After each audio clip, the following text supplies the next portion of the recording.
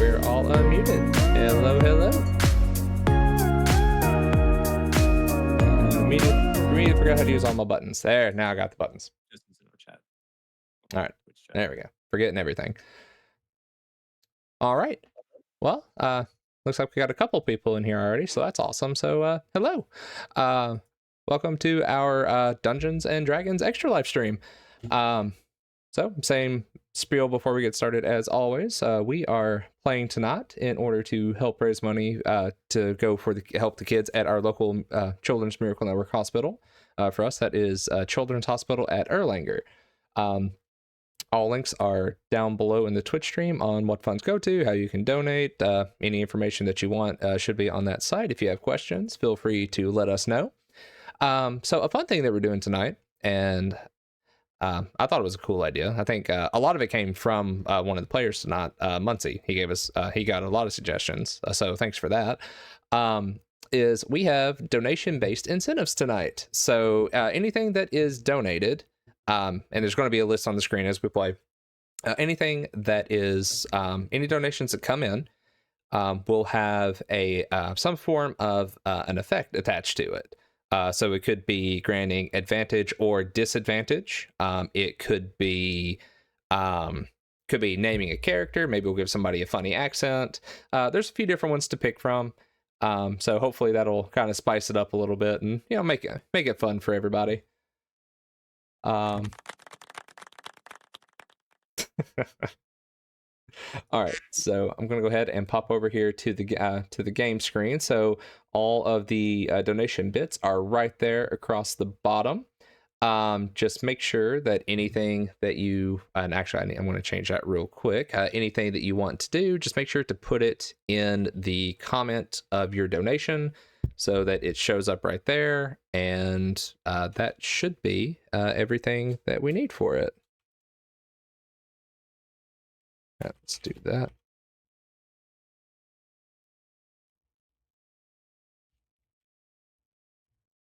All right, and while I am finishing this little bit up here, let's go ahead and hop into some introductions. So,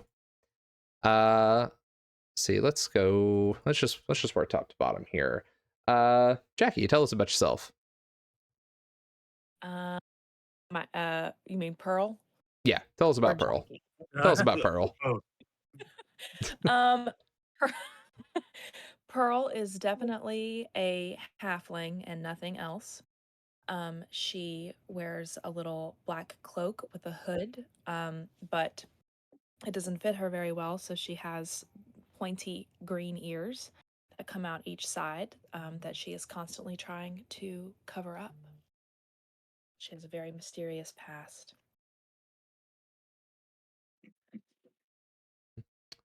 Alrighty. Brax, tell us about yourself. Brax is a barbarian.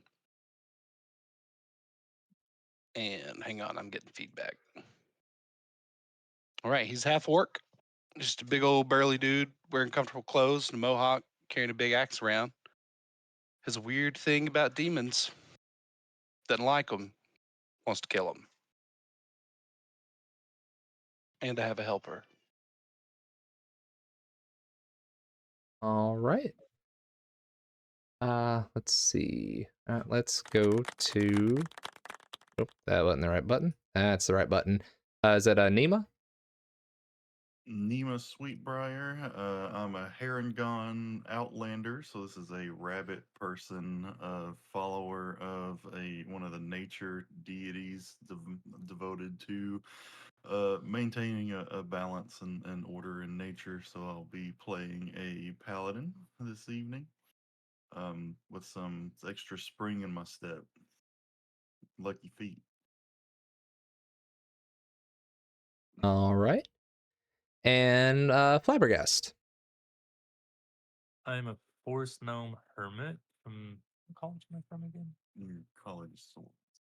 From the College of Swords, and he's on. I am on the hunt for shiny mythical animals.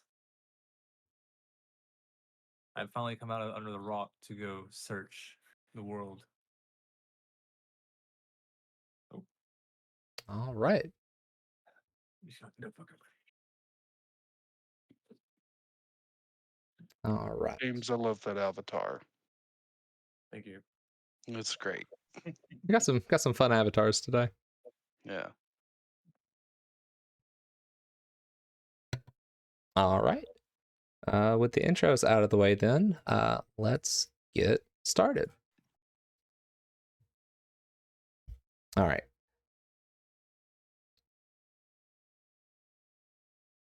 There it is. Okay. Sorry, thing didn't want to load. Okay, now we're gonna start it. All right. So you awaken. Your vision is blurry. Things. It's going from like your vision's going from dark and kind of just broadening up, but everything's real fuzzy. There's a musty smell hanging in the air. Mhm. As you try to come to your senses, you see little flickers of light going around in the room. As each of you start to come to, you feel you notice you feel a little like you feel run down. You feel you feel sore and bruised. You go to no, you lick your lips to try to get a little bit of moisture into them, and you taste copper. Just you immediately recognize the taste of blood. You go to lift your arm to try to wipe the blood away from your mouth, and you feel heaviness in your arm and hear a metallic rattle as chains that are holding you down to the floor pull taut, kind of leaving you unable to fully reach your face. As your vision comes back, you start to see like dark brown, kind of mossy stone around you, and you realize that you're in a small room, which you kind of piece together to realize that you're in a dungeon of some sort. As each of you kind of come around and get your vision back, you see the other people in the room, and one person that you do not recognize is you see an elven woman who is kind of sitting there. You kind of immediately recognize she's wearing kind of like a leathery armor of sorts. It seems to be kind of a little bit of a taller Is she woman. in chains. Yes, you're all in chains. Easy, James. We're just starting, man. You gotta. I'm joking. You see her, she's sitting there kind of looking frustrated, and she kind of hears you start to stir and looks around and just kind of exasperated. Oh, thank the gods, you're finally awake. So then, were we traveling together before here? So like, we don't know her, but do we know each other? Yes, you do recognize each other. You do not recognize this person, and at kind of at immediate thought, you don't know how you got into this room or why you're here.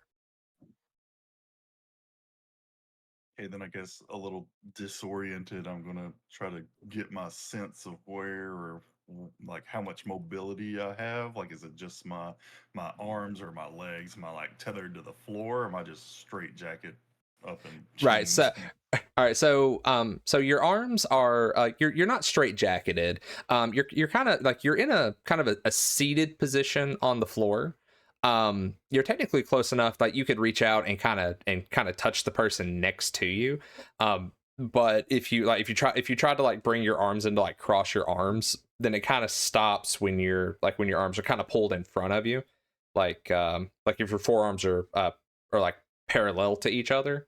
You stop about right there. Like you can't get them any higher than just about your shoulders. So if we give it a good old strong tug, do I feel like I could break free, or am I hard stuck? Make a an investigation roll. Tell me what you think there. I'm not a smart man. Makes two of us, buddy. So 6 Hey, minus 1. yeah, it's me. That's me too. All right, so on a 15, it looks like that these are pretty securely bolted. You notice there's a couple heavy bolts that have been driven into the floor, and you can't see how deep they are, but you see like the heads of these bolts that these chains are wrapped around. Like the heads of these bolts are fairly big around. They're probably about 6 inches across or so. Like these things were meant to pin somebody down and let them not move.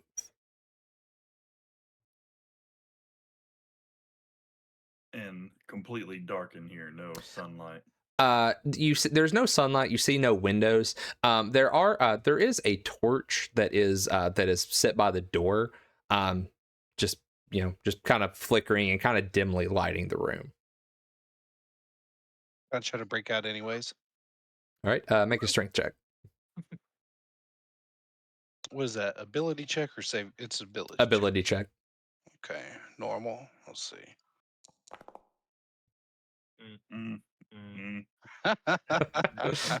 At least All it wasn't a 1. All right, yeah. You go to pull on those. Chains in an effort to break them. You feel like kind of the manacles, kind of like the edge of them, just kind of bite into your wrist as you pull against them. All right, guys, what are we gonna do? Oh, I guess I'll sit back and lean up against the wall and just say good morning to everybody and try to recall how I got here and just try to reflect and Did you say, do we have all of our things? No. Besides your clothing, and the we'll say that you have the armor that you were here on, just so we don't have to worry about on and offs. You have nothing else on you. You have no weapons. You have none of your general equipment. Basically, just whatever you were wearing is what you kept, or is what you have. The handcuffs, are they like, what kind of handcuffs are we talking about here? These are heavy manacles. We'll do that. Yeah, they're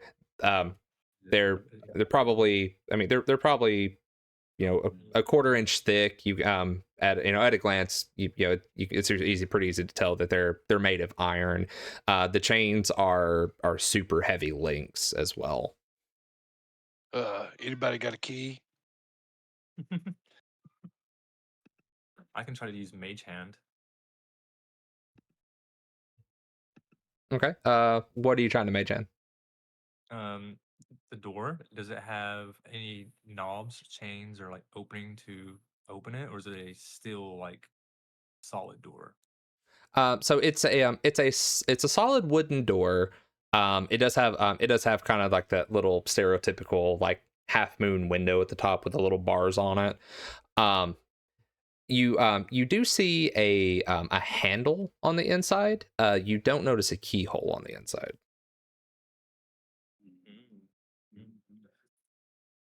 okay, well I guess next obvious thing is, hey, who the heck is this lady? Who is this girl? Does anybody know who this is? Is it a demon? And I want to go ahead and Roll perception, man. Okay. Like gonna use a charge of my defined sense at the same time. Okay. That's me checking if she's a demon. You don't think she's a demon? That might not be good enough. I mean, and we're saying this out loud, so like she can definitely like hear that we're asking who the hell she is. Yeah, she just kind of regards you like, nah. Like this is a pretty clearly frustrated woman to be Hey, just well, hey, lady, kinda you sitting were here so hanging out. excited to have us waking up. Like you could be a little more hospitable here. Why Brack's in here? Well, look, so far since y'all have woken up, I've seen you try to break a heavy chain. You were squinting at me like you were skeptical of me for something. I think you're a demon. Oh, well, okay. No, I'm not a demon. Are you sure? Yes. All right, good enough for me.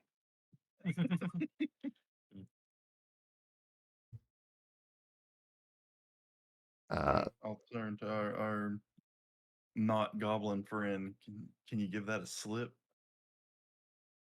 I can try. I can try. What can I roll to try to slip out of these? You could probably Or are they see. capable You could owl? probably Or are they see. capable Whoa, what is happening? Hold on. Oh, never mind. I got it. Sorry, got a bunch of echo all at once. All right. You wanted to see if you could like squeeze out. Yeah, try to slip them. Okay. Let's see. What would we make that? I almost feel like dexterity would be pretty decent for that here. You know what? We're not slipping by a $10 donation.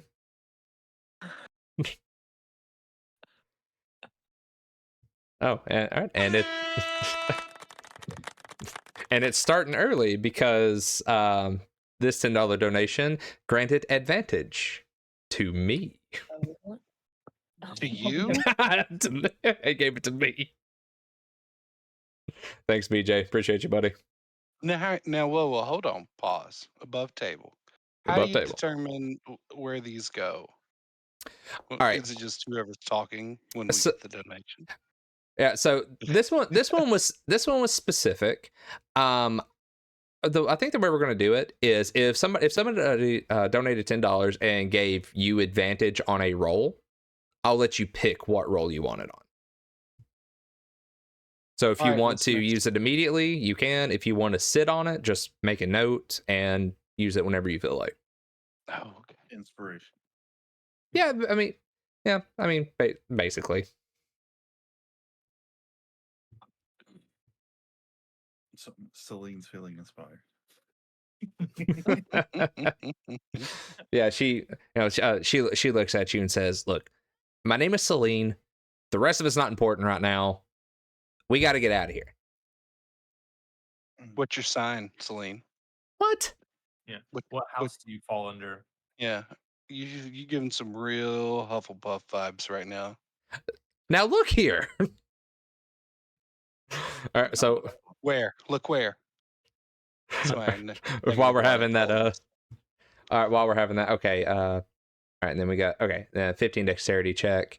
All right, on that check, you go to pull your hand out of those manacles. It hurts a little bit. You get your hand like a good part of like you kind of get your hand wedged in there a good bit. It's real close to getting out, but you just can't quite give it the slip just yet. It's like you're real close, but You What want if to step on that and crush it? The hand or the manacle? The hand. Oh, okay.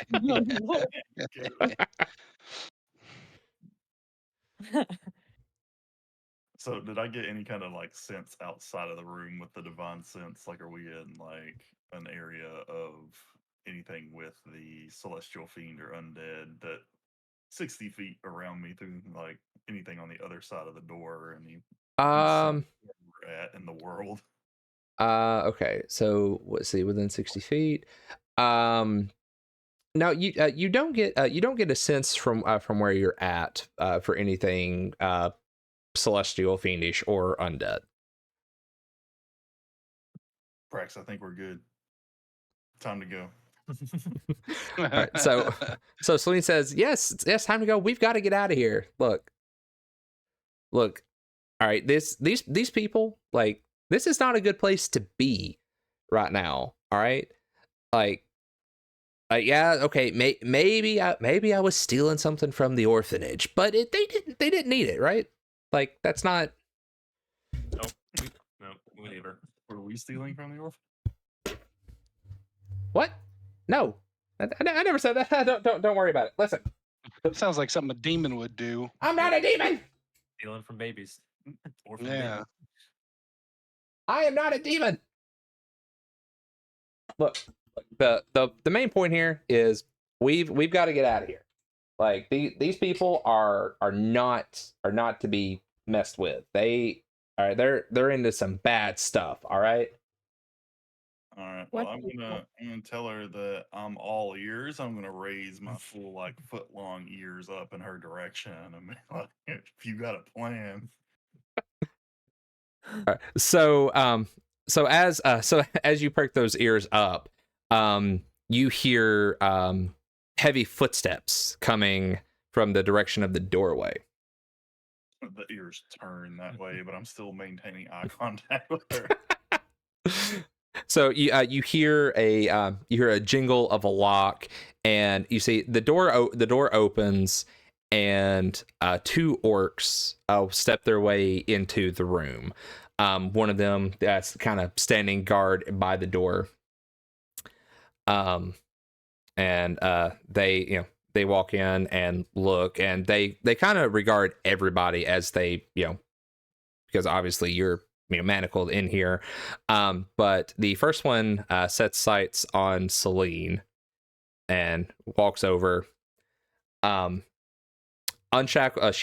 grabs her by the wrist, unshackles one of her hands, puts her wrists together and binds her wrists, and then undoes the other shackle, picks her up, and then proceeds to begin moving her out of the room. Can I try to Is it- trip him while he's over here? While he's right here. Yeah. It is yeah. Yeah, go ahead and give me a go ahead and give me just a let's see, what would a trip be? I feel like that would be dexterity just because of where you're at and what you're trying to do, but if you think something else would fit better, just say the word. I mean, I'm always partial to strength because that's where I'm. Well, you know what? Yeah, you know what? A good strong kick for that. Yeah, go and give me a strength check. Ready, go.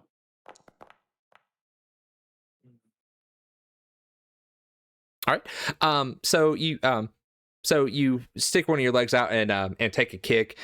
You clip the side of his foot, and he stumbles just a little bit. As he stumbles, because he's got Celine over his shoulder. As he stumbles, you see Celine reach down toward this orc's waist and close her hands around something. Right at the right side of his waist. And as he stumbles and turns, as he spins around to where her hands are away from the other orc, she flips her wrist forward and throws something shiny in Flabbergast's direction. Flabbergast, will you make me a dexterity check to see if you can reach up real quick and snatch this thing out of the air? I will certainly do that. All right. Maybe I should have used my No. hands to catch Yeah, it instead of my well, feet. You can also do that. All right. So this Can I silvery thing. directly shove it to? Can I use Go ahead. telekinesis to pick it up, or He has the Mage Oh. hand. telekinetic feat, so his mage hand is just Yes. Yeah, you can definitely mage hand. telekinesis, yeah. okay? I tried to catch it midair with my feet, but alas, it missed. So All right. So you Can I throw it at. inspect this- Oh, the I'm sorry. Go silver ahead. thing can I not inspect the silver thing that she threw from the orc's waist? The key? Yes. It is in fact a key. I will immediately start unshackling Brax's before mine. Can I Now, do that? Now as you do that, these orcs, and now they've kind of actually now they've kind of regained their self. This orc walks over and takes a quick little kick at Brax. Shouldn't have kicked him. Can I catch his foot Right. and trip him again? What's your armor class, Brax? 14. Okay. He takes a kick. He kind of hits the bottom of your shoe. It doesn't hurt you. It's just more of a frustration kick type of deal. Yeah. And then he turns around, Celine over his shoulder, and they slink their way out of the door with Celine, and they shut the door behind them. Did we hear the door latch and lock? Where's the key? I have about the key. Probably. Yeah, probably the key there. Oh, that wasn't right. I mean, These are also public. If they're supposed to be. Yeah, no, they're supposed to be public. We're above table rolls here unless something calls for it. Yeah, you hear the door kind of rattle, but you don't think you heard a click. Okay.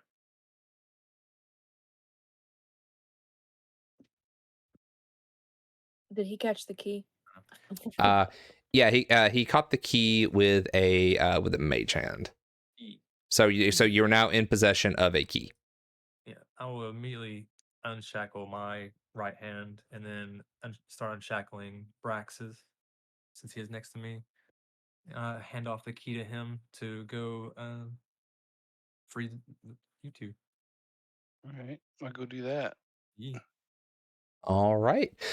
So you take a second, you go around, you get Brax unlocked, each of you in turn kind of get your shackles off. Down. Other way, Brax. Other way. Other way.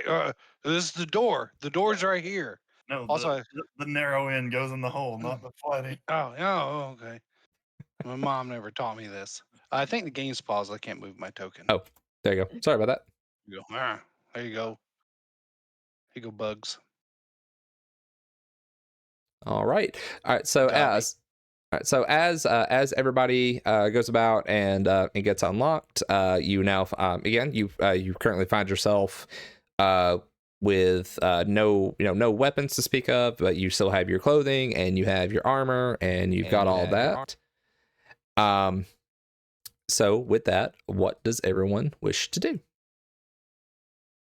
I'm gonna go try this door. All right. You go over to the door and you see or you feel that it swings free. Let's go. Oh, sorry. All right. So, by the way, the little blue C is a camera icon. I'm trying to use it to kind of work on and reveal some stuff as we go. So just, you can ignore that. I forgot to mention it. Already was. Excellent. All right. So, all right. So you open the door. Now, when you say "let's go," did you yell "let's go"? Yeah, sure. Right. That's pretty on brand. Yeah. All right. So you yell "let's go." You hear a rustling start to come from the room down the hallway. Could be a demon. Gear first, Brax. Gear first. All right, let's go. Brax needs axe. Brax needs axe. All right. So you begin to move down this hallway. As you get to the edge there, so you can kind of see, you see that there are you see two orcs that are kind of chilling in this room. I can't rotate them, but out after a loud "let's go" and then no hesitation to go down the hallway, they're both currently staring at you. Oh, hey, you'll see, I'm half orc. So we're like, hey, brothers. This is just a misunderstanding. As I'm walking in here, do I notice our equipment anywhere? Okay, in order, make a perception check to see what you see in the room, and then I need you to make a deception check at disadvantage. Okay, perception check. You don't see anything immediately, but you... Christ. Okay.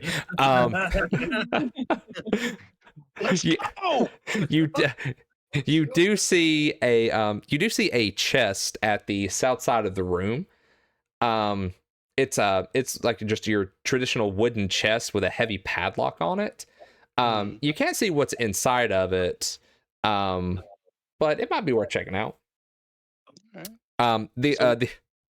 The two orcs, 2 18s, Jesus Christ. The two orcs look at you and in Orcish they say, Okay. You come from Cell? No, man. No, No. I come from land. No, I'm here for the next shift. Y'all can go home.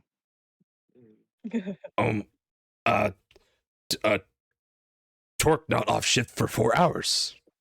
Hey, it's employee appreciation week. Oh, is pizza? At home if you buy it.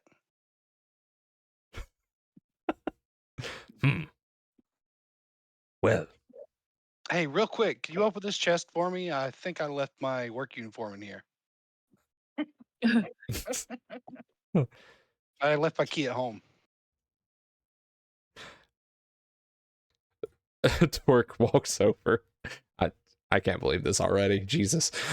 Torque walks over and unlatches the case and then opens it, and you see a swath of axes and daggers and a couple short bows, and you can see this is your equipment.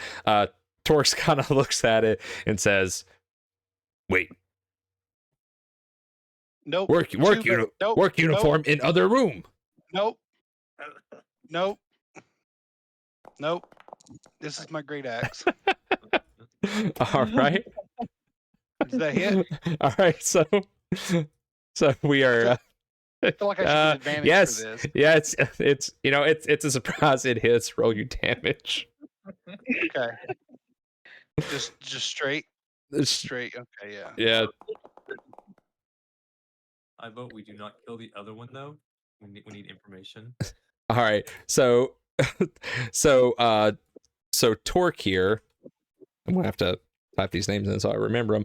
You deal Torque 6 points of damage, as he's surprised how this orc who was coming in to relieve him early from his shift and maybe was going to tell him where some free pizza was, picks up an axe and just swings it and buries it in his shoulder.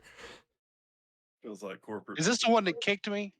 That is not the one that kicked you. This was the guy by the door. All right, he's going to get his in a minute. All right, so on that here, I need everyone to roll me some initiative. Initiative for combat. So I think okay. If you go, yeah, okay. So if you go up to your little bar, okay, never mind. Okay, yep, everybody's got it. Sweet. We're excellent at rolling. Yeah, we know what's going on here, Snyder. Don't you worry about me. Ready for the hands. Yeah. This is my favorite part. All right. So we've got all the combat rolled up here, and now we begin our first combat. All right. Oh nope, he's not dead. Don't listen to that. All right. So our first orc here is going to go ahead and take a step over here, and is going to take himself a swing with his great axe at Brax. Brax, what is your armor class? 14. All right, so he takes the swing. You see it coming and very aptly dodge right out of the way. You've seen some combat before. You're not. Oh yeah. You're not some rookie. You know an axe attack when you see one. All right, Pearl, it'll be your turn. These 5-foot squares. They are 5-foot squares. Yes. Pearl will step into the room.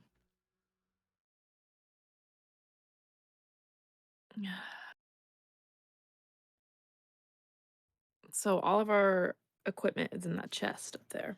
Correct. Okay. 10, 15, 20, 25. I will come over here and try to hide in the shadows here. Can I use stealth as an action? Yes, go ahead and make me a stealth check.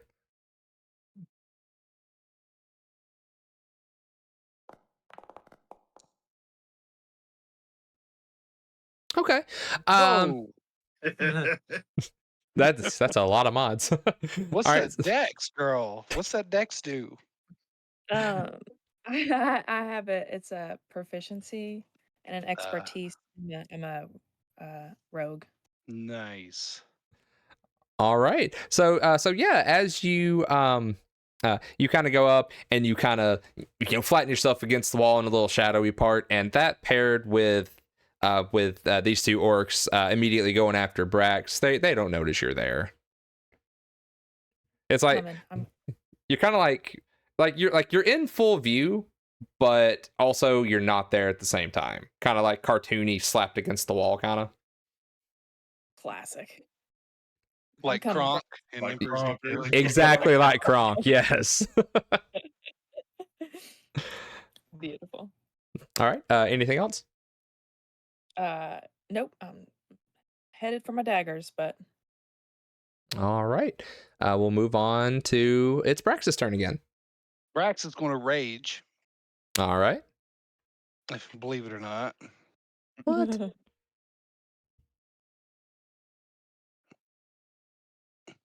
Let me see.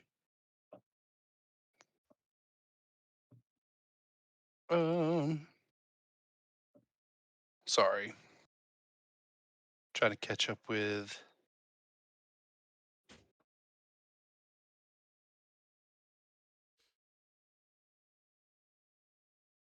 Okay, so I can't go into frenzy. It requires a bonus action. That'll be next time. All right, so I'm gonna great axe this guy, Which guy? This guy right here? the one to my left. Yeah, Okay. All right. Go ahead and do your thing. 24 hit. Yeah. 24 does it. Go ahead and roll you damage. Does this add? Uh, My rage damage? no, it does your roll plus your strength. I think you have to go back up to rage and click damage.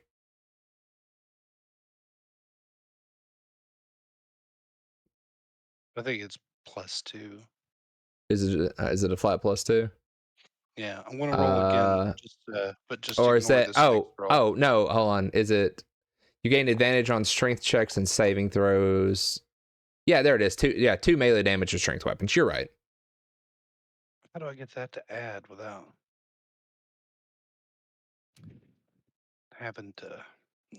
Just add 2. Yeah, we'll just add 2 to it. It will make you work. All right, so 8, 10. Okay, so you deal 10 points of damage to Torque. You see, as you bury your axe into Torque's chest, he looks at you and goes, "But Torque want pizza," and Torque then Pizza in hell. Torque stumbles and then immediately falls over to the ground and is dead. yeah. All right, as a free action. Pineapple pizza in hell. Yeah. Pineapple pizza in hell. There's pineapple pizza in hell. As a free action, I It's just the last thing Torque hears, by the way. like beat my chest and like psych myself up a little bit. Like I'm in rage, man. All right, you are ready to go. Yeah. All right. Anything else? Well, I want to turn and face this guy, but I'm not actually want to move. Okay. You turn to face him. All right. And Flabbergast, it'll be your go. I would like to use or try to attempt to kinetically shove the orc into the table Okay. away from Brax, because we need one alive. Brax, he needs to tell us something before. He's too pissed for that. You better figure that out. I will need to do a strength check. It's a save on the orcs. Oh, yeah. Okay, so a strength save on the orc. All right. See, so let's go.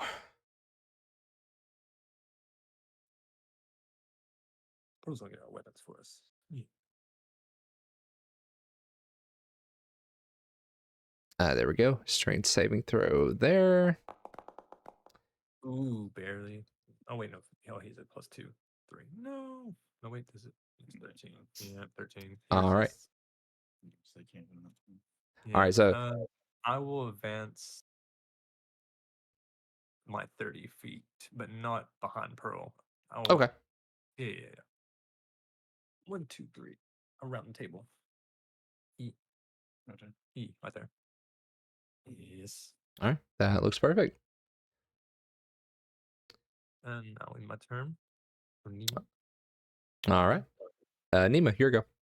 Okay, cool. So I'm gonna come around the corner and see what's going on. I'm just gonna like running flying kick this guy in the back. So just unarmed strike here. But give you some big old rabbit feet flavor. All I'm right. gonna try just like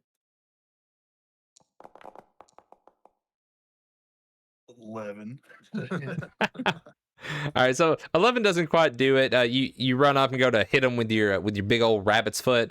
You're just a little bit off. You kind of catch him with like your rabbity toes, kind of, and just kind of boing, like you almost like jump off of his back, like a quick little boing. The toe beans, yeah. Yeah, just the toe beans don't do a lot against orcs. It seems you got to put some heal into it. So you kind of bounce off of them there. Okay, I just land and get ready for the next one. That's all I got without All right. my weapon. All right, anything else you want to do? No, that's good. That's all I got. All right. Getting real mean. All right. Now you hear a door open as another orc bolts into the room from a little side area. And this orc runs into the room, does a quick survey, and then goes to huck a javelin at Brax as the first thing that he sees. Is that the one Weak. kick Brax? This is not the one that kicked Brax is the one that's between you two. Oh, he's the BBEG though. All right, so he winds up and he chucks a javelin at you. Yep. 17 hit. Yep. All right. You feel that javelin hit into your shoulder and for 9 points of damage. Okie doke.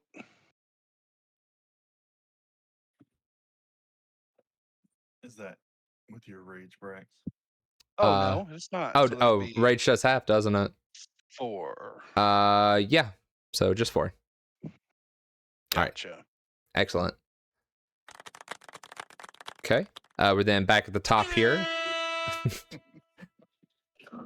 The orc in the middle then turns around to face Nima and is going to take a swing with him with his great axe. Please. And does just awful. He turns around and sees like this rabbit dared to kick this mighty orc. Hey, what's up, Pat? And in his just rage over it, he goes to swing the axe, but he kind of twists his wrist a little bit and kind of swings the blade out of the way, so you get like a quick little like pop from the flat. But it doesn't hurt in the slightest. That will She's on a carrot. that would then move on to Pearl. Okay, this is what I would like to do. I'm a little halfling. I would like to try to run over here, but like run in between this orc's legs, like run and slide. While stealth checking, so he can't see me. But I don't know if that's possible. Like just try to get down low enough. Yeah. Okay. To get around to the chest and like creep up behind from the back of the chest, like over. seeing like a little not a goblin. I'm definitely not a goblin. Why you keep saying that? I'm definitely just a normal halfling. To reach up behind the chest and like this creepy green hand going into and grabbing things. Okay. Yeah. She hadn't bathed in a while. That's all. Yeah, you can That's definitely try all. that. Okay. I will. What do you want? A stealth? Yeah, make yeah, I'd say make a stealth because that one guy's dead there. There's enough of a thing right there. Yeah, that'll do it. You come in low enough. He's focused on Brax, who is pretty certain is the one who killed his friend there. So you slide over and you are right next to the chest. Now, I will say I just made this sheet in D&D and Beyond, and it did all the mods and stuff for me, so I don't know if it's correct, but it's just I didn't do it. I mean, It yeah, wasn't me. Yeah, I mean, if you've got full dex and proficiency, and then expertise and stealth, then yeah, because that should be +5, +2 for proficiency, and then another +2 for expertise. So yeah, that looks good. Okay. So can I grab all of my weapons or just a couple of daggers? With the time you've got, you can grab your 2 daggers. Okay. We'll grab my 2 daggers then. Okay, you are officially armed. Am I stealth hiding, or was that just to get between his legs? You are currently kind of tucked up by this chest, and somewhat hidden. You came in low enough that he has not realized that you're there. So you're kind of again like hiding in plain sight, just kind of like tucked into the corner between this chest and the wall. But nobody's noticed you yet.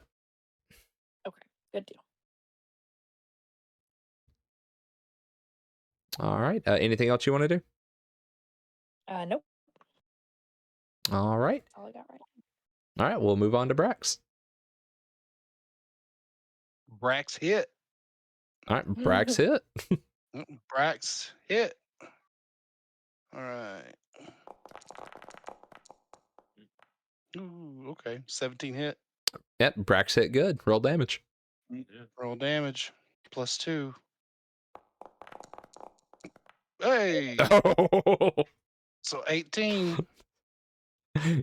you turn around toward this guy and without thought swing your axe. You connect with this guy's neck and his head immediately divorces from his body. And he slumps to the ground, immediately dead. All right. While you do that, actually, let's everybody make a perception check for me real quick.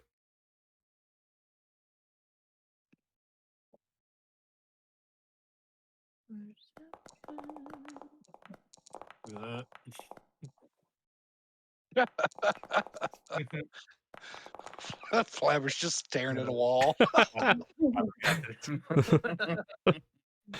Flabbergast, you are noticing that this is an oddly nice table for a bunch of orcs. Got that nice wood grain showing. It looks like it's been stained at some point. Maybe needs a little more, but it looks like a nice table. Hit him with it. Nima and Pearl, as this orc kind of falls over, you see like a weird blue essence kind of emanating from his body. It almost looks like if you kill somebody in a video game and they kind of highlight a little bit because maybe you should look at that. That's what it looks like. He's got loot. Yeah. All right. Anything else you want to do, Brax? Yeah, I want to go in frenzy. Okay. Bonus action, which allows me to nothing this turn. Hang on, I can't find this thing. Here it is. Check the dead body.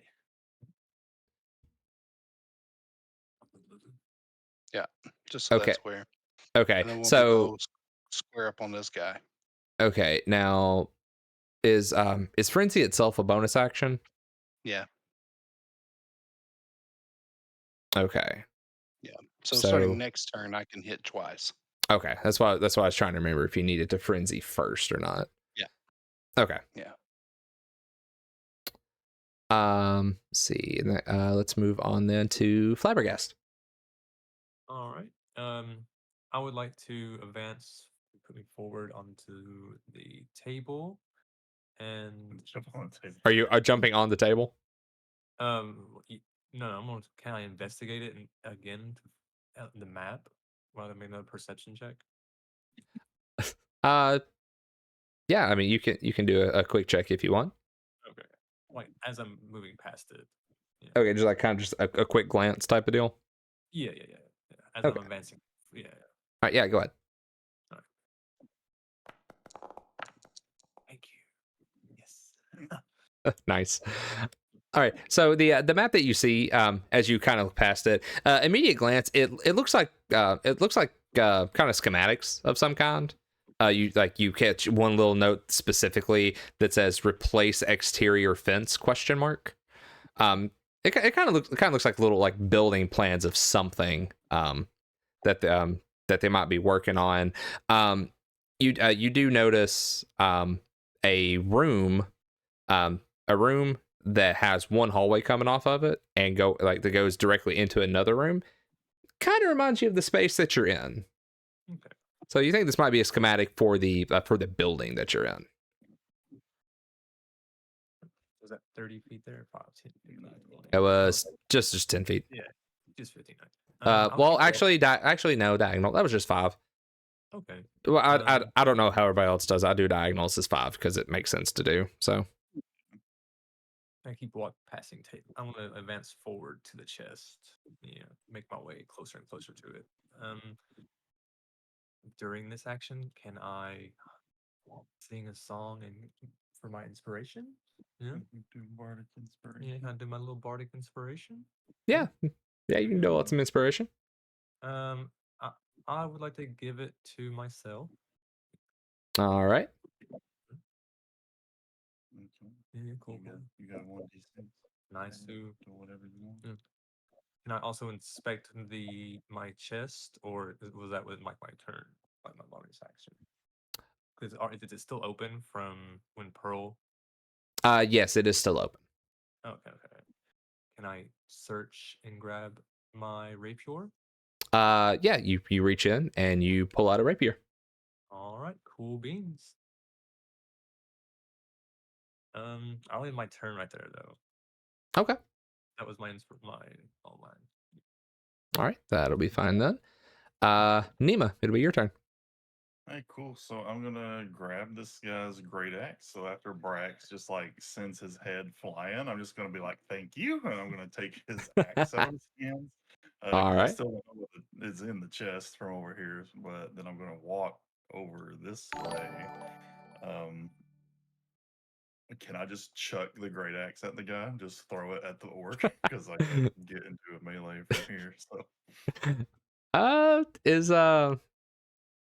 See, how does that work? Can you throw a great axe without a detriment? well, I'm not proficient in improvised weapons, so I think. All right. That's all right. If you want to throw it, you can throw it with disadvantage. That orc looks at you and goes, "No, throw X. I tell you about $10 donation from Drop that. Brax." What? Turnover's a long time, man. Yeah, that's 2 funny accents to the next 2 speaking NPCs, by the way. All right, 2 funny accents it is. Excellent. That one didn't count. Okay, now that's just orc. All right. If you want to throw the axe, you can throw the axe as an attack. Since you're not proficient, it would be disadvantage. Cool. What do you want me to roll? Well, it's a strength weapon. Yeah, I'll tell you what. We'll say, well, My strength and dex mods are the same. they're the same. Yeah. Okay, then throw a strength then. That'd be fine. Yep.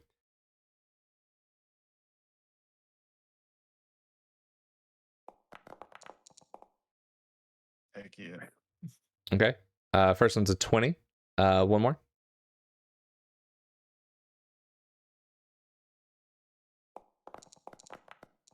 Heck yeah. Yeah, no, that still doesn't. All right, go ahead and roll your damage. Okay. What do you want me to roll for that? Let's roll. Go back up in your chat, and you should be able to click on the great axe attack, a great axe damage, or you can do,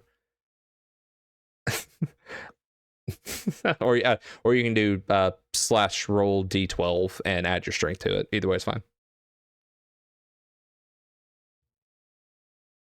Oh, slash roll d12 is not Yeah. valid. Oh, slash roll space d12. There we go. That is All right. 12 plus 3. God, I'm starting to think y'all's dice are loaded. Jesus Christ. Standard array. Yeah, is that karma for helping the I guess children's? so. All right, so it's 12, and you said 3. Yeah. That's that donation energy right there. Donation energy. Donation energy indeed. As you throw this axe, he looks up and goes, "What I tell you about donation?" As that axe buries right between his eyes, and he also slumps over dead. Heck yeah. Whoops. Well, we were supposed to leave one alive, so my bad, guys. My bad. You No, killed that's two. fine. Y'all killed 2 of them in one shot. I was gonna take it, man. Don't worry. So, All right, pick up and my weapon from with there. that, everyone is out of combat. So yeah, since you tricked this just poor orc, just trying to provide for his family by working a security job, into opening this chest for you, you now find yourself with all of your equipment. So you are fully equipped and good to go. Yeah, good game, everyone. See you next time. All right. So the the space that you find yourself in here, collectively, you've got the chest that you now have all of your weapons and equipment from. You have the table where Flabbergast kind of just saw a schematic of the building that you're in. And at glance, you see to the west a hallway with an open door. You see a hallway to the east that ends in a shut door, and then you see a hallway, just an open hallway that starts leading to the south. Loot the bodies. Loot the bodies. All right. So as you start looking over the bodies here, of course you see they all have great axes on them. They have just some general orcish leather armor. Of interest is this guy right here who has still got like a kind of a like a light blue aura kind of radiating from him. Is it radiating from his head that is detached from his body as well?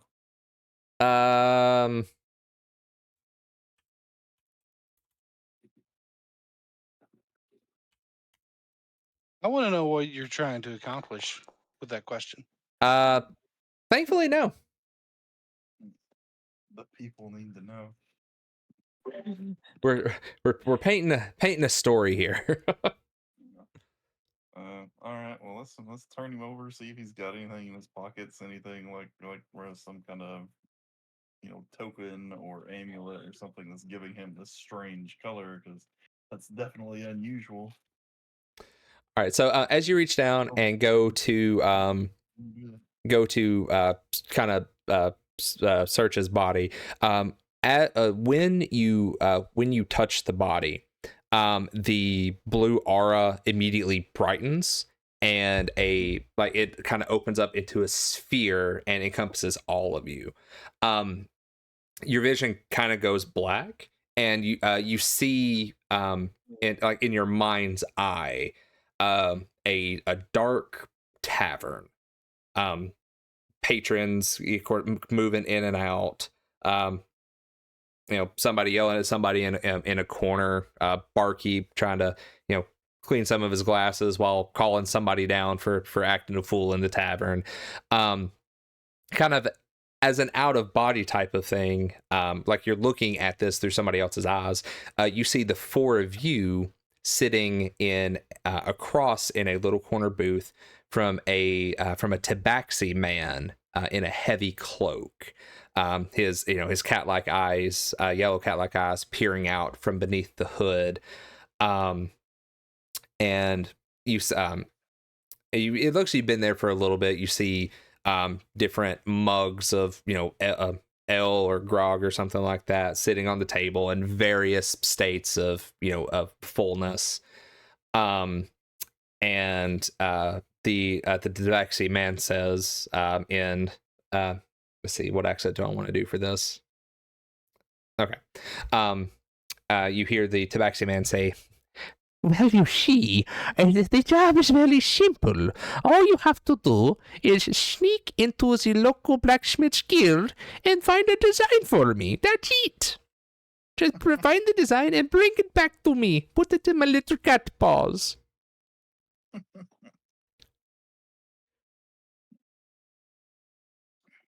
That was hot. All right, so inside what's going on in your mind's eye, what does the party wish to say here? You can play this like you were actually there, or like you're there now, if you wish. We went along with this? Yeah.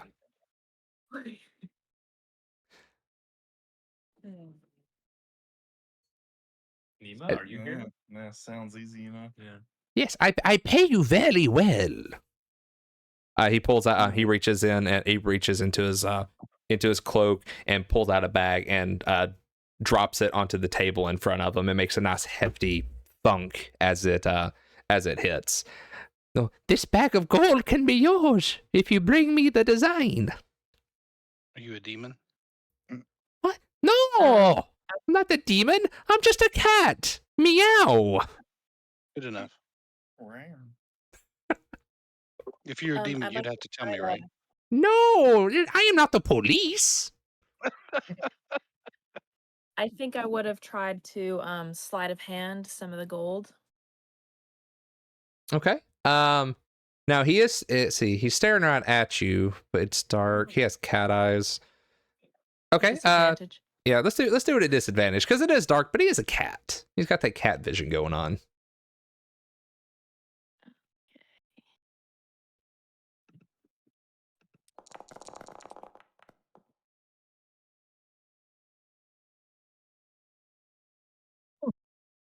Wow. So disadvantage. 22. What even? Yeah. All right. Yeah. He as he's saying this, he kind of glances over because the barkeep's still yelling at somebody. He wants to make sure he's not getting too close to his corner table here. He likes having a wall to his back, it seems. And as he kind of glances over, you reach out real fast and dart your hand into it and pull out the equivalent of like 10 gold pieces. Do you know what the design's for? Is it just like a... That is not for you to know. I'm simply hiring you for a job. How am I going to know the designs if I don't know what they're designed for? I assure you, you will know. It is a fairly secret design, not kept with the other ones. I'd like to bite the gold and see if it's real. Yeah, it's real gold. He also says, as a show of good faith for the job you are to do, you may take this. And he reaches into his cloak and puts slots a coin across the table to you. And when he moves his hand, you see a silver dagger, or a silver coin with a bloody dagger on it. And he tells you, should you find yourselves in trouble or just in need, this might prove very useful. And as he says that, the image in your mind fades, and you find yourself back in the room with 3 dead orcs. Is that coin on us? Yes, the coin was in the chest. It looks exactly the same as it did, just a silver coin. It's probably, or a silver token. It's probably about 2 inches or so, 2 inches across. And it's a silver token with a dagger that appears to be dripping blood off of it. Make sure Pearl has that in her hands.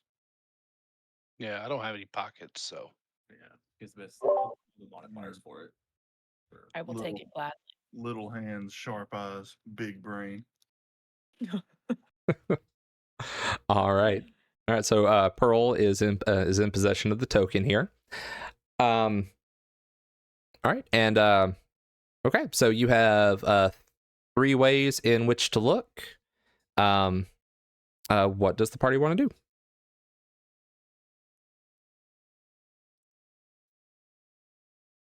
I'd say we go down this west hallway. Yeah, let me advance. They're 30 feet from here. Heading out this way. Is this a door? It is a door. It is open. Cool. Can I do can I roll for some type of? Can I check the room? Oh man, before try to sneak in. I'm just trying to peek in and get the bearings before fully showing myself. So, Okay. Okay. Yeah. I mean, just I take the door's already open, so it's pretty easy to see in there. It looks like just it's basically just like another prison cell here. This one appears to be empty. You see kind of bits of like skeletal remains in the floor. It's laid out. It's not laid out exactly the same. It almost looks like it's a prison cell that has been used for it's been converted for like storage of sorts. You see there's almost like a pantry. There's like food on these shelves. Different couple bottles of various drinks and different liquids and things like that. The lengths of chain that bound the skeleton to the floor are still on the floor. They've not seen use in a while, it looks like. So these chains seem a little more rusty than the ones that were binding you. Do I see anything besides the skeletons? There's no other point of interest in here. In this particular room, make a perception check real fast. Okay.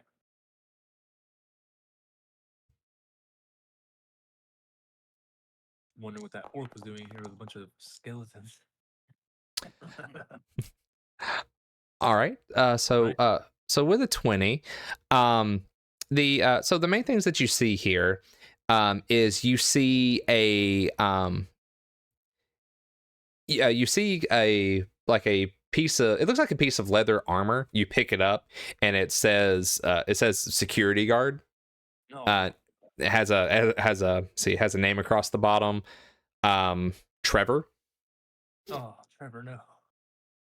So, I would assume that these were the original security guards then. Yeah, it kind of looks like this is almost like a storeroom / I got to work and I need to change clothes or something like that type of thing. You do also notice that one of the lengths of chain is not very well fastened to the ground. I would like to kind of inspect that or give it a nice.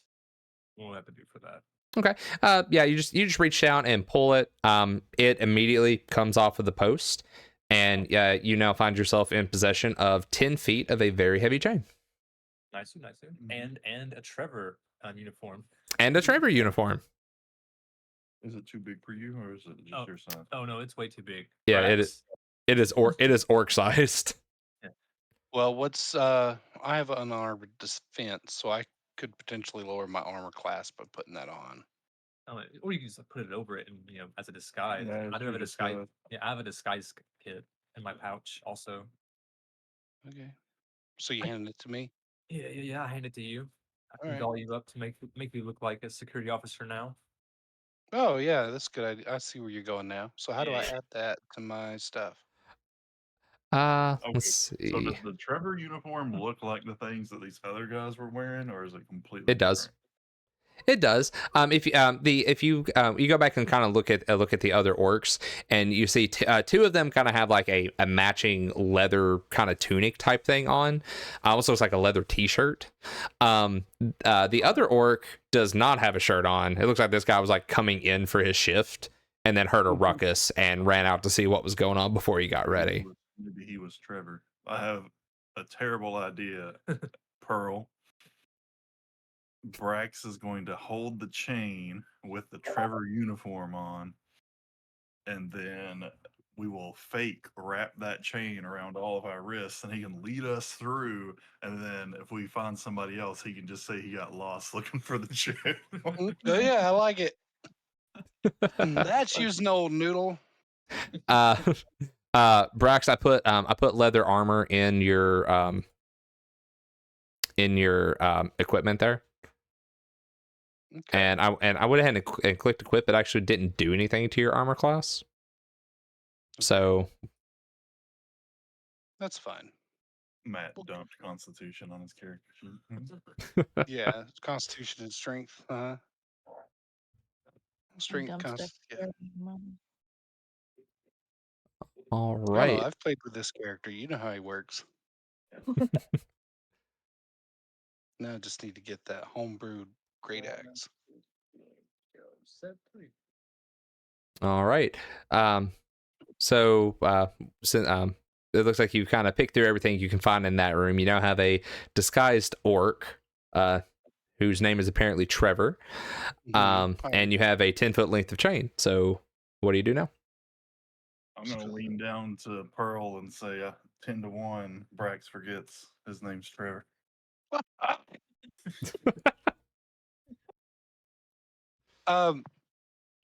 Game Master, I think you should give him inspiration for that. It's just a suggestion. I will say his name is Trevor. My intelligence isn't very high. God, either. No, I'm Brax. Oh, Trevor. No, I Brax. Oh Lord. okay. I'm All right, Pearl. so I'm gonna scratch up the name Trevor real good with like a blade, so they can't read Trevor. I'm gonna take a knife out and carve in Brax, but like the R's backwards. All right, you now have a leather shirt with a nameplate that is very clearly covered in knife marks and now says Brax with a backwards R. Yeah. Perfect. What could go wrong? Bunch of armed prisoners. Hey, if with enough confidence and a ladder, you can get in anywhere. Remember, we're the union. You're the HR rep. Right. I've run this one time with a group of people, and it was the first time it was so serious, and there were some laughs, but it was played very straight. I did not have orcish HR escorts contractors across prison on my bingo card tonight. Hey, well, you said that we had all been like partied up together, so we've got our go-to moves, right? You know, like this is like a get help situation. I played with HR, I played with y'all before. I should have known, and that's on me. All right. There's not a serious, but that's why I play a barbarian, because I want to hit stuff and act a fool. So here we go. There we go. All right. What's everybody doing then? Unfortunately, we're now all following Brax because we're chained up. Without the Okay. Yeah. All right. I For would my notes, choose- how are you chained up? Oh no, we're just like straight up, just like wrapping it around our wrist once and then going to the person behind us. Okay. Okay. That's important for my notes. All right. Well, Brax, where are you leading? So, some quick notes about this. Yes. I'm into it. Like, I am LARPing to the best of my ability. Like, like jerking the chain sometime. Kind of forgetting it's Pulling an it act. completely off his wrist and then Yeah. Like, come on. And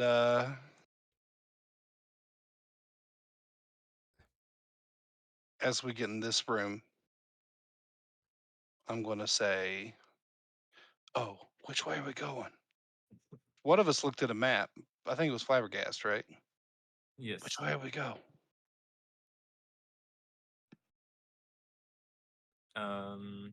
I saw it was a fence, and we need to go to where there's a fence or building a fence. All right. So, from looking at the map, and you're right there by the table. You're not in combat right now, so it's a little bit easier to see. You see that this particular, you can tell it's a prison, obviously. The way it's laid out is most everything appears to be to the south, and then to the east in terms of how to kind of work toward an exit. Brax, So- go down. Brax, go down. Yes. All right, Come. so Brax, you move everybody down. So as you step into this next room, you see an open room. You see tables and countertops. You see various foods on on plates. The sound of cutlery cutting against plates. You smell different meats that have been grilled and are currently grilling, and basically you realize you found yourself in a cafeteria of sorts. Looking around, you see these different goblins. You see some goblins. You see a couple. You see an orc sitting at a table. You see a bigger orc with a cleaver who is sitting up here at the top left, who is working on just chopping up meat to throw on the grill. This big burly orc looks up and go kind of like as you're wearing the uniform, and says, "Where are you taking these prisoners? What?" I'm gonna salute and be like, I was sent by the delegation. This is a POW transfer. Any further details are classified. Orc not know what classified means? That worked. Yeah. What works for me. POW? Come here. Like when no, I'm not. POW. Let's see. Person of wealth. It's got to be something dumb. Porridge, opossum water.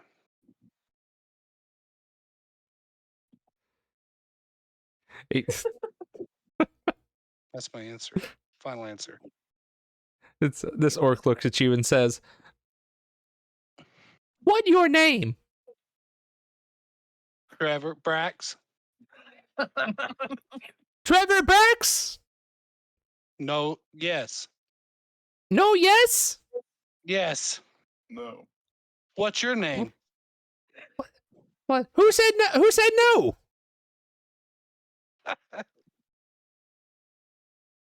Your name's who said no? Can I have all of you make a deception check with disadvantage, please?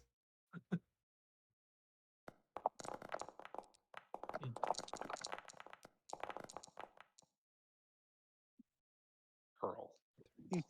I don't know why that's so hard. Yeah, that's good. I like it. Oh yeah, I do, because I have that's one of my what do you call it? Proficiencies. I'm getting to Jackie's character sheet. It's going to be all expertise down the page. No, it's acrobatics, deception, investigation, sleight of hand, stealth, and survival. Everything else is shit. So, so all of you, based on the wording from earlier, have kind of squirreled your weapons away. You're kind of tucked out of view.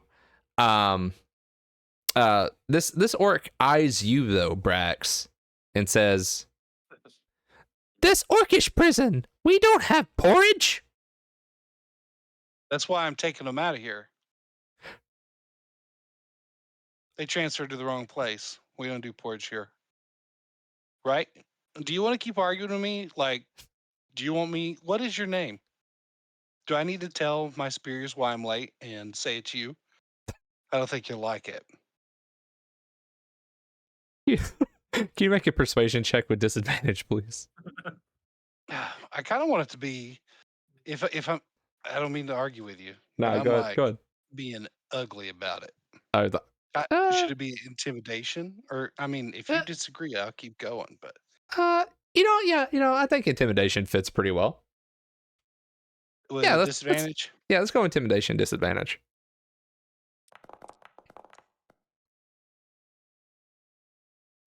All right. This orc looks at you again and says, "No orc prison serves porridge. You not really Trevor Brax, are you?"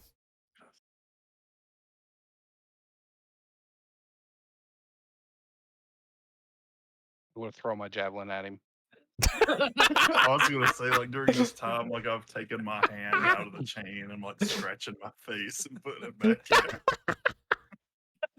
in. All right. Nope. You throw your. I forgot to read the camera. So you throw your javelin, and you throw it, and it kind of clatters into the ground in front of this orc. Everyone in here immediately sees what has happened, and the other orc and these goblins immediately go to their belts to grab all of their weapons. I need all of you to roll initiative. Man, why is it always me? You were the orc here. Heck yeah. Where am I?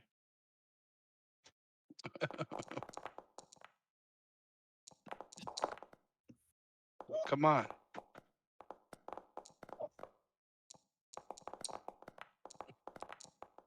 Stop rolling there's- dice. Stop rolling dice.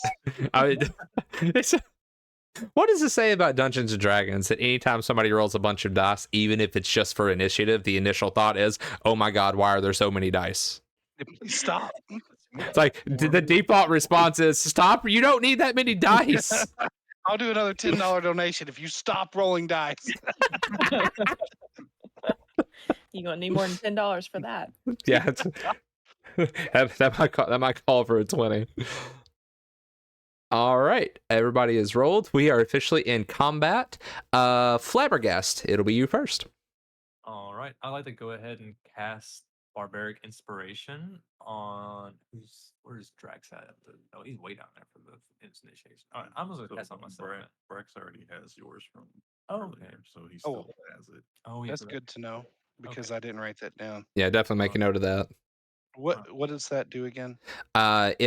It lets you roll an additional dice on I believe it's on attacks or saving throws. Okay. What is the dice for Bardic?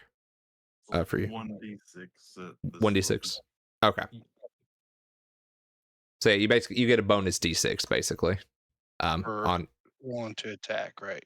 Or saving. on attack or save, if I remember correctly. Yeah. All right. All right. Since he already has it, I'll go ahead and cast it on myself then. Okay. Take one more. There's goblins in here. Oh yeah, I'm going straight for that goblin straight on the table. It's alone. This guy right here. Yes, sir. And I would like to. Are these reactions, or can I just go ahead and do this? Those you attack, and then you can use your Oh. bardic inspiration to do one of these. Okay. I would like to make an attempt to attack him with my repure. Alrighty. Go ahead and make that attack. Yeah, 20 is 20 is a solid hit. Go ahead and roll your damage. Man, the bard showed up to play. Yeah, the bard, not just using cutting words but cutting utensils very well, lashes out with that rapier and catches his goblin right across the throat. You see just a spray of blood as this goblin just and collapses to the ground dead. I'll have to take my bonus action to grab his food off his table and start just eating it. All right.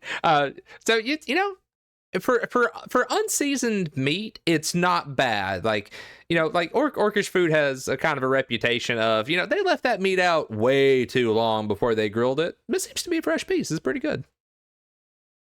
All right. No porridge, sadly, but I'll end my turn. Brax All didn't like right. that comment about the bad food. It's not bad, Brack, but it could use seasoning. This fantasy discrimination going. Yeah. The gangrene is seasoning. Oh, okay. The gangrene is seasoning. Okay. Yeah. That's like All blue right. cheese. All right. T-shirts Oh. made. All right.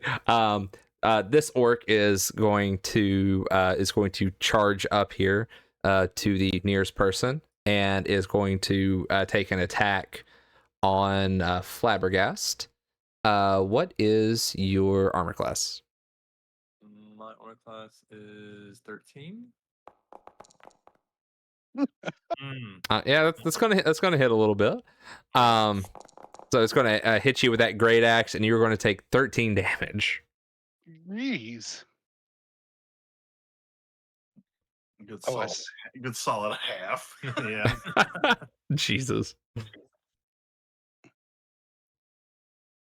Okay, we're then going to move to this goblin right here, who is going to take a step up and is going to swing at Brax with his little scimitar No, he's not.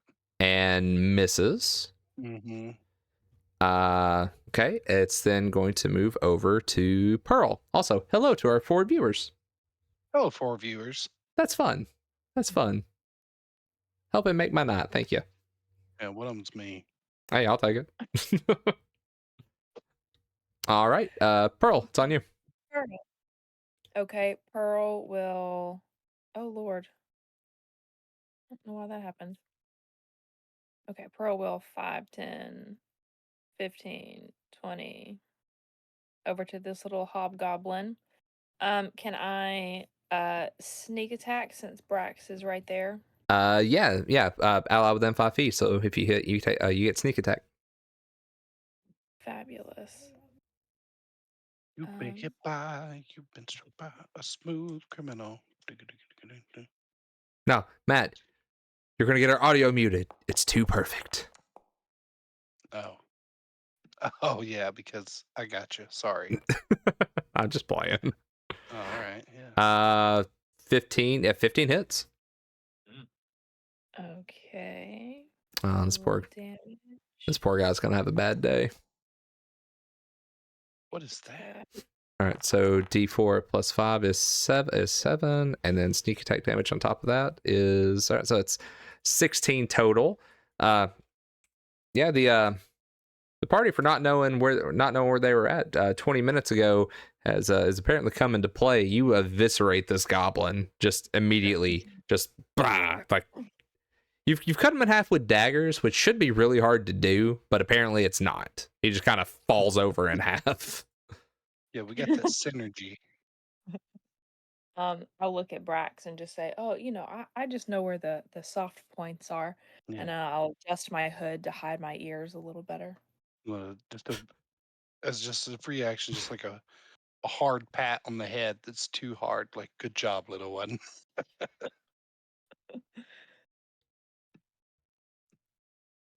Intern.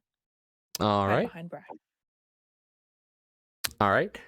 So this big orc here is going to start clambering over here. 5, 10, 15, 20, 25, 30. Uh-oh. It's gonna as run he up on Nima. As he enters my attack range, I get an opportunity attack as he enters 10 feet within me for Polearm Master. So I'm going to take a stab at him as he comes in. You would. Yeah, that hits. So, Later damage. Full damage. Oh. that's it. Okay, so he's going to just like get gut stabbed for 13 points of damage as he comes into my space. Yeah, you stick him with the pokey end real good. That is one bloody orc up front. Hmm. He kind of grunts in pain and then grabs that cleaver and kind of swings his. It says great axe, but it's a cleaver. Swings his this big cleaver and like a big uppercut swing at you. Does 14 hit? Does not. I'll parry that. I'll spin that around. Weird. All right, so Actually, am I up next? No. I was going to. You are up next. Because of the goblins dead. Oh, Yeah. goblin's dead? Yeah, he's dead. Yeah, so he comes running into my space, and I give him a quick stab in his chest. So then he tries to bring his cleaver down on me. So I'll spin my weapon around and knock his aside with the blunt end of my glaive. Spin it in a circle, and I'm going to take a glaive attack. All right. Try to slash at him. Natural 1 for 6. But when I take an attack with my glaive on my turn, I can use the blunt end to make another attack for a 10 to hit. So we're a whirlwind of spinning, but nothing's happening. All right, so in order, natural 1 on the first, and then a 10 on the second. Yes, so I'm assuming both. All right, miss. so I'm going to address that natural 1 first, because sometimes there should be consequences, and sometimes they should be funny, depending. I need you to roll a d4 for me.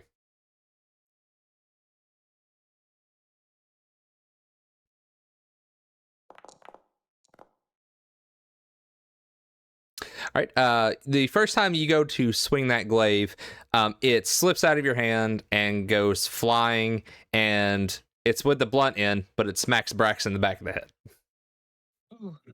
Okay. Do I take damage for that?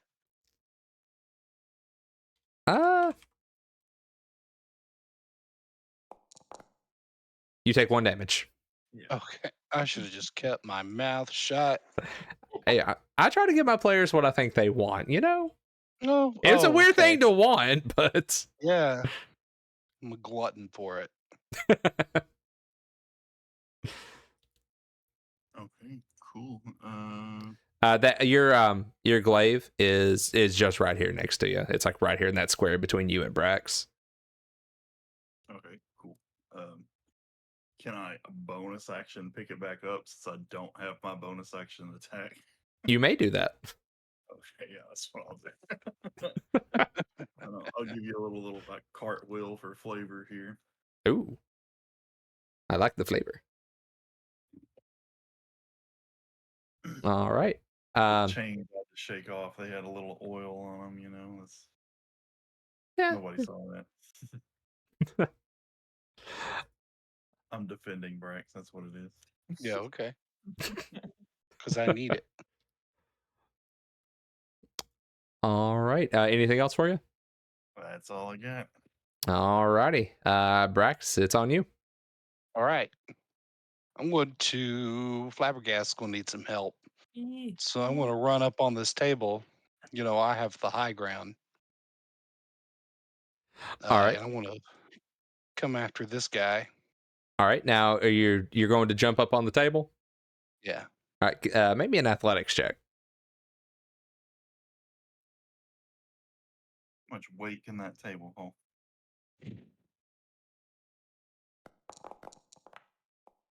Oh. Oh,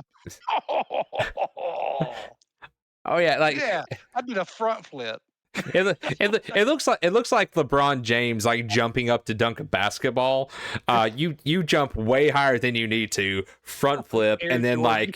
like land hero pose on this table, just like great axe in one hand, just ready for action. Yeah, I am ready for action, and that action will be with rage. All right. Let me turn that on. All right, and then I'm gonna give him a wallop. All right, give him a wallop.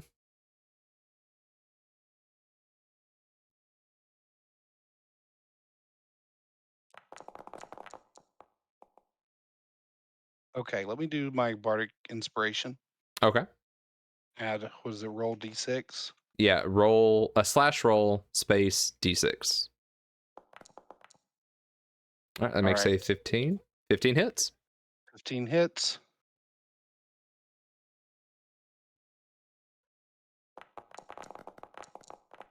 All right, plus 2, so 10. Oop, not what I wanted. There we go. All right, so yeah, so you swing and you hit this orc right here. He takes 10 damage. He is immediately hurt. He went from being all set up and ready to go to just immediate pain. It doesn't feel good.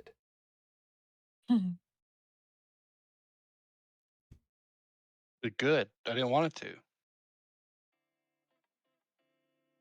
That's it for me. That's all I got. All right. There we go. All right. So next in the initiative. I forgot Yeah. to mention, I'm doing this. That's why I'm rolling advantage on my attacks as reckless attack. Okay. I assumed, but thanks for telling me. Okay, you're welcome. All right. Attack rolls against you have advantage. Okay. I forgot that Right. part. So yeah, thanks for telling me. Yeah. You get to All play right. what you want.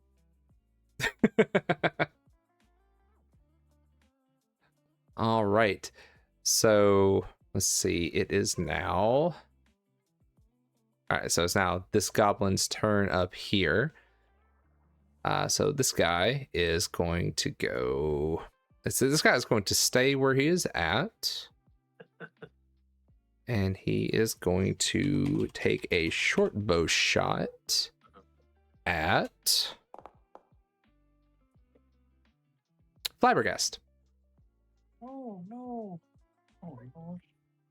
I shouldn't have laughed at him.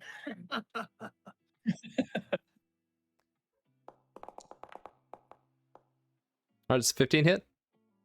Where's my Sure do. is that where is it? Maybe 13. Yeah, 13. Sorry. All right.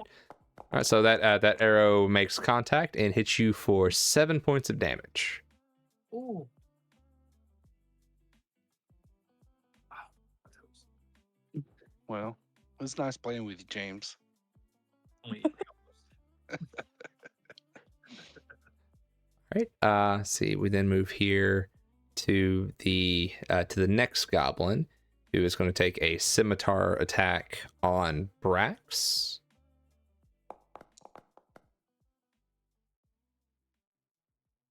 Yeah, Oh. that hits. With advantage because of the reckless.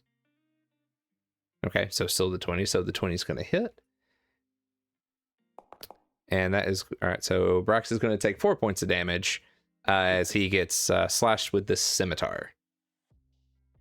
And halving it for rage. All right, so 1 point of damage. No, 2. It'd be 2. 4. Wait, did I say 4 or 3? 4. Yeah, you're right, 2. Yeah. Sorry, I can't math. You're doing good. Okay, we're back to the top. Flabbergast. I would like to retreat. 1, 2, 3. I'm Or going to. disengage. Yeah, I'm disengaging Okay. in my team, and I would use telekinetic shove on the orc in front of Nima to shove him. What is that? 1, 2. Has, Just you. On this guy right oh, here. yeah, 5 feet. Okay. I can only move him 5 feet. Oh, Okay. He'll have to make a dex for 13. All right. Dex or strength? Oh, sorry, a strength check. Sorry, Okay. a strength check. All right, that's cool. Just wanted to make sure. All right. So a strength saving throw. Fails miserably. Are you pushing them to the straight to the left, or? Oh yeah, like towards his cauldron or towards his pot. All I'm gonna right. Take that attack of opportunity as he exits my combat range. Yeah.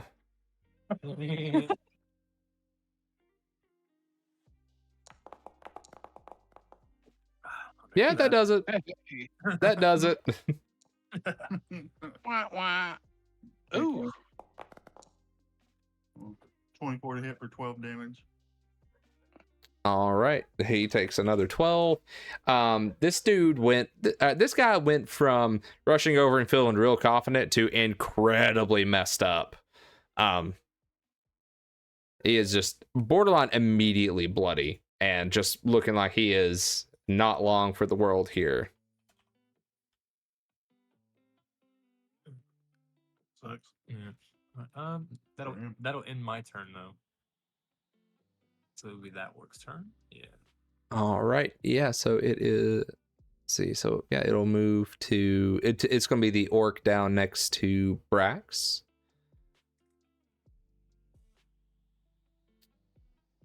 Let's see what we got here. Maybe they have healing. All right, we're gonna make that great axe attack. It's 15 hit. Yep. Yeah. All right, so we're rolling that 15, and you take cut down to 2. You take 2 points of damage thanks to rage.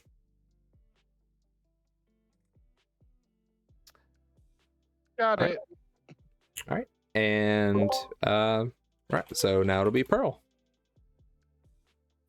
Pearl will sneak up behind this bro and sneak attack. All righty, gonna go ahead and make that sneak attack there. Came with these modifiers. Oh my god. I didn't do it.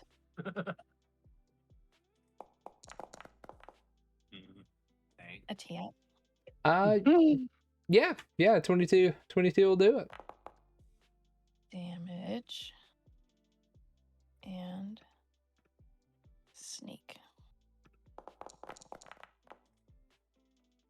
All right. So 7 plus 4 is 11. All right. So this guy does not see you coming at all.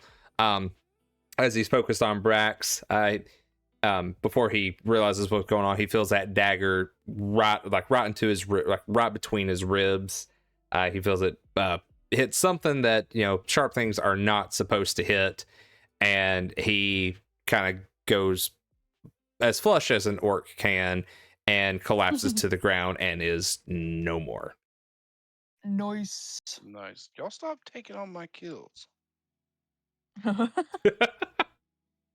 It's more like an assist. Yeah, I guess it's true. Good work, either way. All You right. did the big D damage. Big damage.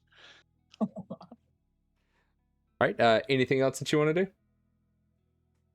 I suppose I will come over here and stand on this stool behind Brax.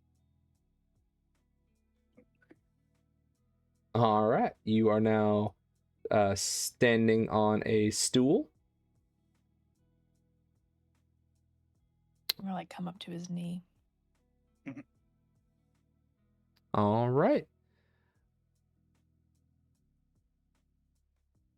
All right. We're then going to move over back over to our orcish cook here. This orc looks at Nima and yells, "You'll pay for this!" and runs over here. And will take a great axe attack at Nima. Doesn't he get a chance to attack? Not on this one because he was Gotcha. within 10 feet already. Gotcha. Okay. I was Alright, gonna say so- I used my reaction to opportunity attack. All right. 15 does not hit. All right, he takes another swing with that cleaver, and just like the frustration and the knowledge that more than likely he may not be long for this world is really getting his adrenaline pumping, and that swing is just wild and just completely misses. Well, he knows what's coming for him. I think he does, because it's your turn next. Yeah, so we'll backspin and knock his weapon aside again. We're gonna swing that back around to try to slash his throat. That'll be 5 damage, and this time I will be using my bonus action to swing around and crack him with the other end of the stick. Ooh, look at you redeeming yourself. 19 to hit for a big fat 4 damage. So All right, well, hey, all that damage piled together was more than enough. You take a slash with that glaive, come in and cut him like from the bottom of his throat down to his down across his chest. You see just blood kind of starts to pill out of there, and as the knowledge that he is just not long for this world anymore kind of sets in, you bring that glaive out and crack it against the side of his head. You feel his skull kind of give way a little bit, and he immediately loses consciousness and falls to the ground.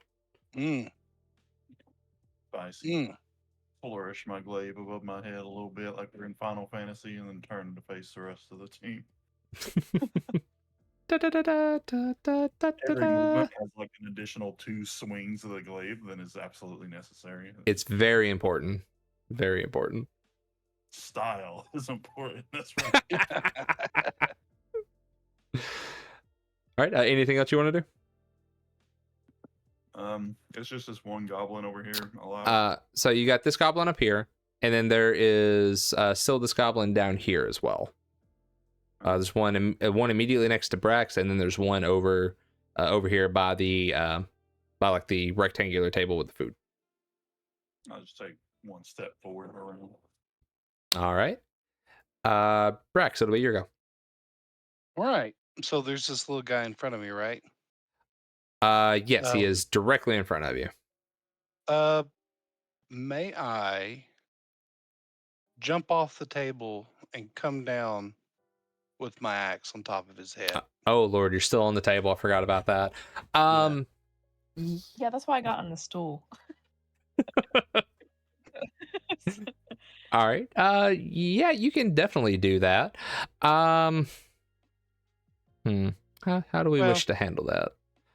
I mean, however you want to. All right, let's. The goblin's still alive after. I'll tell you what. Give me a DC 10 athletics check first. An athletics. Do I get advantage on that with? No. Yeah. Are you kidding me? Oh my god. I'm just gonna go ahead and roll my attack. You now. are the best at jumping and flipping. There's never been a half orc as nimble and as graceful or as athletic as you, apparently. You jump up off this table. You look like a almost like a big half orc Sonic the Hedgehog as you jump up and front flip twice as your axe kind of flies around and makes a big circle. And yeah, so that 16 hits. You make immediate contact with the top of this goblin, and you flipped around so fast you felt no resistance. This goblin gets hit in the head and just immediately falls in half, hot dog style. He falls in half hot dog style. We air high five because we're all about style here. I have to use my mage hand because I'm far away. Mage hand. Let's see here. Hey, Five. but Mage Hand's only 5 pounds. Can you hold up that much awesome? Oh, I mage hand Brax because Oh. Yeah, I'm also gonna run up here Oh. at this guy, 5, 10, 15. Yeah, and I'd like to say, like, as I'm walking, I'm like licking my blade clean, and just making eye contact with him, trying to weird him out.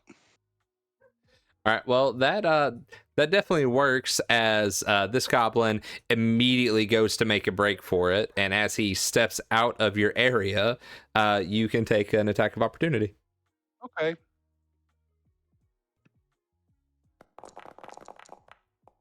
Oh yeah. God. Oh, Well, he's Jesus! gone. What He's even? So gone. I That's re- a critical hit. Ooh, hold on. What the Everybody hell? hold on. What is happening? Hold on. God. Just What's slow down. happening?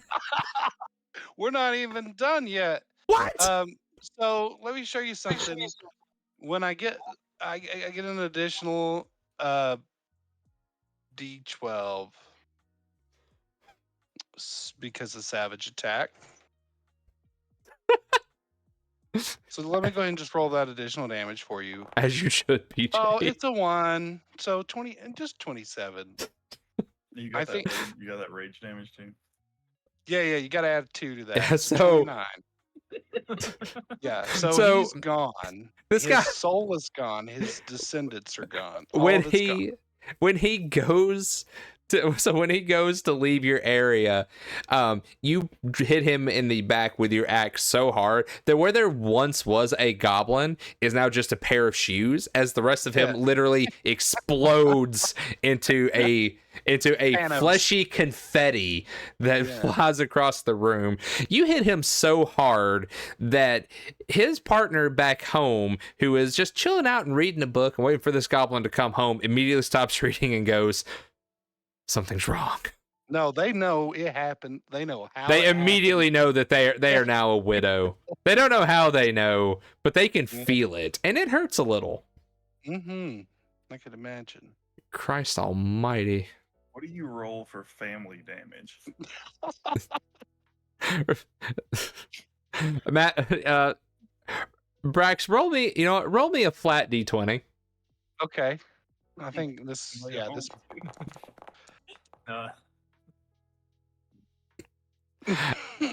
So Was that 15 years of therapy? in the in the paper the next morning, there is definitely going to be an article about how simultaneously this goblin and their goblin partner at the house both simultaneously exploded for seemingly no reason. Then going to find out he was cheating on her too. Trevor. Okay, so I thought what I said was dark. Now that's all right. We're getting the kids involved next. Yeah, I- we're it's 8:30. It's time to D&D after dark. That's fair. That's fair. And you know what? We're involving the kids right now because we're playing D&D to raise money for the kids at our local Children's Miracle Network hospital. So thank you for taking part and joining us today. Yeah, but not this goblin's kids. Not that Everyone goblin's else's. kids. That goblin's kids are gonna go through a lot of therapy sessions to try to make sense of this, and they may not. Well, we shall see. So to our 5 viewers. Sorry, I think. Well, it's 4 now. Yeah, okay, it's 4 now. All right. Well, that is going to end our combat. So coming out of combat, you now find yourselves in a cafeteria littered with bodies and a weird paste on the south wall. Looking around, in general, you see 2 closed doors. You see one to the west. You see one to the south. If everybody here would go ahead and make a perception check for me. Okay. Are any of these Okay. bodies glowing? Are there souls dancing? Yeah. So, I dance too. all right. So yeah. So Brax and Flabbergast, and I'm gonna say Pearl because you very specifically asked for that. It's kind of faint right now, but over a few seconds, you kind of notice that the orcish cook's body, the guy with the cleaver, is starting to emit that blue light. That's why you always need to cook your food, guys.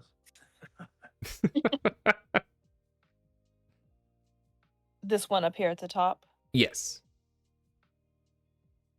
Sounds good. Touch him. All right, so Pearl, you reach down and you touch the shoulder of the orcish cook. Immediately, like the last time, there's a large flash of a blue light.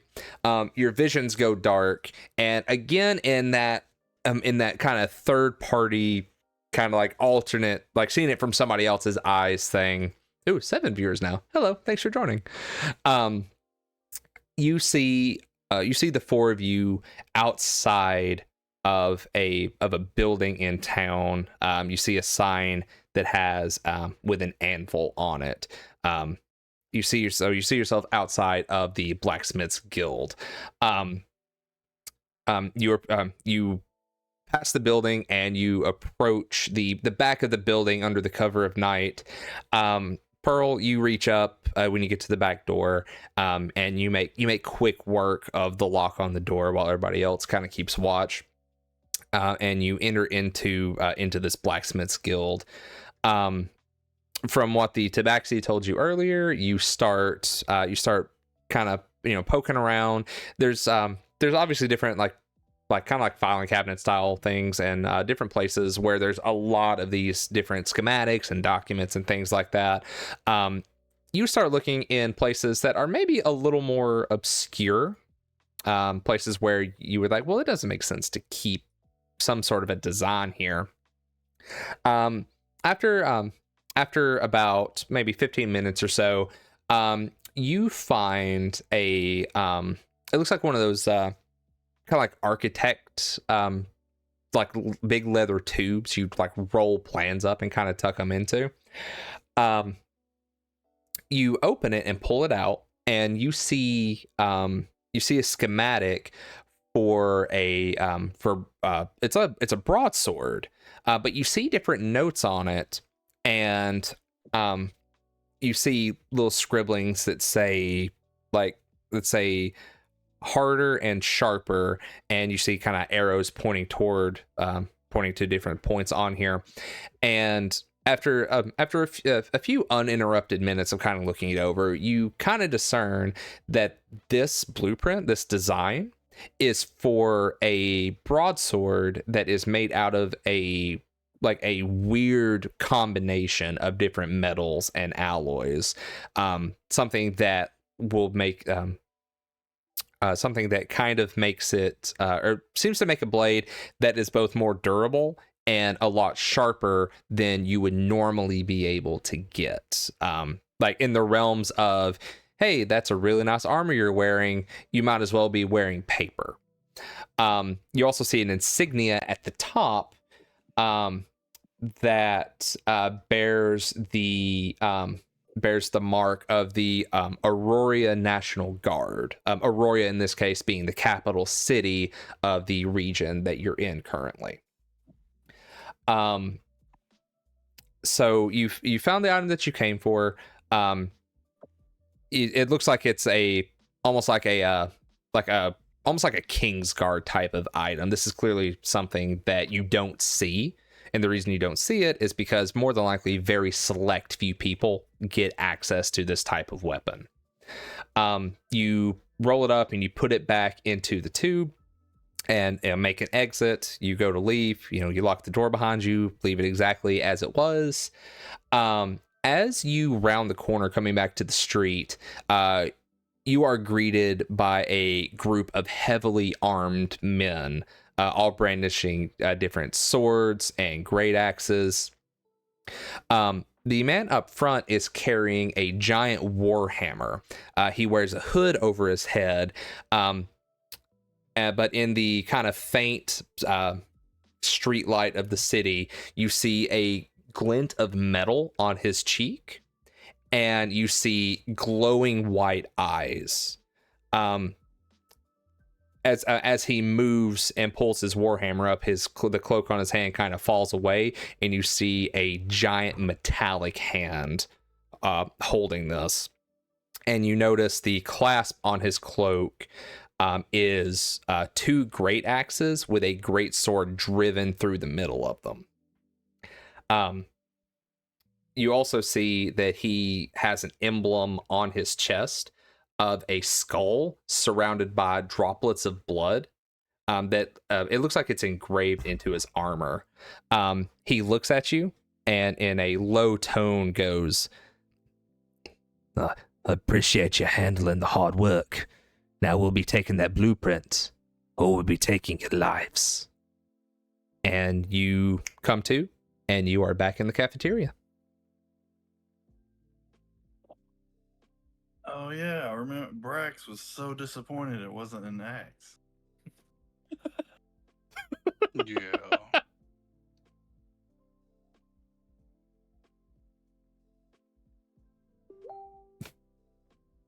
Can I take the opportunity to search the bodies for any food or potions? All right. Yeah. You take a look through. So yeah, you take a look through the bodies and go through to loot them. Let's see. So, roll a flat luck check for me. Ooh. Oh, well, Superior Mirage Man. We're glad that you think that this is awesome D&D. We appreciate you tuning in and hanging out. Did you say investigation? Oh, luck. You say luck? How do you Oh, roll luck. luck? Just a flat D20. Oh, Okay. I don't see my luck on here. There we go. I don't know if that was for everyone. Just for Oh, okay. Sorry. yeah, it's okay. Just for flabbergasting. Oh no, I'm rolling as Oh. Nima? Right there? That would be Oh, mine. sorry. Yeah, sorry. 'Cause we're on the same We're on the same screen. computer. Oh, Yeah, okay. so Nima's roll was my roll.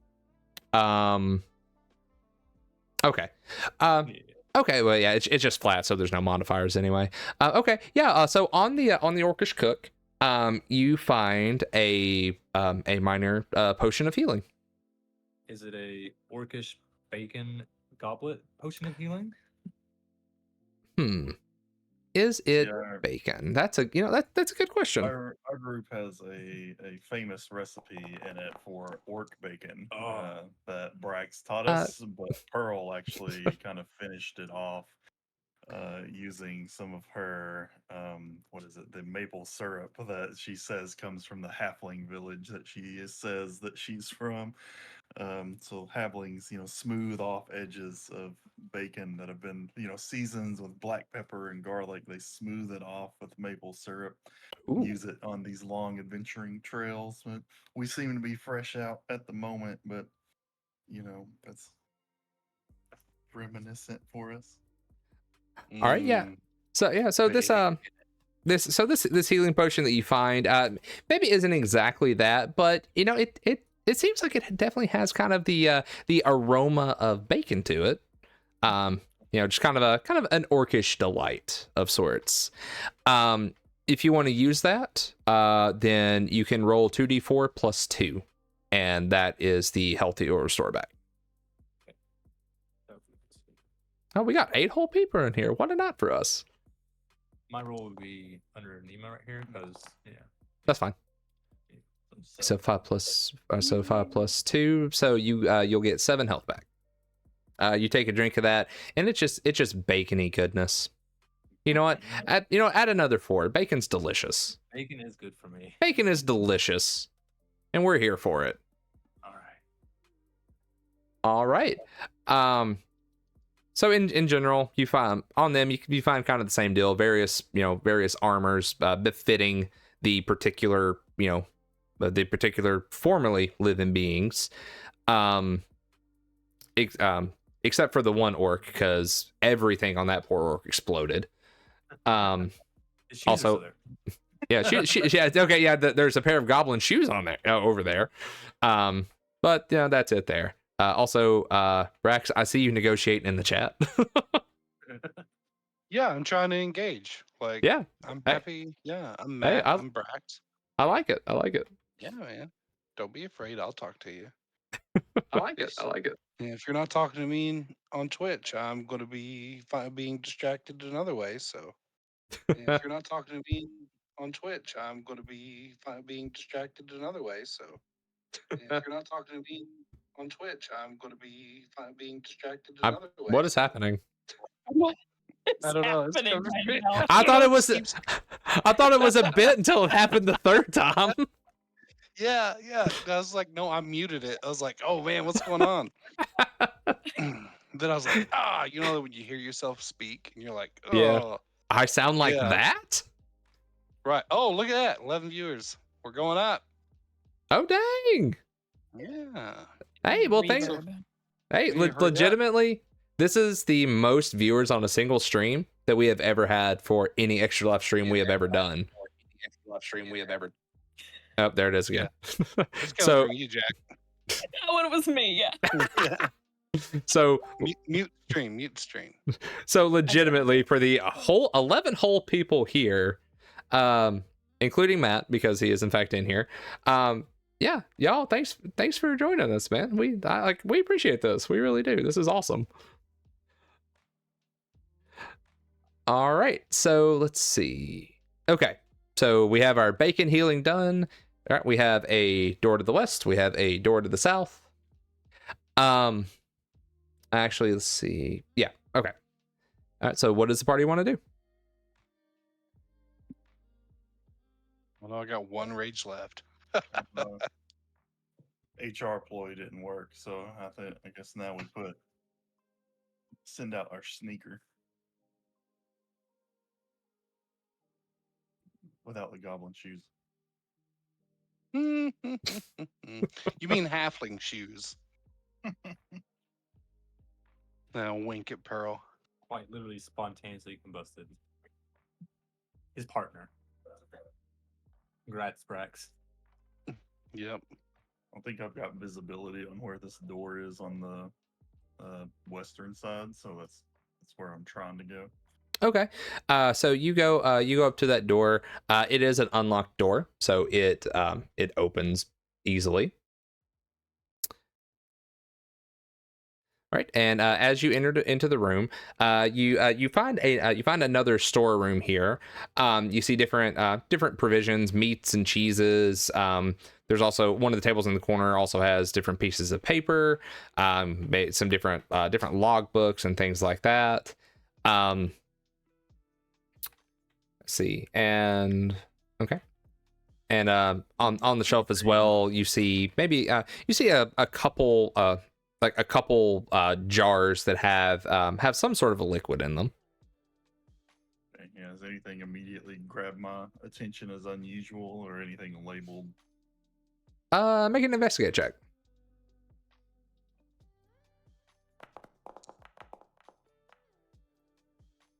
I guess I'm just walking around knocking books into the floor. And my Yeah, just- investigation is very yeah, you- oddly destructive.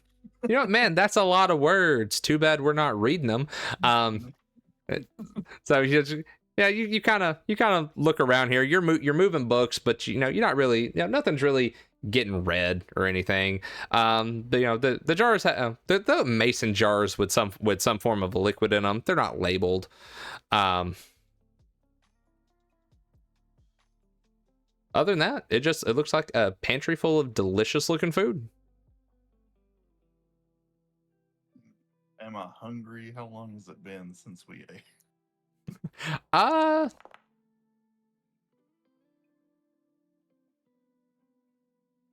You hit that door, Brax, and it buckles a little, but it does not open.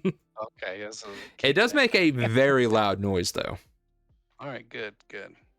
Y'all keep going on. Let's see. How long have you been in here? How long have you been in here? Let's find out.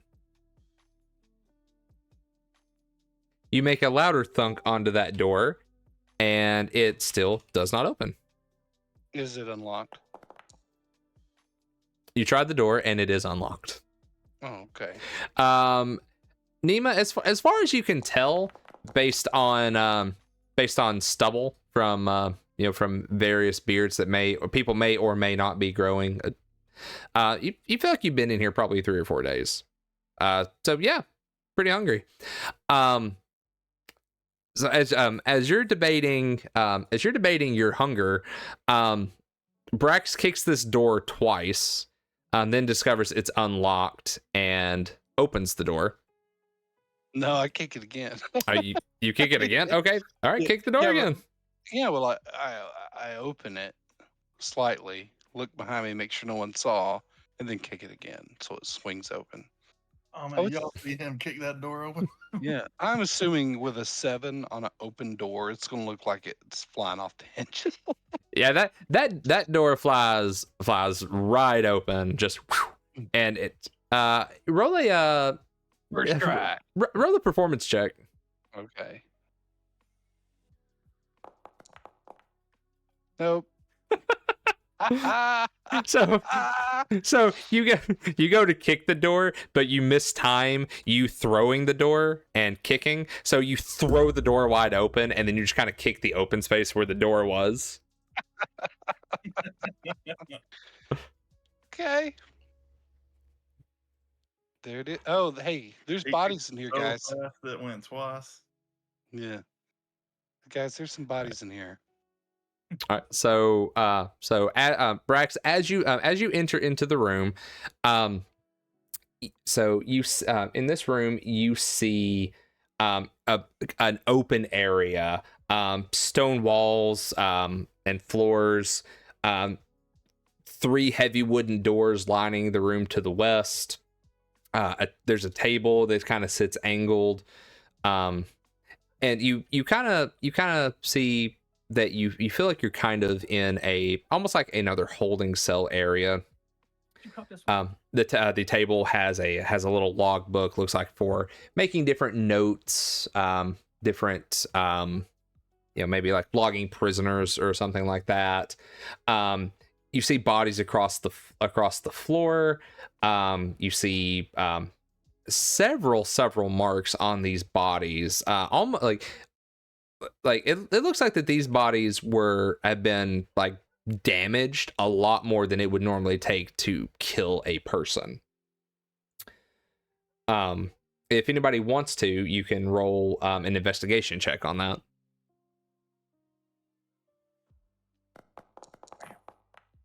Oh, all right, well, yeah, that kind of seals it. Flabbergast, you look at this, and the immediate impression that you get is that these people have been killed and then brought back and then killed again. Like, some of the wounds on here doesn't make sense, because normally if you're going to get hit with a sword or something, it's going to be a wound. It's going to be a bloody wound, right? These bodies have wounds that it almost looks like they were cut and nothing came out of them. Like, these people look like they had been dead before, and like dead before they're currently dead. Oh, okay. So let's open some more of these doors then. So Let's see. So you, as you go to begin exploring this room, you hear a scream come from a room in the into the room to what would be your left. Selena Gomez. You hear a door open, and out of this door strides a and looks like a it's like she has the appearance of a human. She appears to be a human.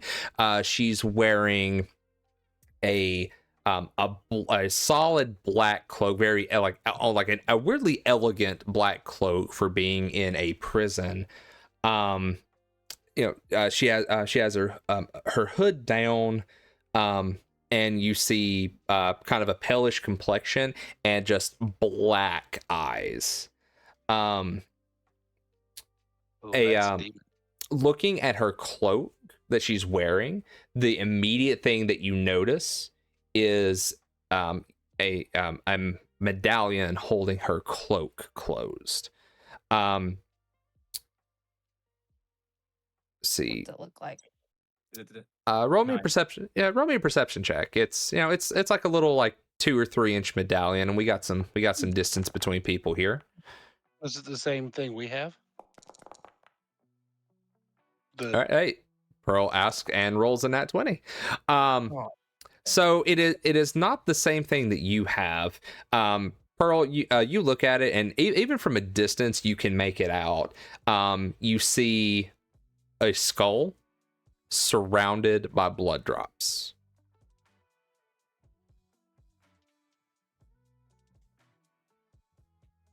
Do I think it has any connection to the coin that I've got? Because the dagger's covered in blood, right? Yes, the dagger's covered in blood. On daggers. Okay, yeah, make a let's see. How do we want to handle that? Let's make a make me let's do both an insight and a religion check. Baby Moses. All right, you guys. Y'all need to calm down. All right, so all right, so on the insight check, it feels like that it should be related. On the religion check, you look at this and you didn't catch it in the vision the first time, because just real quick, jumping into a vision on something that you didn't remember doing. You see this medallion with this skull and the blood droplets, and the second time seeing it hits you all at once. This is the sigil of Baal, the god of murder. Oh. All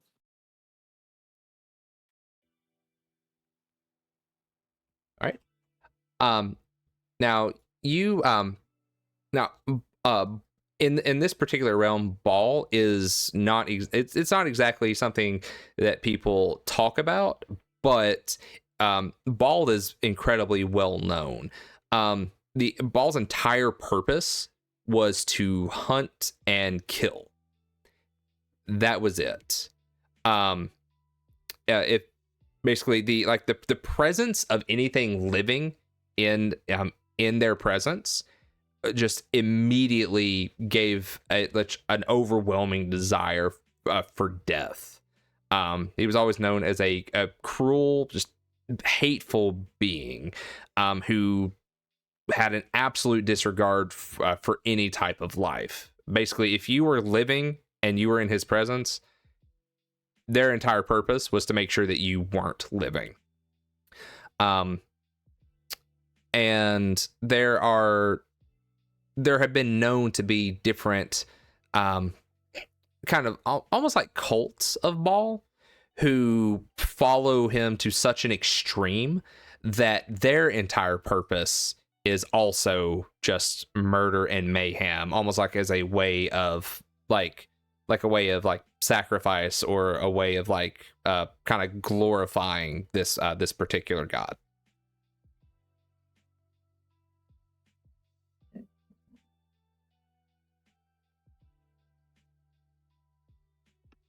I think I should attack her. Has above anybody tried to table. talk to her? I'll go down there. Hey, are you a demon? All right. Now, as you go to make your move here, as you take one step forward, the woman reaches a hand out, turns her palm upward, and raises it. and on that you see two of the bodies that were on the ground begin to move and slowly stand up as two zombies come like raise up from where these bodies are, and turn to regard you. I need everyone here to roll initiative. Roll initiative. Da-da-da-da-da-da-da. Oh, I have a button for that. Hang on. Should have made the perception. All right. missed. Better see where was that. Oh, Too many things here. Roll and roll and roll. All right. Stop rolling. Stop rolling. The warden. The warden. If this was Minecraft, I'd be scared. Oh, you know what? In fact, this is not the. It turns out that warden is very simply a title. Okay. Like The- a position, like warden, manager, supervisor. Yeah, This- I feel like I didn't learn anything from that. So this one. So Yes. this woman looks at you and says, "Who dares enter the cell blocks of Damon the Warden?" Damon. She said, "Demon." No, it's on. I get advantage on everything now. Can I insta-rage? You can. And for notes, that was from a $10 donation who said, and I quote, "Please let a monster be introduced as Damon so Brax can confuse it with Demon." You know, who did that? They gave their name as Damon. You see, So- it's funny because part of the backstory, I put a couple of snippets, right? And Right. one of them is I ended up taking a hit on someone simply because their name was Damon and I couldn't read well. And I thought it was Demon. And then I had to go into hiding because it was like a mob boss, right? Nice. Yeah, it was pretty great. See, and before we get too deep into combat, we also have a $30 donation from Sandra. Y'all's mom's Sandra! name is Sandra, isn't it? Is that Mama Muncie? That's Mama. Hey, Mama Muncie. Aw. Hey, Mama Muncie. Hey. Hey, this is the Did she second wanna one of do these you've tuned into. She did not leave a comment. No, she didn't leave a comment.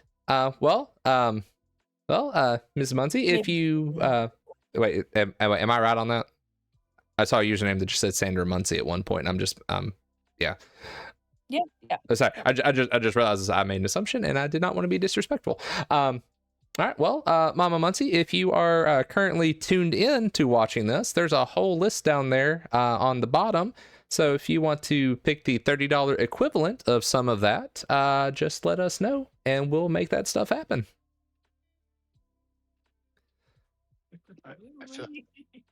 I feel so blessed. I would like to be blessed with a healing potion. Well, Do we all get currently, one? you're going to be blessed with combat. All right, let's do it. All right, Nima, you're going to be first to act. Okay, and Also, the- $60 currently so far. Whoop! 9 viewers. Yeah, got thank you, guys.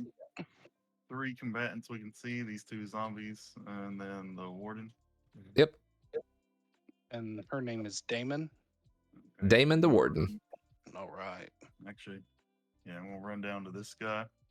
All right. Brandish my glaive, which is of course going to have an extra 2 or 3 spins as I like run by, kind of like acting like it propels me. Good little like old And just end it with a nice slash for a 23 to hit Yeah, 23 is going to hit. with 12 damage, and then I'll spin that around and just jab, like uppercut, like on his chin with the blunt side of it. So let me roll the bonus attack. All right. Or a nice 13. Does that connect? Ooh. All right. So you hit it for 13. Um, 13 is the to hit there. oh yeah, 13 hits, yes. Okay, yeah. So then that is an additional 6 damage. Okay, so first hit was, let's see, first hit was that, so we're gonna go with that, and then okay, and then minus another 6. All right, so yeah, so you go and I mean it's a zombie. What's a few more cut marks on a zombie? So yeah, you hit the zombie a couple times. It it immediately, it doesn't fall all the way down, but it definitely crumples. You hear as it as it takes that damage, and with a lot of effort remains standing, but only just.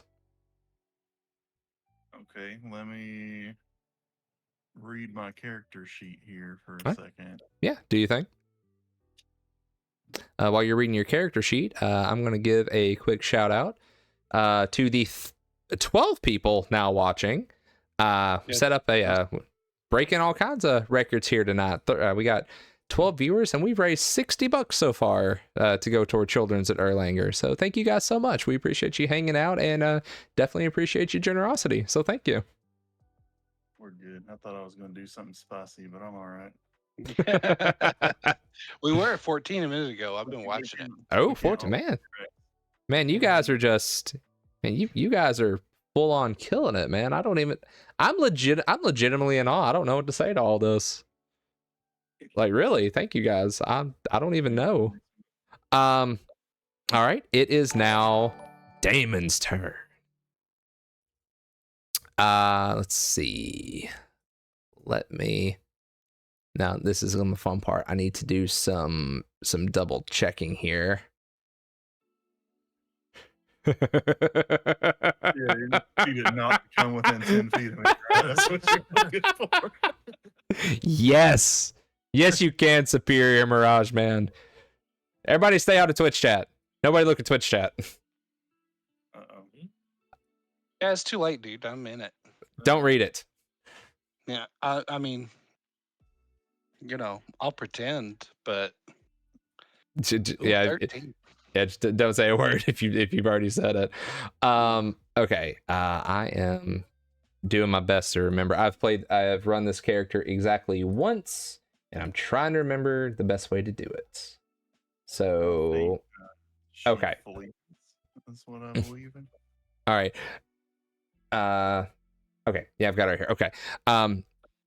So she is going to rush forward. Oh, you know what that means. Yep. We're going to take that full arm master opportunity attack. Yeah. Do you think?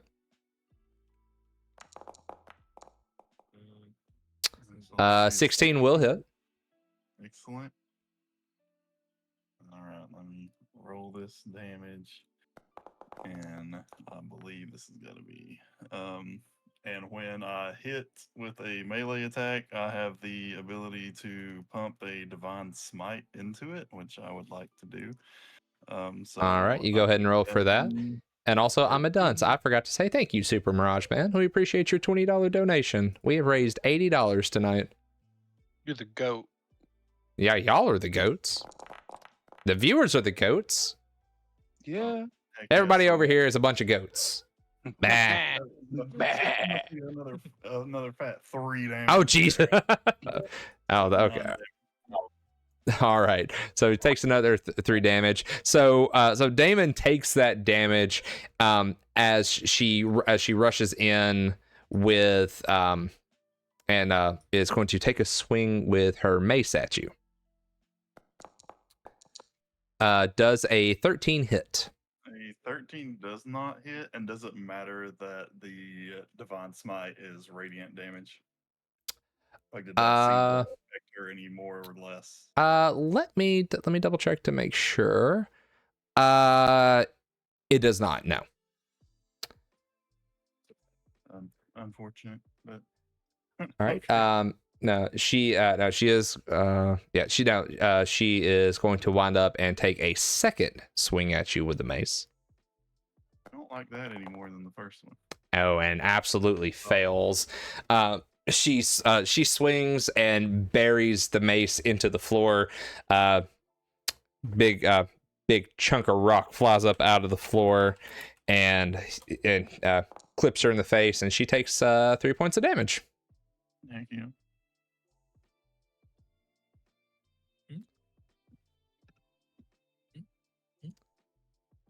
Brax is dealing with some stuff right here, it looks like. Yeah, I'm having a moment. So we agreed with Insta Rage, right? Like I'm already there. Yes, we agreed Oh. with Insta Rage. All right, that's good. Okay. It is now going to be the zombie's turn, who is damaged. That zombie is going to turn and is going to take a slam attack at Nima. Just a hater. Oh yeah. Yep, I think that yep. was it. Yeah, he's hating a little bit. So he's going to hit you real good. Not for a ton necessarily, but you're going to take 6 points of damage as those zombie hands wind up and just slam down into your chest. Hater. All right. I'll remember that. Yeah, we're writing that down. Right. It is now Flabbergast's turn. All right. I'd like to take the opportunity to attack the zombie in front of me with my Reaptor. All right. Go ahead and make that attack. It's a 15 to hit. 15's going to hit. All right, I'll roll my damage. 8 damage. Okay. And just to double check, I want to make sure I heard you. The one that's already damaged? Yes, sir. All right. So you hit that zombie for 8 points of damage. Let's see. Okay. So that zombie then falls to the floor.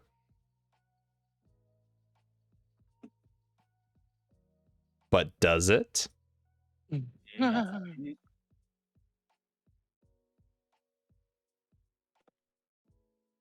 you needing an answer, or was that rhetorical?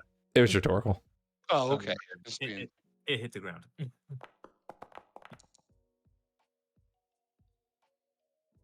No. No. The zombie crumples to the ground and then very slowly pulls itself back up.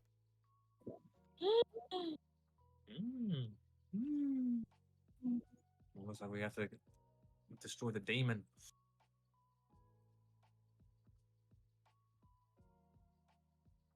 I will take my opportunity. I still haven't moved. May I move as a reaction? Or So you've taken your attack. So unless you have a dedicated, like a bonus action disengage, then you won't be able to disengage. You are free to attempt the movement, though. oh no, I'll just stay my course then. I'll stay. Okay. In my turn. Alrighty. Brax, it is on you. Oh, so we gotta kill her. It's on me. It's on you. Gonna go ahead and whoa. Hold on. Still getting used to this. All right. I'm gonna set up frenzy. All right. So that'll be next go round. We'll hit this. Which one of these zombies is down? They are both up. Okay, well, we're going to slap this one in front of me. Okay. Reckless attack, by the way. Throw Okay. hands. Yeah, 25 is definitely going to hit. It better. Yeah, +2. All right. So that zombie is going to take 17 points of damage.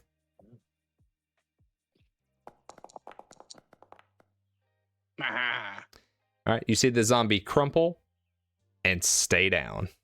that's right. Hmm. I obviously softened it up for you, Draxon. What now? I softened him up for you. Yeah, okay. Yeah. Appreciate that. So they get 2 lives. No, when they make a roll Uh-oh. to see, like when they hit 0, they make a save and get back up. Okay. And this is undead.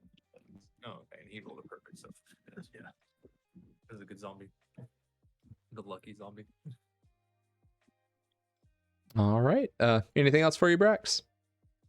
Nah. But next turn, it's going to get wild. All right. Pearl, it will be your turn. I think Pearl is gonna go 5, 10, 15, 20. Do I have sneak attack? Sneak Yeah. is right there. Yep. Allies within 5 feet. Dope. Then I will attack. 16 hits. Dope.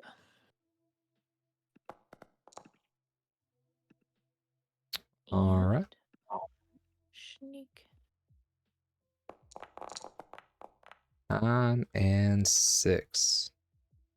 All right. So you deal 15 points of damage to Damon the Warden. Definitely, came out, came out taking some big swings, but she taking on some damage. Hey, one of those big swings was to herself, though. That Let's is be true. fair. That was just 3 though. All right. Anything else that you want to do? Yes, I would like to bonus action my cunning action and disengage Okay. and come over here. I think is all my movement speed is. But just All step right. away. Okay.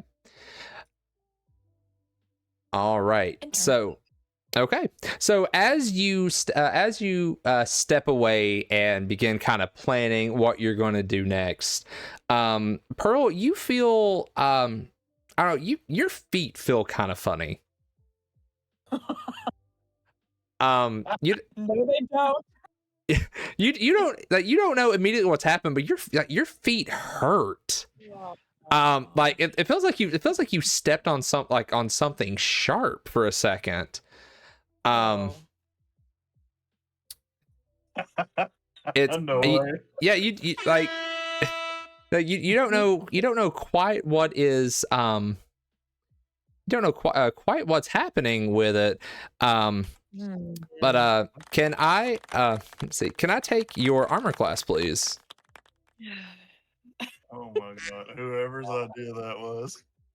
It is 16. 16. Yep. That's awesome.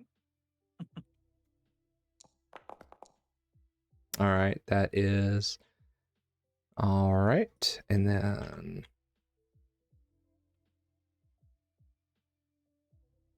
So who is Hey, where'd that does where'd work. the baddie go? So Pearl, you take 10 points of damage as your shoes clamp down onto you and then fly off of your body to reveal 2 tiny mimics. Your shoes have been mimics the whole time. Can you believe it? They were waiting for just this moment. You can thank Superior Mirage Man for that idea. He specifically asked, or she specifically asked, where was it? Can I have Pearl's shoes be 2 mini mimics? Why Pearl? Well, because now we can see that your feet are also green. This is making a lot of sense. So they are mini, so they are not they're not as beefy as regular mimics are. Can I have the party roll a perception check for me? Also, Super Mirage Man, that was an amazing idea. Thank you for bringing that into our lives. Super Mirage Man gets inspiration. Yeah, you get a point of inspiration. Point of inspiration for the chat. Nima, you look at Pearl's feet. Uh-oh. Is But what are you Pearl trying to say? Just because I have rabbit feet doesn't mean I'm into feet like that. you can't help but wonder, is Pearl only what she says she is? Oh.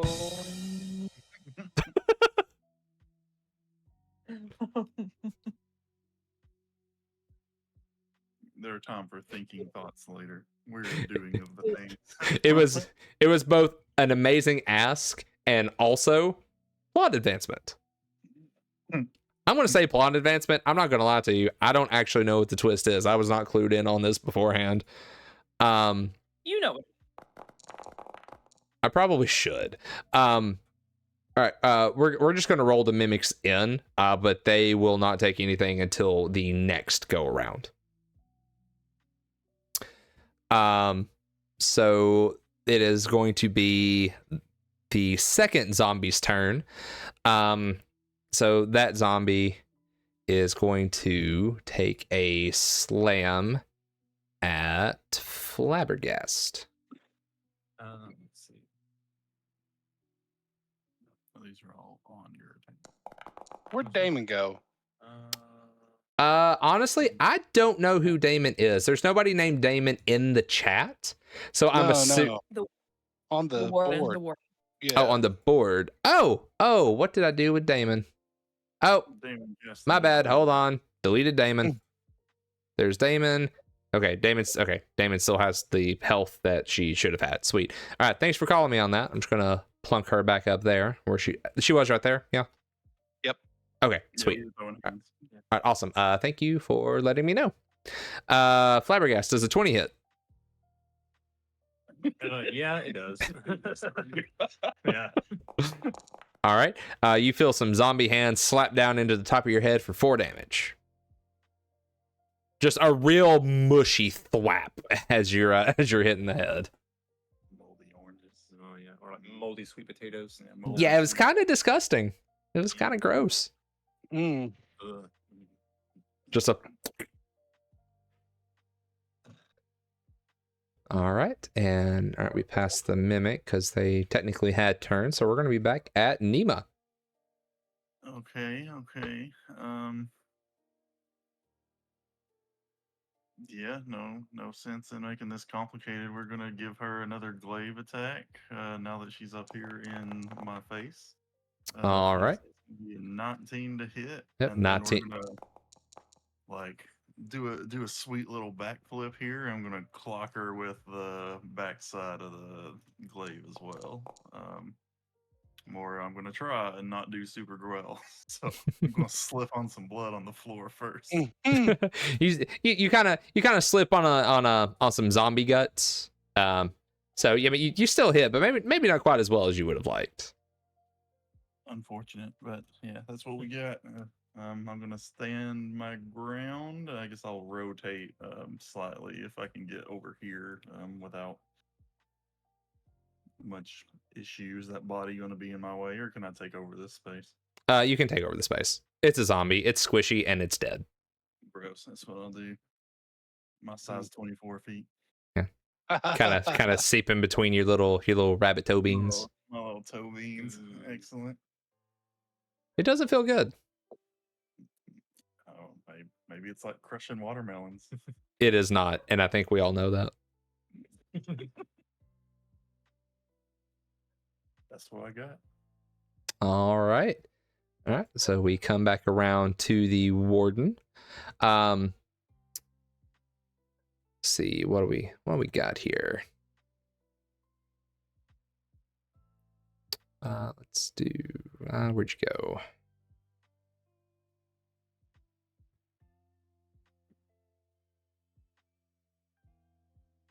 All right.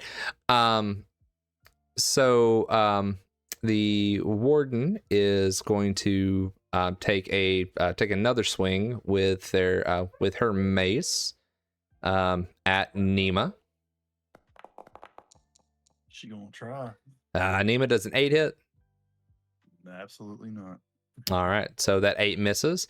She's going to take 5 feet of movement up this way, and then is going to cast a 3rd level vampiric touch at Brax. No. No. Try that again.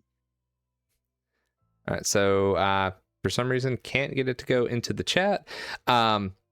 But this is a melee spell attack against a creature within your reach. On a hit, the target takes 3d6 necrotic damage, and you regain hit points equal to half the amount of necrotic damage dealt. Until the spell ends, you can make the attack again on each of your turns as an action. Okay. How much is it? 8? It's going to be it's an attack roll first. Oh, It's a melee spell attack first. So yeah, she's they go- rolled for it, yeah, so she's going to use a 3rd level spell slot to cast it. yeah. Okay. Oh, there it is. Duh. Does a 24 hit? Yeah. All right, Okay, so I want to give you some rules reading here. I have a fighting style interception, so that All right. when a creature that hits a target other than me within 5 feet of me, which would be Brax, all if they're right. hit with an attack, I can use my reaction to reduce the damage by 1d10 plus 2.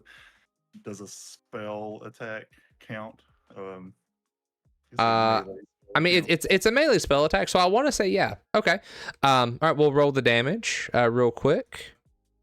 Let's see what that reads. That reads as 8. I'm negating that to -2. So Oh. actually, that's -12. Do I'm I ironically Shit. so do I add hit points? Like what's going on? just smack her hands away from No. No. No touch. You know what? This is stupid, and I'm furious about it. I'm gonna roll for something here. What? No. Whatever that is, it doesn't. No, she you do not get 2 hit points. She does not lose 2 hit points. It's just what it is. No, this Okay. is like me using the end of the glaive like a ruler and a kid in class. Like, no, This is disrespect the likes of which Damon the Warden has never before experienced. I It was beautiful. Thanks, Bugs. I wrote this to be so serious, but I could like this better. Yeah. You invited wrong people. I invited the right You're- people. Yeah. I invited the right people. All right. All right. So our little tiny mimic friend here is going to. What are we doing? What are we doing? All right, we're gonna take an old bite attack here, and we're gonna do that against Pearl. For reference, if I had people grouped together, I don't want to pick on somebody because I don't think that's very cool. So I will usually roll dice to see who that particular creature or whatever is going to attack, unless there is something on their sheet that says they attack the person who attacked them last or something like that. So a lot of times I'm going to do that just to try to spread it out and try to keep it fair. Did not explain that before we started. Probably should have. Does a 22 hit? For certain. All right. Your shoes. Yeah.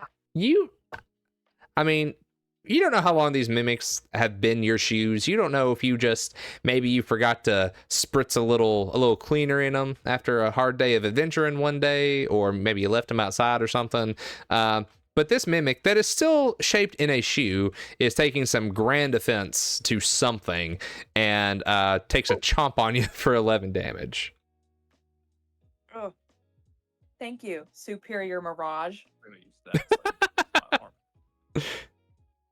You know, thank you, Superior Mirage. This is I mean, I expected to have fun. This is more fun than I thought. Nice turn Do it. a nice turn of events. Flabbergast, it's gonna be your turn. Ooh, cool beans. All right. Superior Mirage Man says, "It was my pleasure, truly." Oh, I would like to take my opportunity to attack the mimic in front of me. Okay. And when I also, let's see, where is it right here? I have defensive flourish. So whenever you take an attack on your turn, your walking speed is increased by 10 feet until the end of the turn. If a weapon hits, you can expend one of my bardic inspirations and deal an extra damage equal to the number that dice you roll. And it also increases my armor class until the start of my next turn. All right, nice. How do I? There we go. Let's see. It'll be. Where's my rapier? Also, back up to 13 viewers. Hello, 13 viewers. Thanks for being here. You guys rock. No. Oh.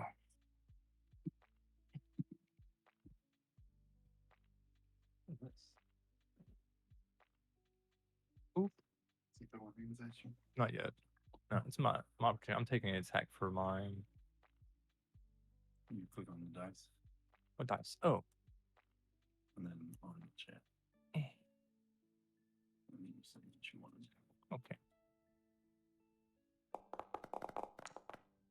I hit a 20. Yeah, that's gonna hit. Work.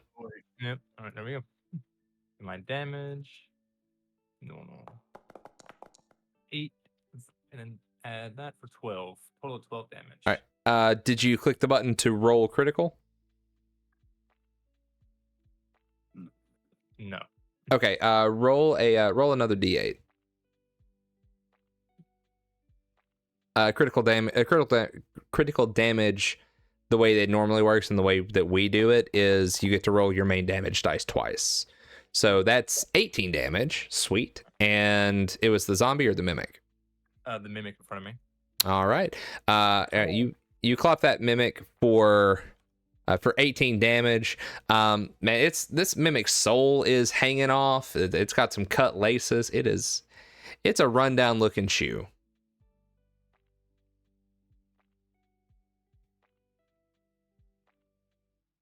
All right. Anything else for you? Can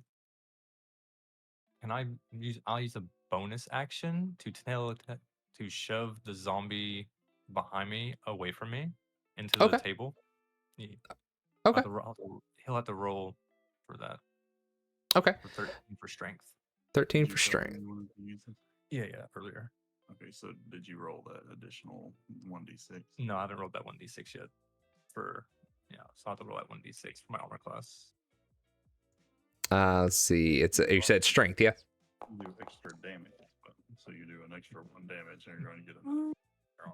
For the Oh. strength. Is that one to the mimic or is that? Oh no, that one was for my earlier defense flourish. So Gotcha. That won't be for my armor class. Gotcha. Okay. All right. See. Extra damage and get it on your arm. Oh, okay. Just 1 day.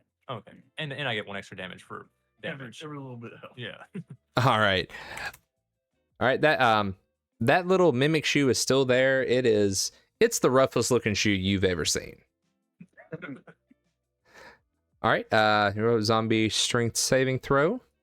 Moccasin, everything, It fails miserably. Which direction? Toward the table?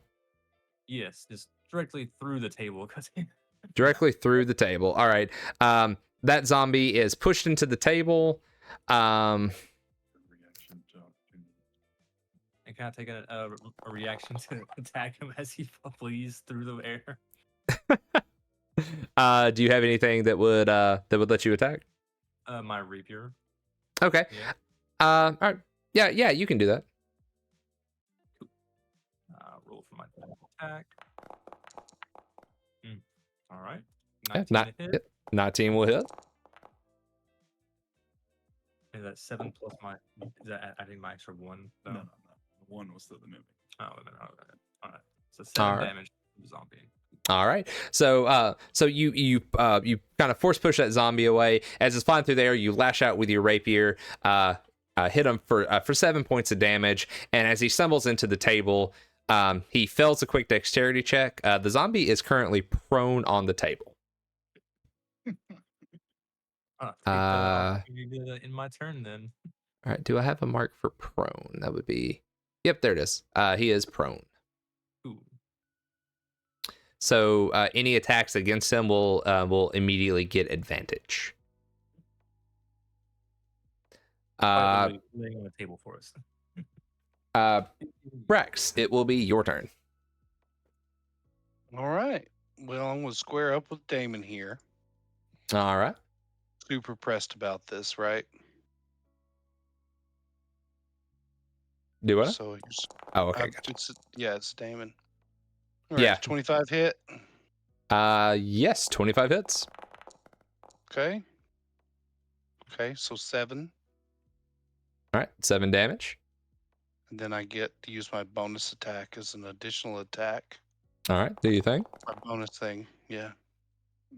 Oh, okay, there we go. 17 yep. hit. 17 hits. Okay. Come on. And there's another 7. All right. Damon the Warden takes another 7 points of damage. Damon's looking pretty run down at this point. Still standing, still, still defiant, but not looking great. Good.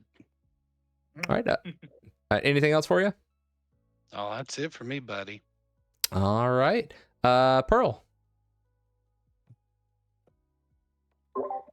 Pearl will take a slash at her shoes. Do I get sneak attack because the flabbergast is right there? Yes, you do get sneak attack. Dope. Are you attacking the one that's already damaged or the one underneath it? I was gonna do the one directly and across from me. Okay. The damaged one. Okay. So make sure I'm keeping up. Gotcha.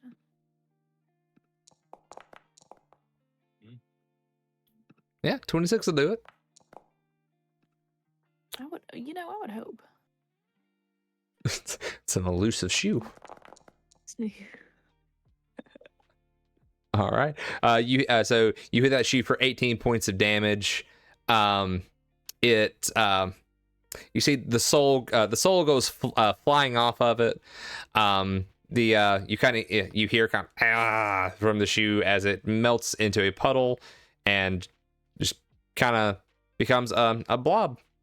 And that you have killed one of your shoes.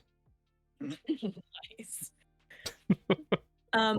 Okay, I would like to bonus action disengage and come over here behind All right.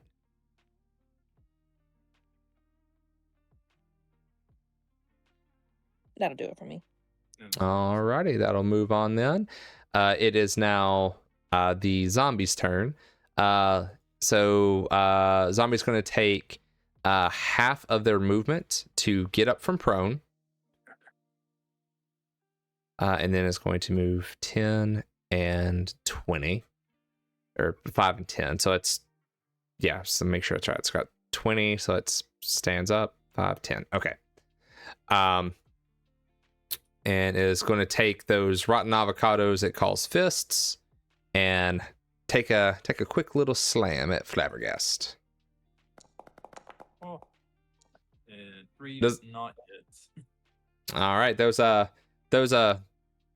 squishy hams that the zombie calls fist, like it brings down like kind of like a double axe handle, like old wrestling style, but its wrists are so floppy that the wrists just kind of fold back, and it just full whiffs because its hands are not where it should be because it's a zombie. All right. We are now at Pearl's other shoe, who is going to. Did you ever play the Monopoly video game? Like if somebody picks the shoe, then it's just kind of a lone shoe hopping around the board. It kind of looks like that, except the shoe has teeth. So that is see. So he is going to take a. Let's see.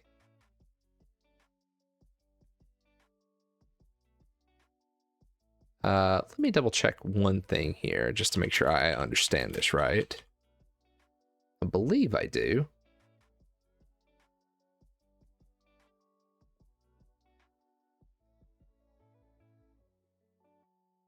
There we go.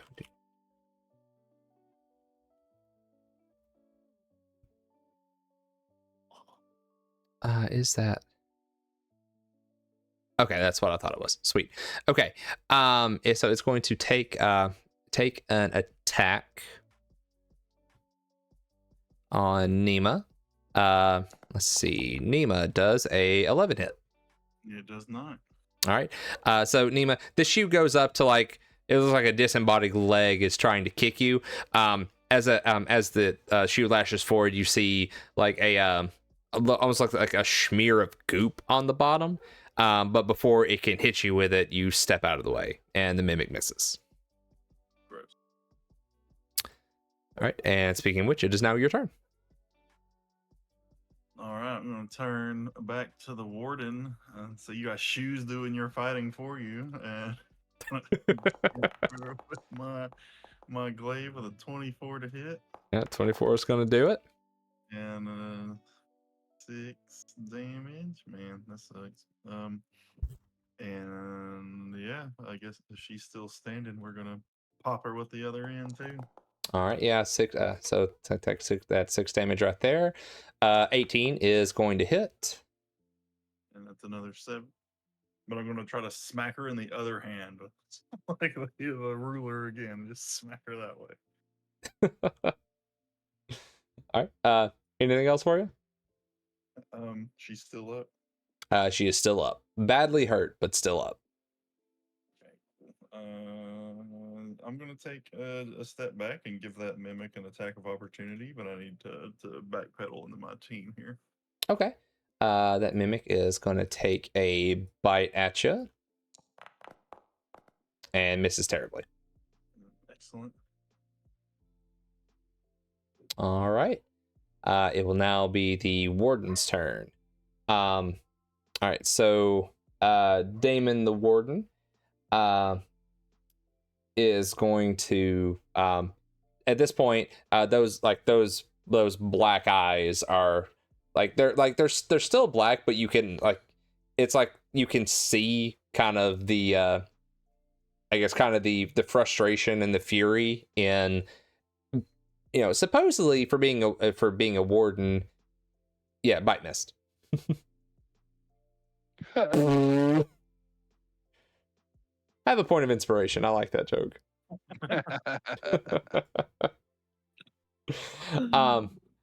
But just just frustration over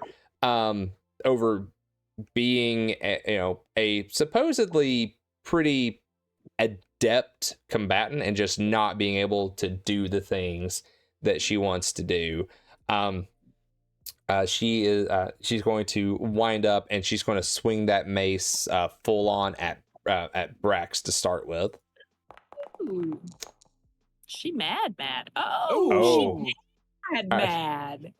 So, all right. So she's going to take that critical hit, and she's going to relay that into 7 regular damage, and you're also going to take an additional 17 necrotic damage.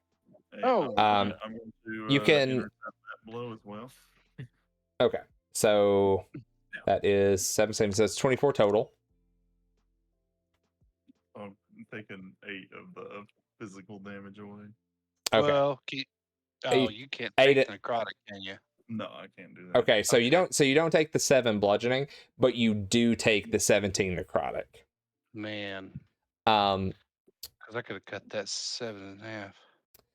she is then going to use her momentum to turn and take another swing at Nima.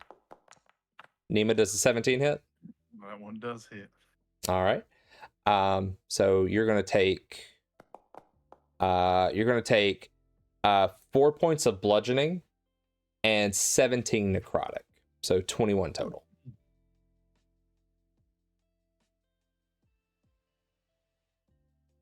We're not feeling good. Hey, that one's got to go. All right. We then move forward in the order to Flabbergast.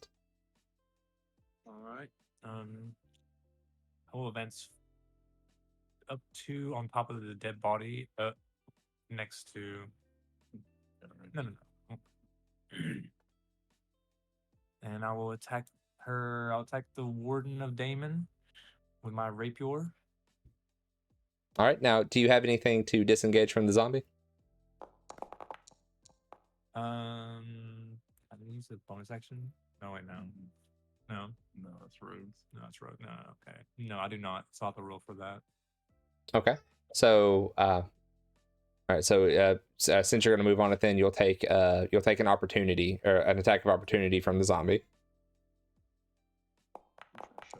17. Yeah, 17 hits. Okay. So on that attack, then you're going to take 6 damage. All right.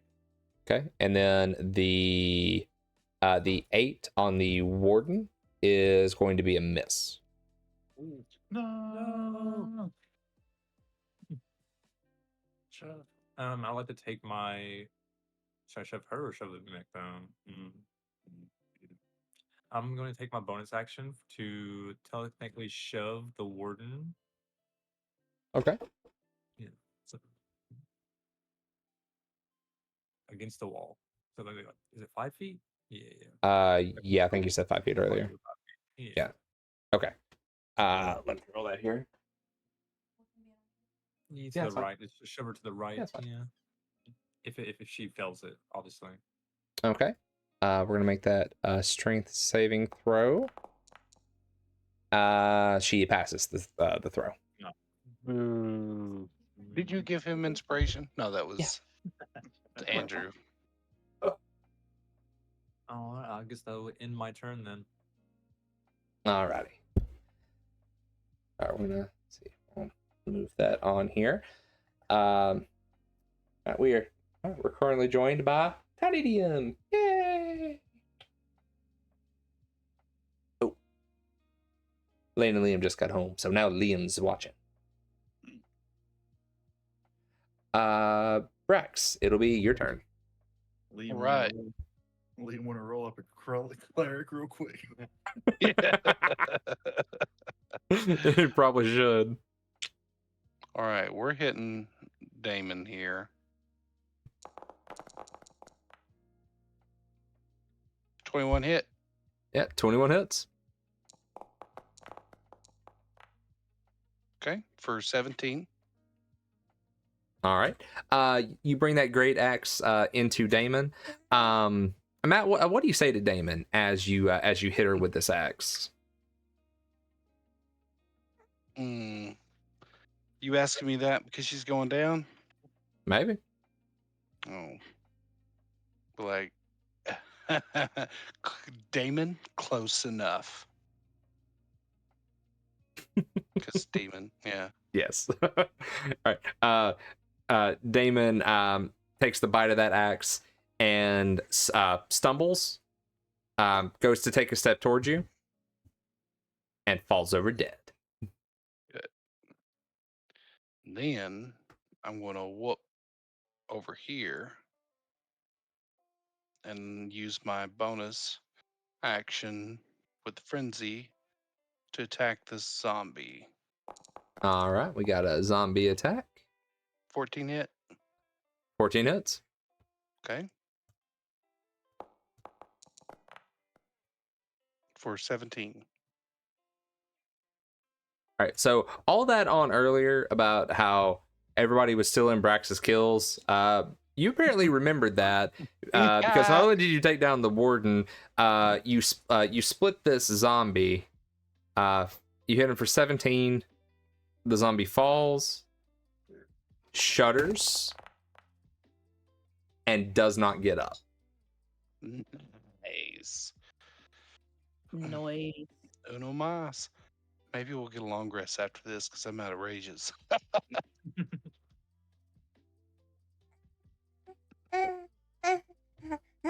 No, you can't play with the microphone. We need that.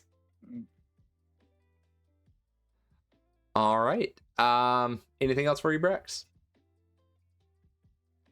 That's it. All right. Yep. Yeah, that's it. That's it. All righty. Pearl, it's on you. Pearl will 5, 10, 15 on over to her shoe. And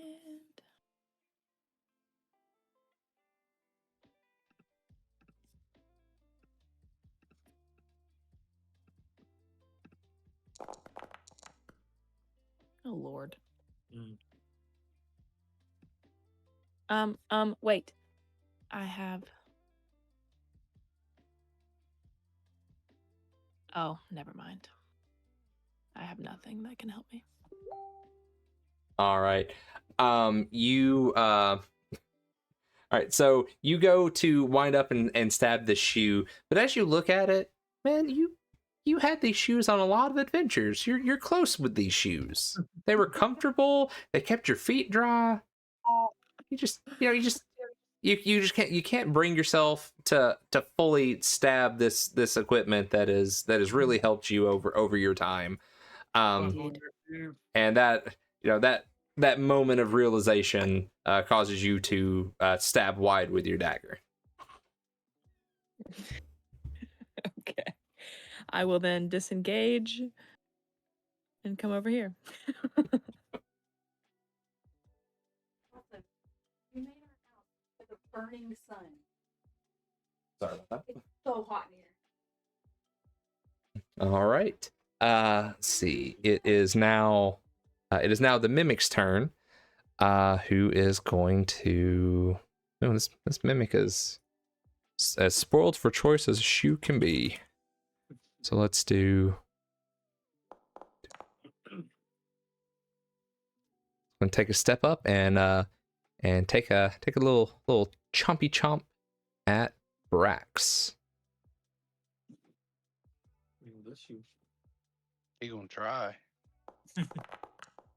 No. Baby Moses.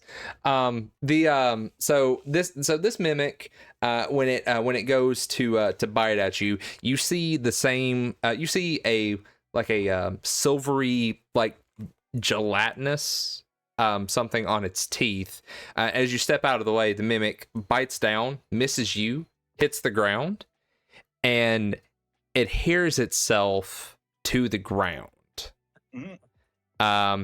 This mimic is now, I guess, what we would consider prone because it's stuck to the ground. That seems fair, yeah. Yeah. Right, Nima, it will now be your turn. Okay, well, we're just gonna do our pokey with my stick. 15. 15's gonna hit. For 8 damage, and we'll smack him with the other side too. Oh, I didn't roll that at advantage though. I guess I don't need to. I mean, 17's gonna hit, but if you get advantage, you can always roll it again to see if you crit. Might get a crit.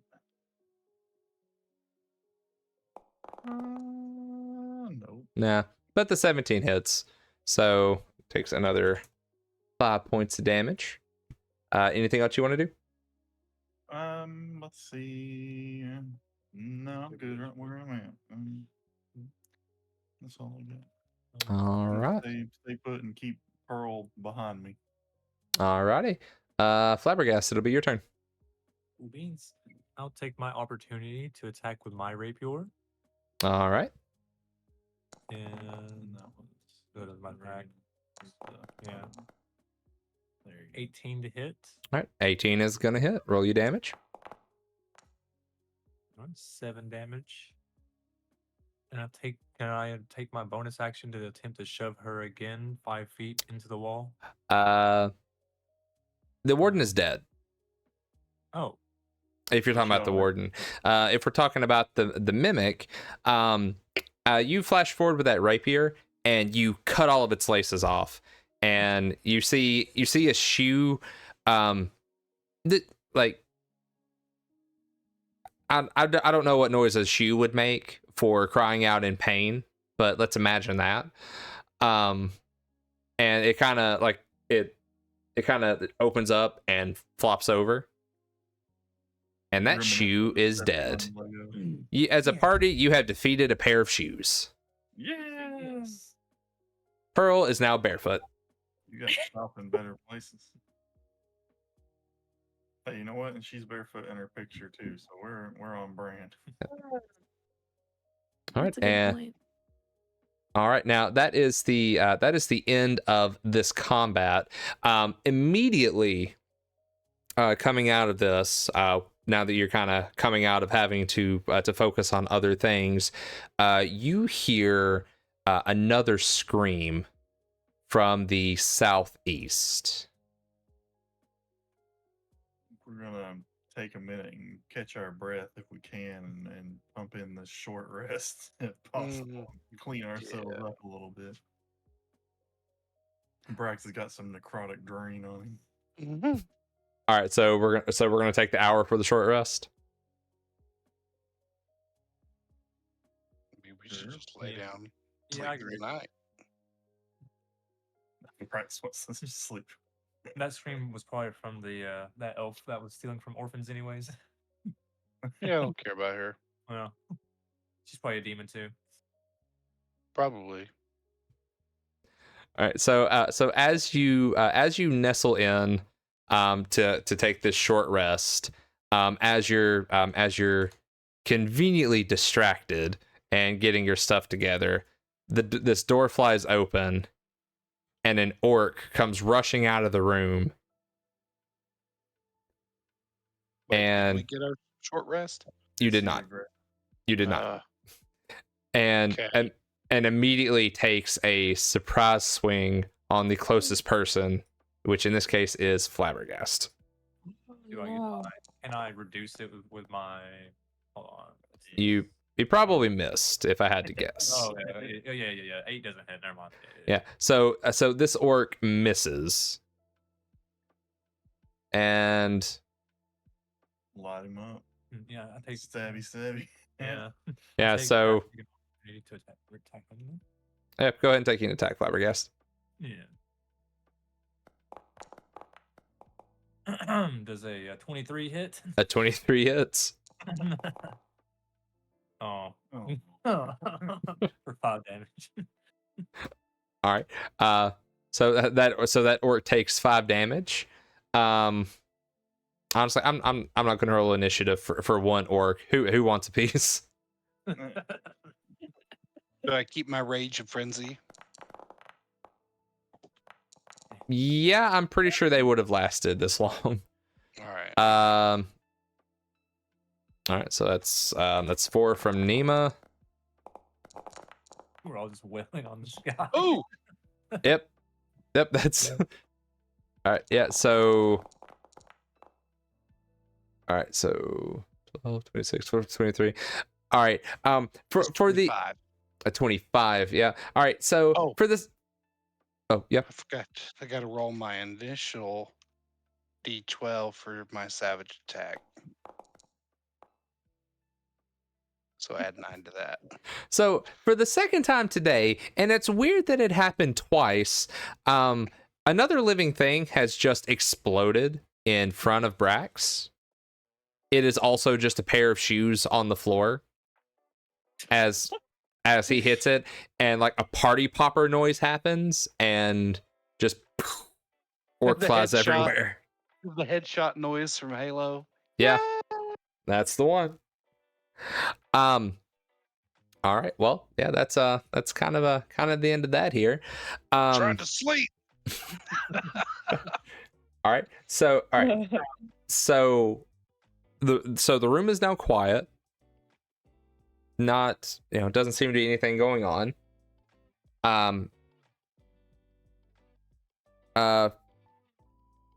Pearl, Nima, and Flabbergast, just because you're closest, and because you're between Brax may not notice. You see Damon the Warden has a familiar blue glow about them.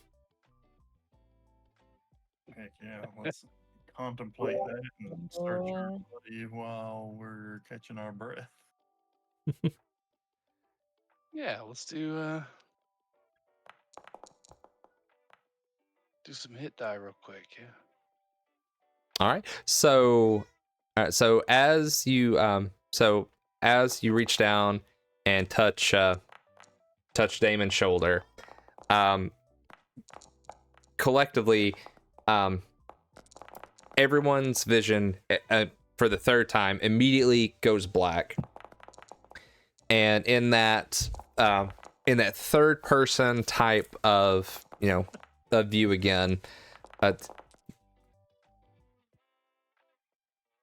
Sorry Ah. for distracting you by raining dice. That's fine. Downbeat HD in chat says, luckily, we know someone that needs a pair of shoes. Ooh. I wonder who it could be. Alright, so everybody's vision blacks out again.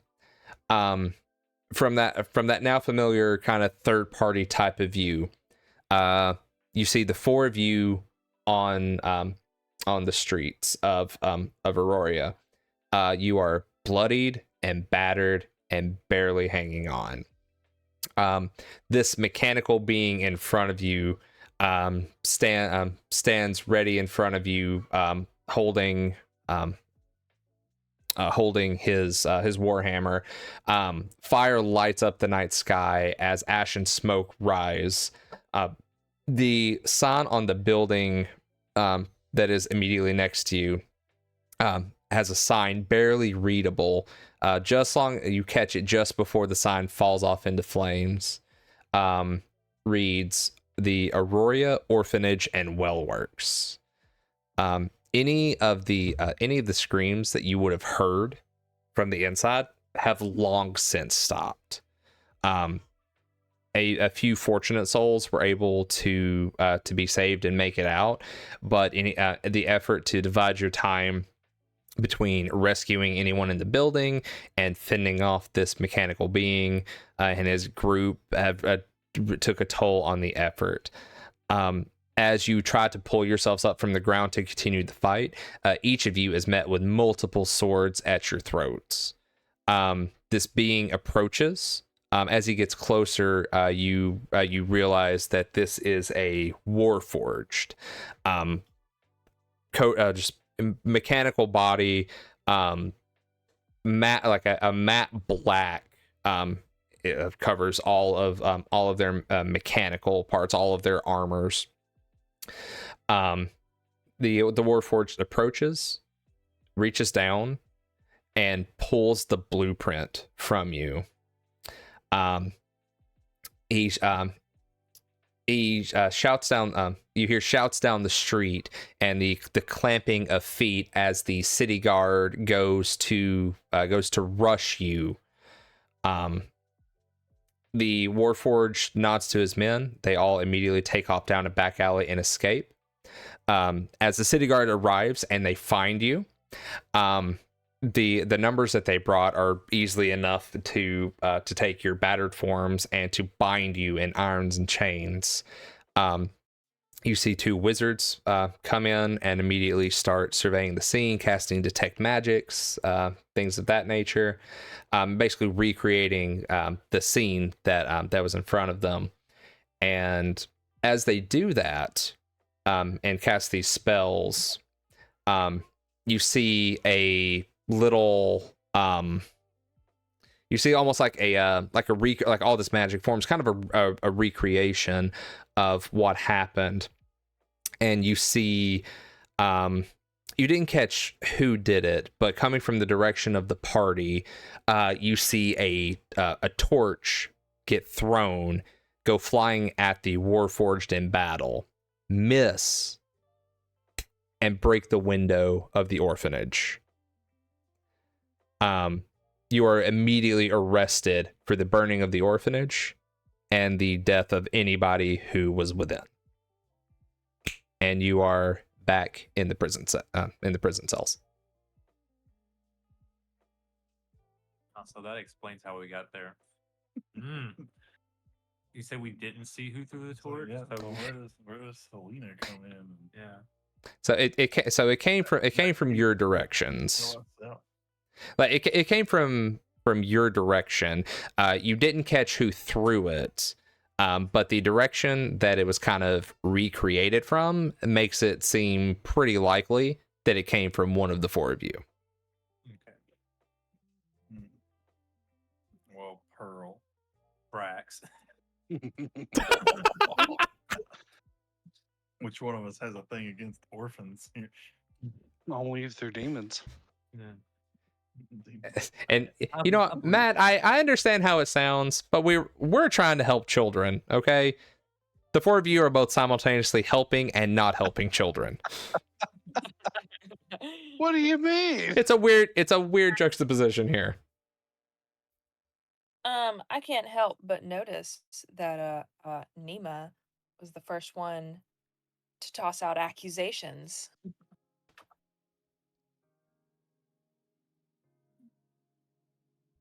That's because obviously I have magical abilities bound to my oath, which is to keep balance, and murdering innocent orphans is not a very good thing for society. So if I had broken my oath, I would not have my magical abilities. So suck it, Pearl.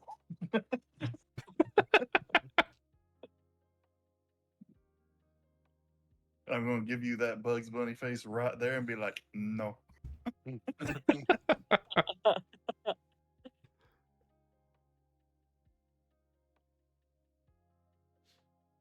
And then I'm gonna storm off because I'm mad.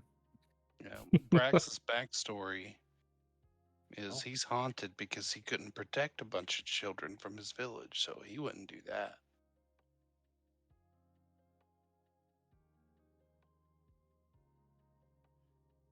You're not saying a whole lot about Flabbergasted. yourself. You're not saying a whole lot about yourself. I'm blaming it on the fifth elf.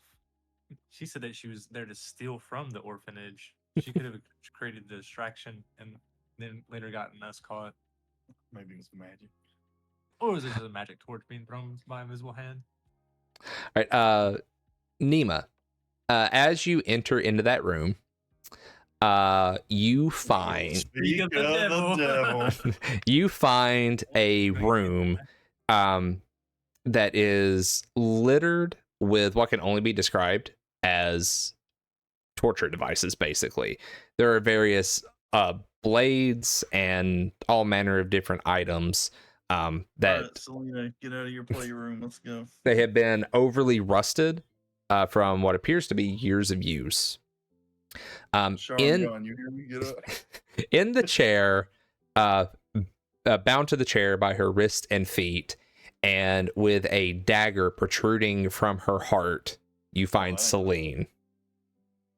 Alright, let me use my other detect undead divine sense here and see if she's going to be getting up out of that chair anytime soon. Wherever that is in this character sheet, somewhere. Divine sense, use ability. There we go. All right, you cast Divine Sense. You do not detect anything. She just straight up dead. Oh, that's unfortunate. Um, Anything in the room, any kind of like paper that may indicate what they were trying to get out of her? Because make an investigate check. Why didn't they just kill her in front of us? Like, Yeah, go ahead and make an investigate check. just knocking them on the floor again. Just throwing papers on the floor. Okay, Just- don't get it. Just like a big cat you are, just kind of walking up and smacking stuff off. Anybody else want in on this?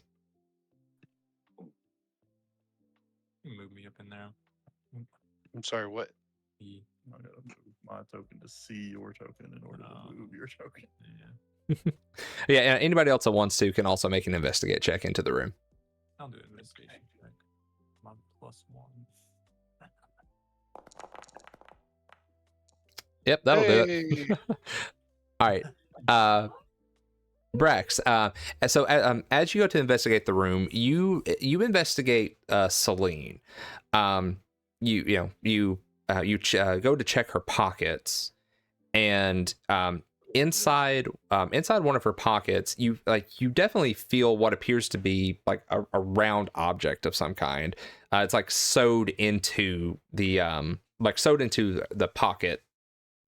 Like there's a pocket on the pocket, so it's kind of sewed in and covered with fabric. You break the stitching and pull it out, and you pull out a 2-inch silver token with a blade with dripping blood on it. You then flip it over, and on the back side, you see a skull, surrounded by blood droplets. I want to like flip it over to Pearl. Be like, hang on to that. All right. Now, as you go to, oh, go ahead. This is the Go same ahead. coin that was given to her in the flashback, correct? The one that Pearl has is Yes. only has the dagger on it.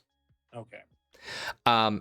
Brax, as you go to flip that to Pearl, as you look at one side, you flip it to the other, and as you see both sides, you see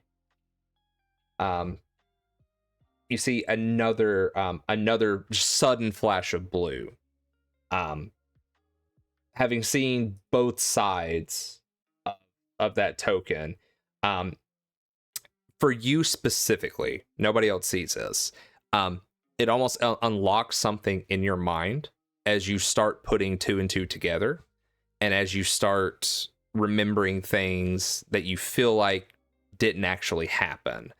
From your point of view, in your mind, you see the exact scenario that you just saw. You see the party battered on the streets. You see the people. You see everybody surrounding you with swords to your throat. You see something extra though. You see a wizard, Damon, approach the party. Damon holds out her hands and casts a spell. A blue light flows forth from all of your heads and flows to her. And then another light flows back to the four of you and enters your heads.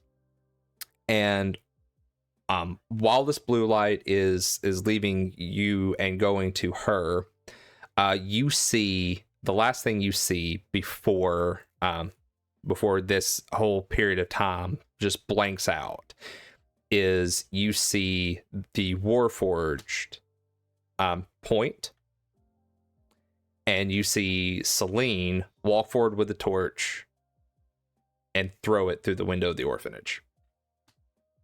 Oh no. If I share this coin with the other people, do they remember that too? Or see that too? Yes. You believe so. Alright. I'm gonna be like, here, hold this.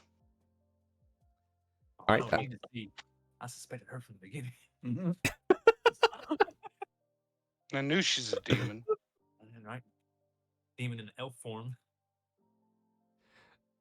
I All do right. take the coin and pass it to Pearl and pass it to Nemo. Okay, so everybody touches the coin. Everybody gets the same flashback, and as you all kind of come to the same conclusion that the thing that you've been seeing for the most part did in fact happen. But the obvious discrepancy between the last memory that you got back and this one is that Celine threw the torch through the orphanage window, and this group basically appears to have framed you in an effort to get the blueprints for these special swords. Or Brax is secretly a wizard and cast Modify Memory on all of us. Yeah. He did just roll that to me. Yeah, well, yeah. I'm just gonna pretend like I didn't accuse anybody and be like, see Pearl. So quick to blame me. Brax, also as the world's greatest detective, apparently, you find 4 greater potions of healing in this room. Oh. Yeah.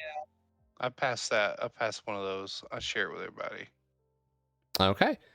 So everybody now has a greater potion of healing. That is 44 plus 4 if you drink it. How do I add that to my? I am looking at that now. I think I can just drag it to your character sheets. Let me go to item. Nope. There we go. Yeah. Okay. I can drag it to your character sheets. So, let me make sure it's actually going to do the thing. You didn't find a rage spell slot in there too, did I?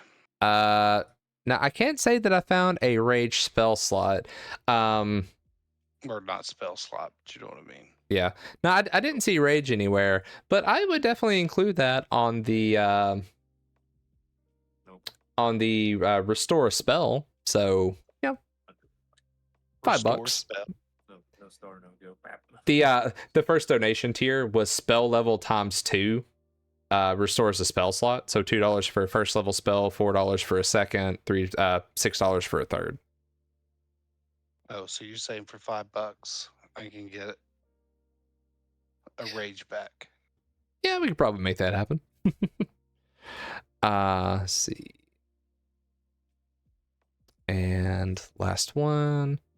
Okay, everyone should now have a potion of greater healing in their inventory. Thanks, Dad. Well, at least some good came from her death. All right. With all that, what would the party like to do? No star. All right.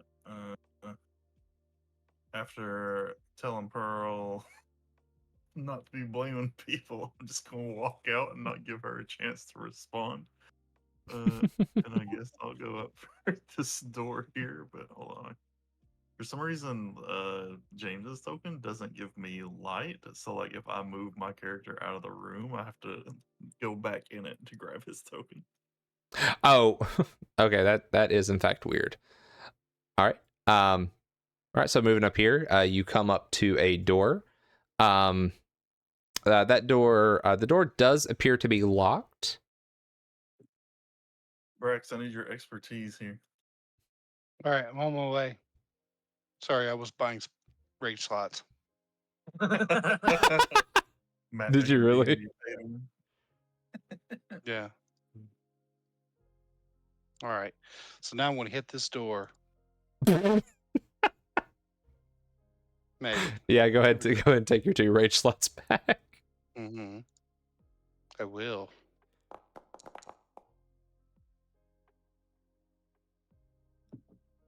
Pay for slay. That's a solid door.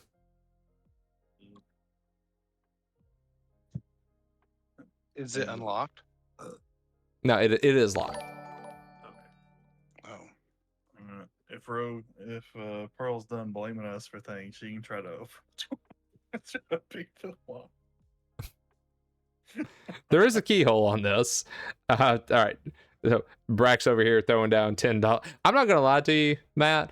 I had mine pulled up and I had $10 queued and ready to go before you did that. What, for me, some rage slots? I was gonna give you back some rage slots. Well, girl, go ahead. I got one left. No. Don't worry about the children, Andrew. I have 2 rage slots. Them children can wait. What are you talking about? Do it. All right. I tell you what. You have 3 rage slots total. He's gonna give the bad guy rage All right. slots. All right. Take your other rage slot, and I'm gonna spend my other $5 on a funny accent.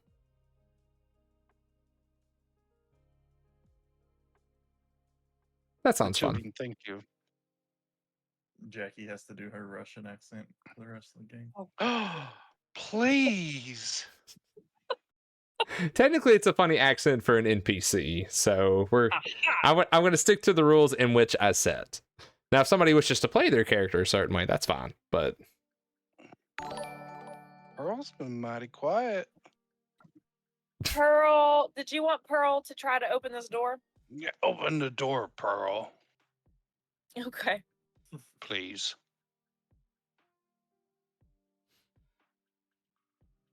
I'm just gonna kind of walk If you up try and not to and throw a sh- torch at your I back. say shoulder check Nima, but I'm really small, so it's more like shoulder shin. a knee. Yeah, shin check Nima. Maybe I- not even register. Well, what am I rolling to open this? It is a. That's a great question. I haven't played Rogue in an eternity. I believe it'd be a slot of hand check to pick the door to pick the lock on the door. Okay. Is it my thieves tools? Yes. Or is it okay. Use thieves tools. Okay. Yeah, you get to work on that lock. It just a minute or so. You feel the lock on that door pop and open. And then I will stand aside to let the bigger people through first. After me. Should we do it for like check on dead? All right. That was only one. Oh yeah, it's a slot, isn't it? Oh yeah, fellas, we got some bardic inspiration slots you could be filling up with that rage resources you were talking about. Oh. You know what? That's true. I'll tell you what. I'll take my other $5 and I'll buy a bardic inspiration. James says thank you. Thank you, sir. I can You're give you welcome. one. Slots for tots. Slots for tots. Slots for Hey, tots. we worked it in. All right. The room you're in right now just appears to be it just looks like basically like the there it is. It basically just looks like the foyer, basically. Just this is how you come in. There is a door on the east wall and really nothing else of note. All right, Brax, keep it moving. I'll see the door right there. I don't even know where else to go. There was another door in here. Sorry, I had to answer a text message. No, you're fine. It's just the door on the east wall. Over here. Yeah. Your sending stone, Brax. I what? Your sending stone. Yeah. Is it locked? It is not locked. You open the door and you can walk out.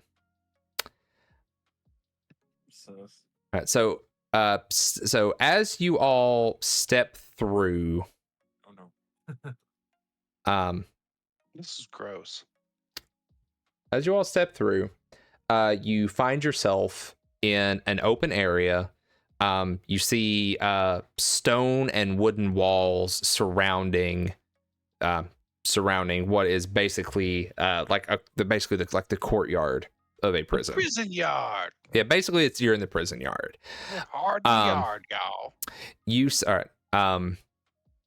You see a giant double gate on the east side that is locked. You see like the big wooden beam pulled down over it. So it's good and locked and it can't be pushed in or anything.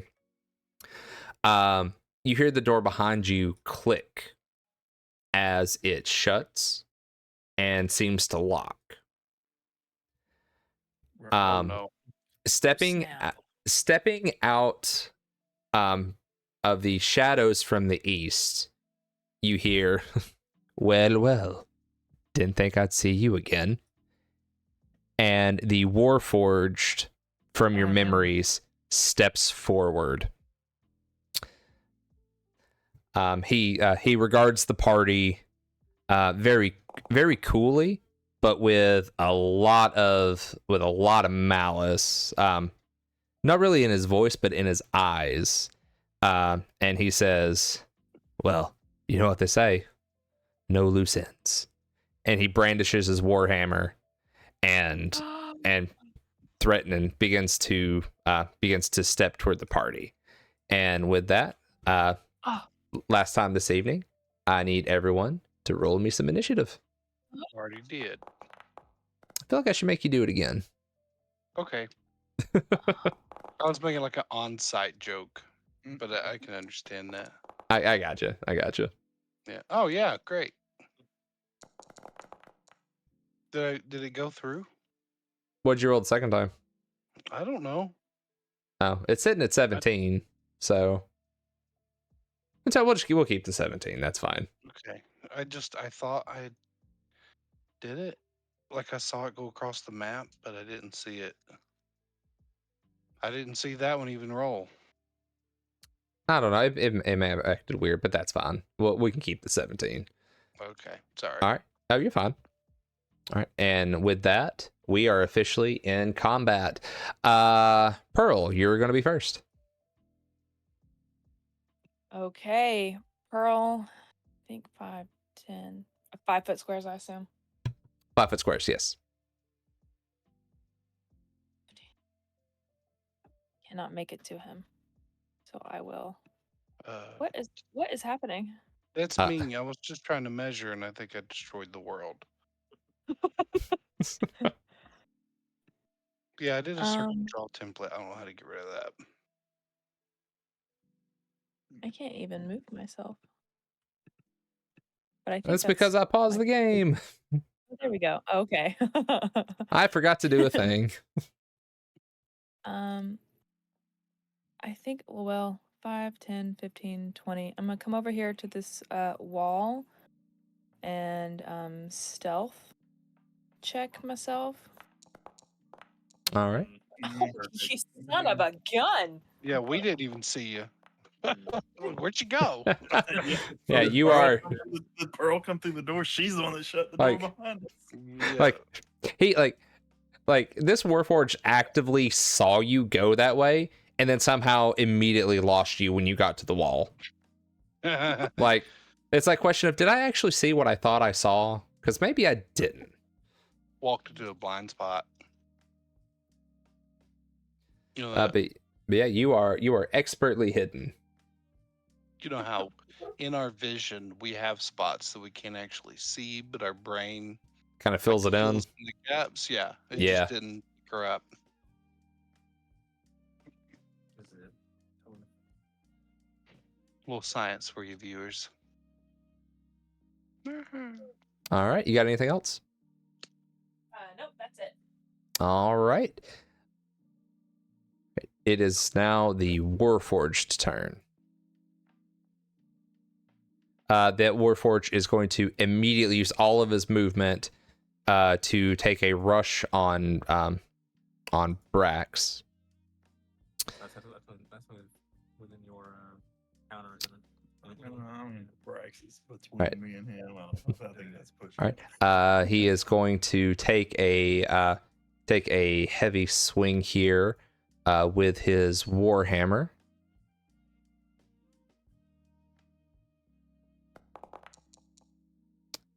Well, Big talk from this guy. Yes, And- I was talking a real bit. Like the head of it just falls off behind him. and actually, you know what? Yeah. No. He I doesn't think have, like, I'm. a legendary action, does he? It doesn't, but thanks to a very generous the first $10 donation from the evening from Mr. Downbeat HD, I'll take my advantage roll now. Oh, no. if it hit one again, I would have laughed. I I would have cried. I would have shut the game off and turned the stream off. Yeah. Not a word, just immediately shutting down. That'd have been the end of it. Warforged is having technical difficulties. Right. Yeah, 22 hits. All right, so we're going to take the 22 then. Let's see. We are going to roll the damage on that. Okay, so you're going to take 3 points of bludgeoning damage. Okay.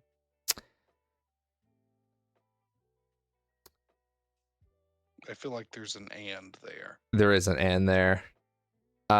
You are also, and I want to read it a little bit different for some flavor here. Um,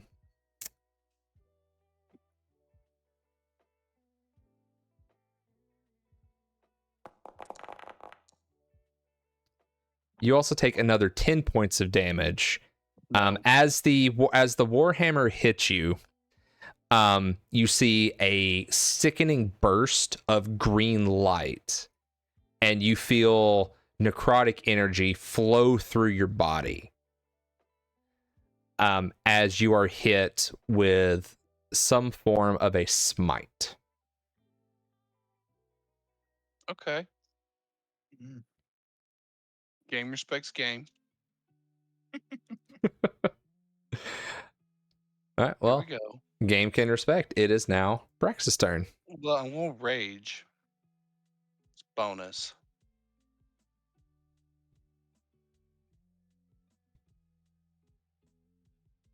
Rage has no available uses. Right?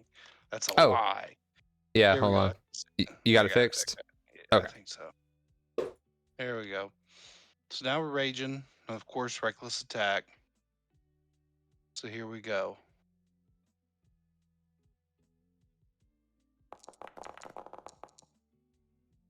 This is 25 hit.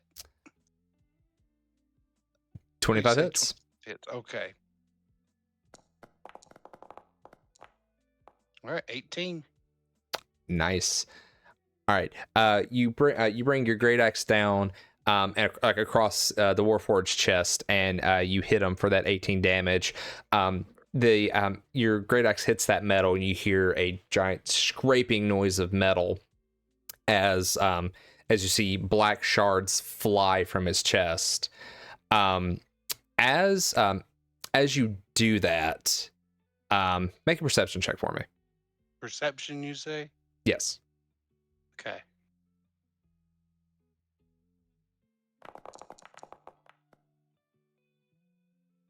All right. As you hit that and you see those black sparks fly, you see where you slashed. When you saw the black pieces fly everywhere, you expected to see a hole in the armor or something like that. Instead, you see white with a slash of gold. Did it still look like he took the damage though? He still took the damage. Okay. It's almost like your attack has slashed off and removed a like a top layer of this armor to reveal white and gold underneath it. Gotcha. Weird, but okay. Okay. Anybody else that wants to, anybody else that wants to, can also make a perception check on that if they wish to.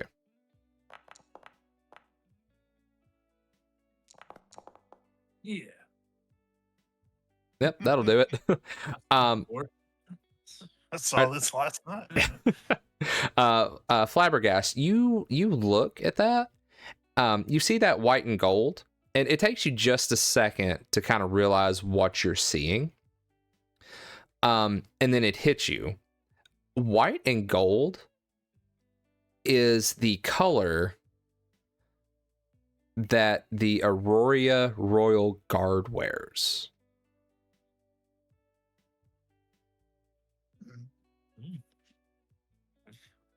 So anytime you see the rulers of this realm, they're flanked by paladins wearing white and gold.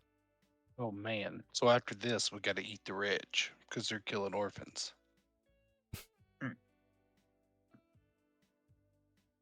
Or we were framed, and he's the police.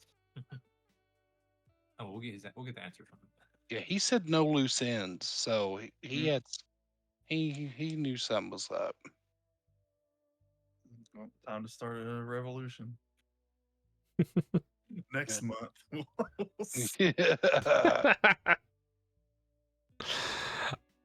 Right. And on that, do you have anything else to do, Brax? Well, unless you want to let me have a second bonus action and start frenzy, then no. Flabbergast, that'll be your turn then. All right. I will take my opportunity to move up next to Brax. Okay. Right. And I will attack with my rapier. Attack is 18 to hit, 22 to hit 22 hits. for 8 damage. Okay. And I will take a other action, or my bonus action, to this and cast that on Nima. So that gives him that for his whenever he wants to. Yeah. There we go. All right. So Nima's got Bardic then. Right. And I will take my opportunity in my turn. All right. I'm gonna Uh, Nima, it will then be your turn. If you would go ahead and if you would make a perception check for me. make a perception check. 4. Total of 6. Brax is so- in the way. Yeah, so with Brax in the way, you kind of see that glint of white and gold, but you're like, what could it mean? But that's about as far as you get. I'm gonna push off my big old back rabbit feet here. I'm just gonna jump to the side. And while I'm doing that, I'm going to use Ensnaring Strike, which is a neat little bonus action spell. So little vines start growing up around my glaive, and then I'm going to go and make my attack with it. So then if I hit, which optimistically do not, can I use my inspiration? You can use your inspiration. Alright, I'm going to be inspired. And roll this. Use your bardic. I don't know that that's a D6. I don't know that I get that high. He's probably got a pretty decent armor class. Yeah.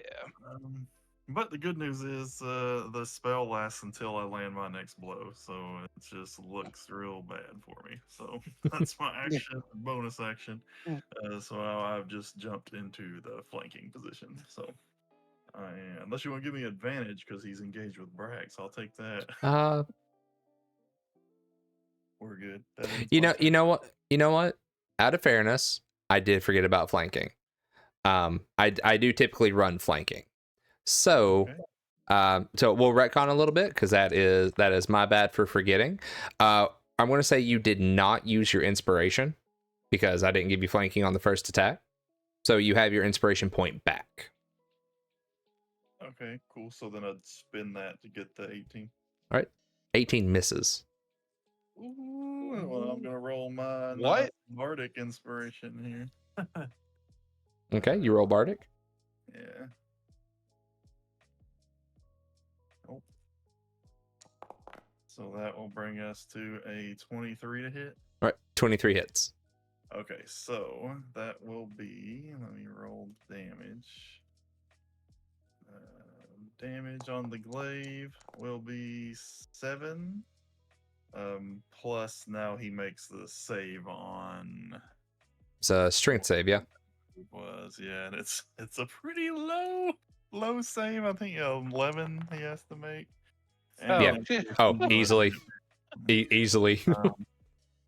Yeah, let me see. I don't think it does anything else there, but I will pump my smite into my strike. Because paladins are busted and don't have to do that beforehand. Cheating. Yeah, they're pretty Cheating class this is, in my opinion. It says That's the why we chose paladin. it. Says the paladin. That's why we chose. Yeah, that's why we chose it. If I could figure out how to roll it, we'd be in business. Damage. Roll. So an extra 11 damage. All right. So he takes the extra 11 from the smite. Go ahead and roll one more perception check for me on that like after that divine smite. Heck yeah, 18. 18. All right. So as you hit that divine smite, you kind of blow his cloak back a little bit. The cloak falls off of his head. You very clearly see, you know, the Warforged face standing in front of you. The cloak pulls to back a little bit where it was clasped, and where it pulls back, you see again holding that cloak together is the emblem of a skull with the blood droplets around it.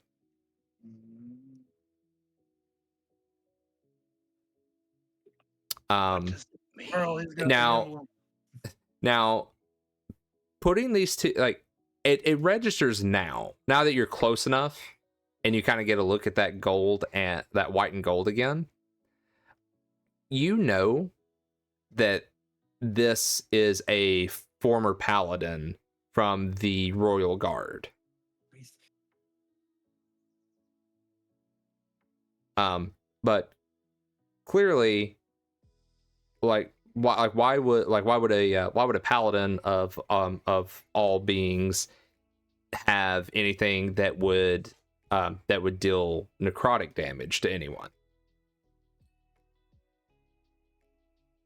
And as you kind of put that together between the white and gold and the emblem and the necrotic damage, you kind of piece together that this was a paladin who abandoned the Royal Guard and has taken up a new oath.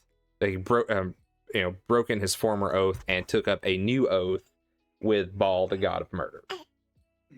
Guys, we don't have to eat the rich.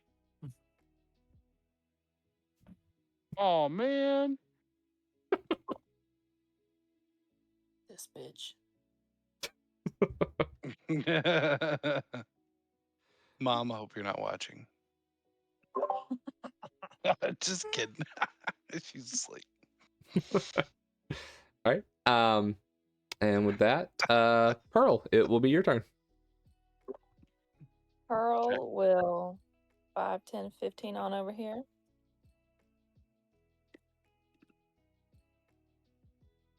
And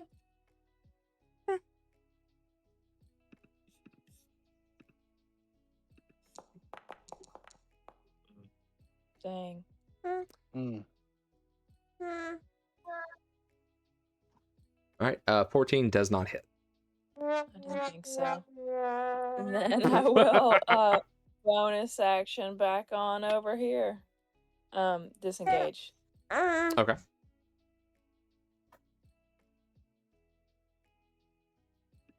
All right.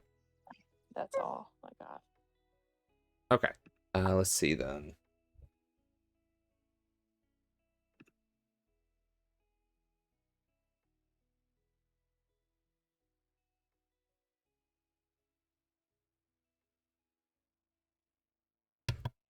All right. All right. It is now the Warforged turn. The Warforged turns and looks at Nima. Has a quick moment of realization and kind of regards regards you and realizes that he is fighting basically a fellow paladin, and just kind of scoffs and says, you think your oaths of justice are any good in this world? And he let's see, he reaches a hand out and points at you and casts a hellish rebuke on you.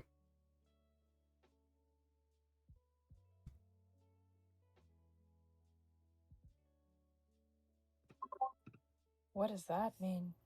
All right, so let's see. Actually, no, he does not, because I cannot read. Instead, he is going to cast an inflict wounds. So he's going to make a melee attack at you. Dogs. Does a 19 hit? 19 hits. All right. You take 26 necrotic damage as the warhammer slams into your chest. You feel necrotic energy slam into your chest as your paladin armor cracks and slightly caves under the force of the blow. Easy. All right. You got that greater healing potion. Yeah, I Don't know. forget. No, I got something to say to him, but I'll wait for my turn. Brax, it'll be your turn. Brax, not happy about that. The thing I just saw. Did I already frenzy? I want to say you frenzied last turn. Okay, sure. So we're going to attack twice. So here goes my first one. 25 hit. 25 hits. Okay.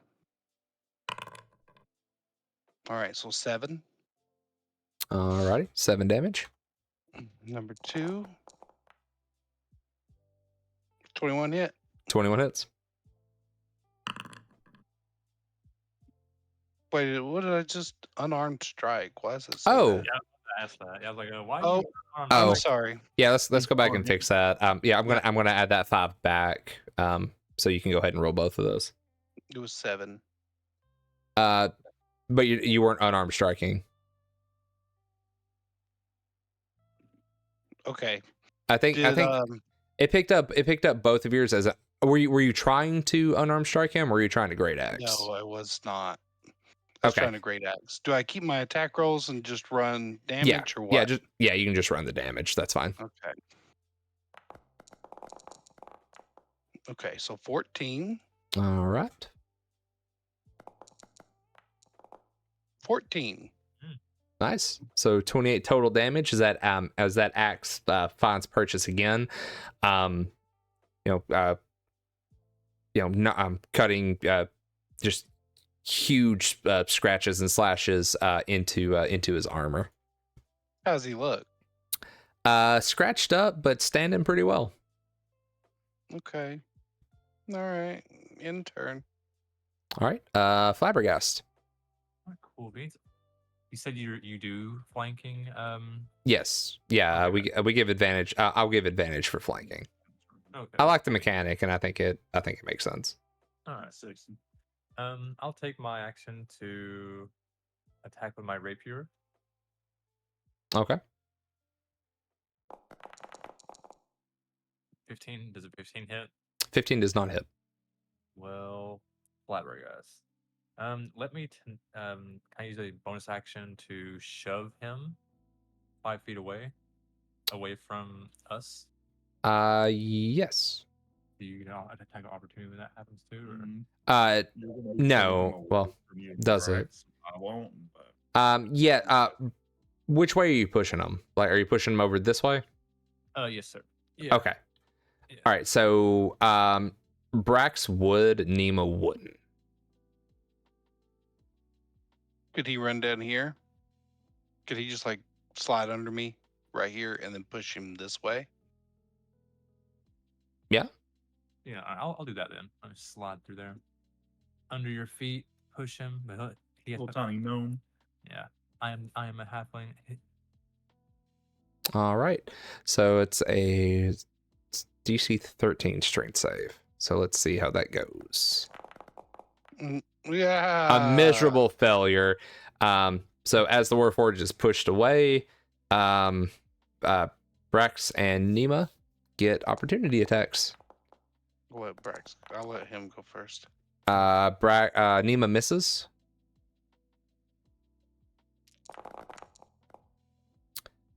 Brax hits. So as Nima swings, the Warforged brings up his warhammer and blocks the blow, but his attention being on Nima gives Brax an opening to bury his axe into this Warforged armor once again. Yeah, don't forget that +2 for 7. I got you. I'm counting pennies on this guy. All right. Anything else, Flabbergast? No, that'll end my turn.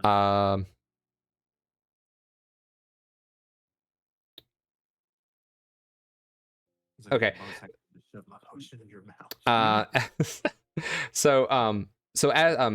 So as you push him and as Brax deals that damage, the Warforged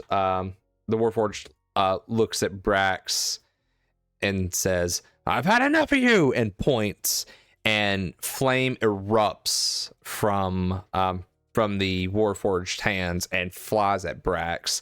I need you to make a dexterity saving throw.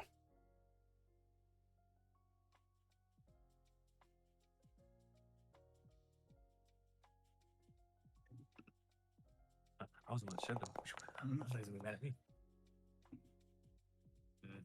All right. Oh. All right, so you miss your saving throw. This flame rockets forward and slams into your chest and burns you for 19 points of damage as he launches a hellish rebuke at you. It occurred. Somebody asked earlier, and I think it just occurred to me. Hellish rebuke is just a reaction. Take damage, deal 2d10 back. Deal 2d10 back. Yeah, it's a 2d10, and then a dex save. So it's 2d10 damage or half whatever the roll is on a successful dex save. Okay, so I'm done. Like that's all the rebuke and stuff, right? Yeah, that's it. Okay. And that will move forward to Nima. All right, so take my slash back at him that misses. I've got one of my hands on my chest from where he hit me, and I'm going to say, "Hey, look, buddy, I could do this all day," and I'm going to use all 20 charges of my lay on hands on myself. Ooh. And then I will, which did not do correctly.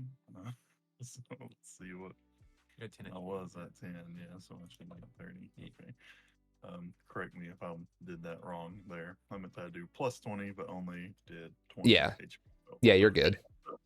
And then I'm going to use my bonus action to use my rabbit hop feature, which is really just for style right here. I can use my bonus action to jump 5 times or 5 plus my proficiency bonus. I'm just jumping over his head, though. I'm not doing anything. I'm going to run over to him and jump over him and not provoking an attack of opportunity. So we're going to go this way. I say, we're about to send your body to join your broken honor. Ooh. And I'm just land there, and that's all I got for this turn, though. The healing takes my whole action. All right. We're back at Pearl. Go, Pearl, go. But it looks sick as hell.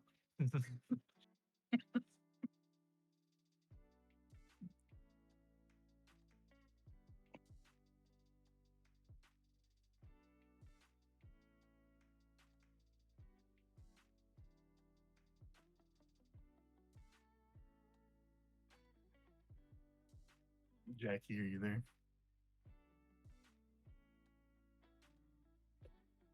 Pearl. Pearl, no. Nah, did we lose Pearl? Sorry, I was muted the whole time. Oh, man. Been talking the whole time. I was my Wi-Fi kicked off and the game cut out. So long. I'm back now. Okay, hold me up. Whoa. But did you hear me talk trash just now? No. Dang. What'd you say? The moment has passed.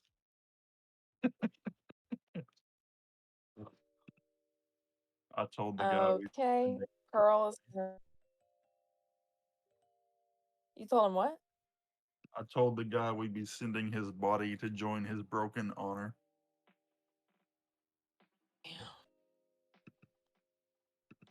Pearl's gonna run over here. Please tell me that hits.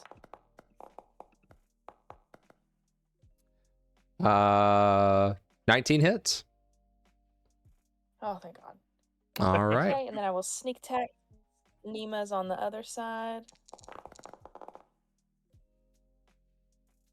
And then cunning action, disengage, and run away. All right. Very nice. All right. It is now the Warforged turn. Let's see.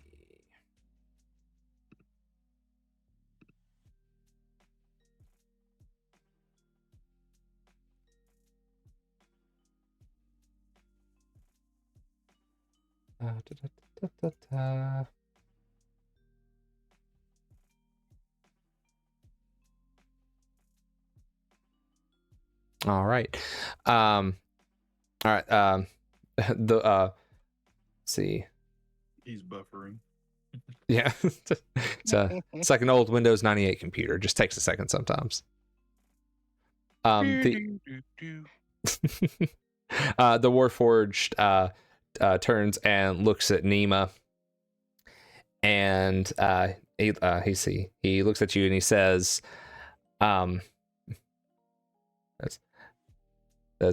"There's no oath but what we make." And he swings his warhammer at your head.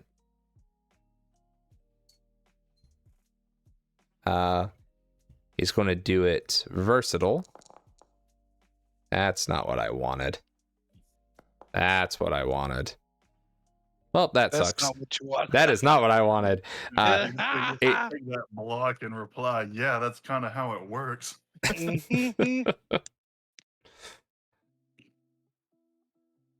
All right, so he takes that miss. Brax, it'll be your turn. Brax going to use a bonus action to drink his greater potion. So how that work? Yes.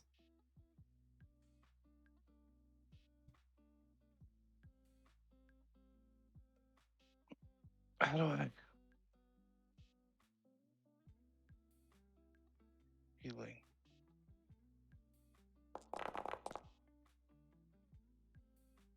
All right, you get 13 back. And then, oh my word, want to cozy up to our boy here. And I'm going to smack him. All right, give him the smacks.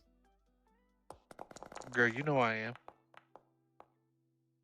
Oh, 15 misses. yeah, I know. Okay, next. You're not swinging reckless? Yeah, that was with advantage. Oh, hell. Choke. Yeah. We, Alright. We gonna die? Yeah. All right, end of turn. End of turn. All right, Flabbergast. Cool beans.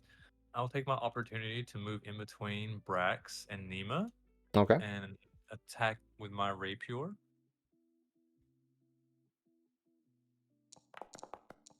$17, 21 to hit. 21 hits. 10 damage. And Nice. any of these. I'll take my bonus action to telekinetically shove him once again, so Brax and Nima can get attacks of opportunity if he fails. All right. Good All right. system. All right.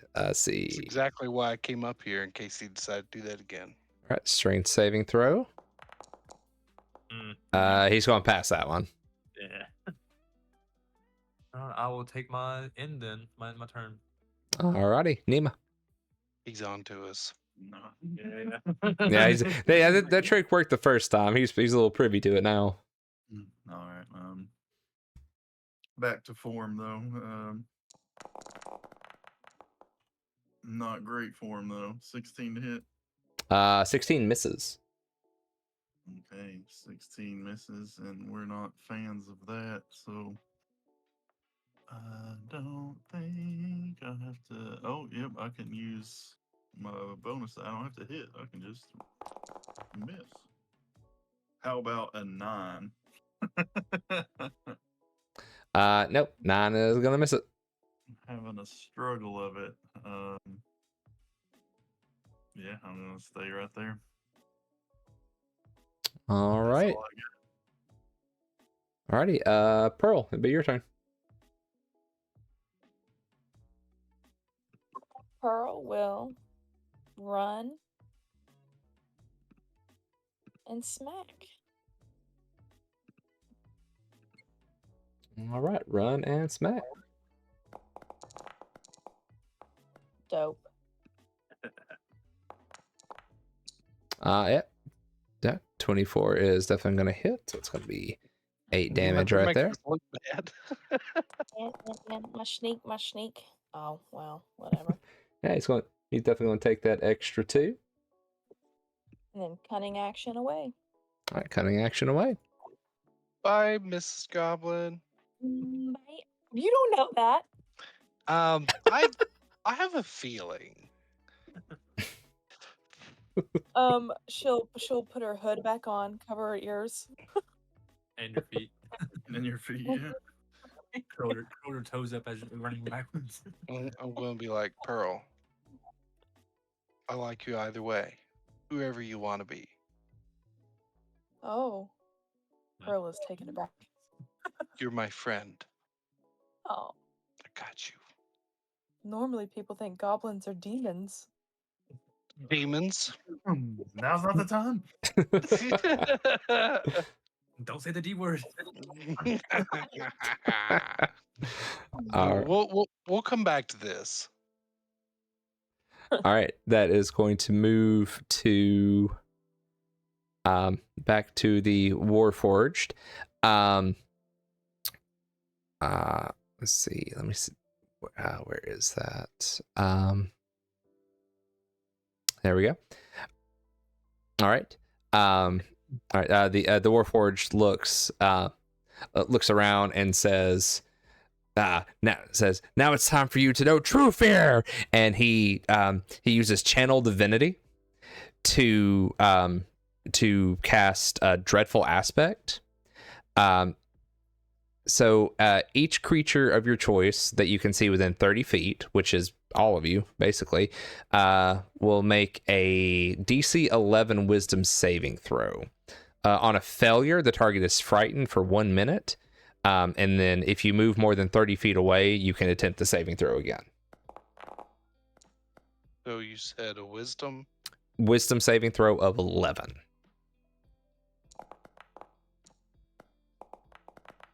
Woo! Dang. Why isn't mine showing up in the chat?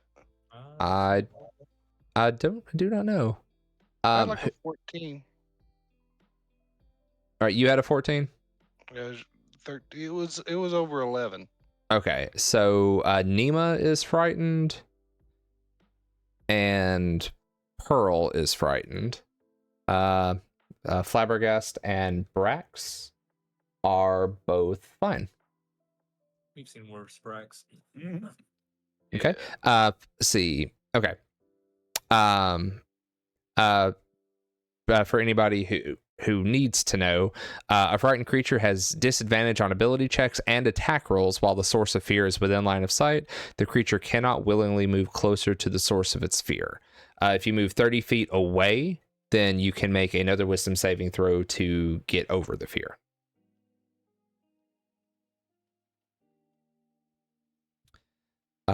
With that, then it will then be Brax's turn.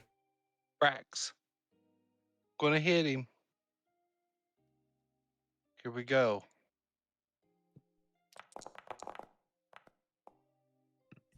Okay.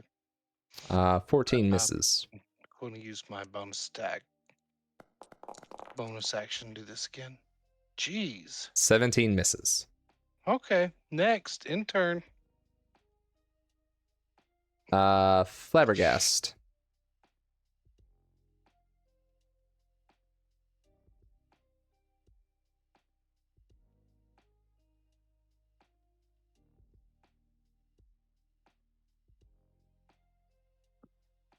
but you can't attack him though because you're weird. He can, though. Just have disadvantage. I'm not. Oh.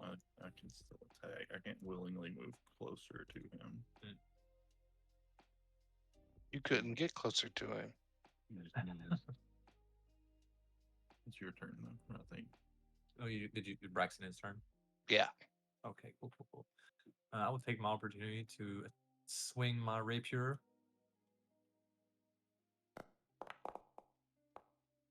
Womp womp. That is a miss. It misses. All right. I will also do my bonus action to attempt to shove him away from us All right. diagonally. Of course. Yes.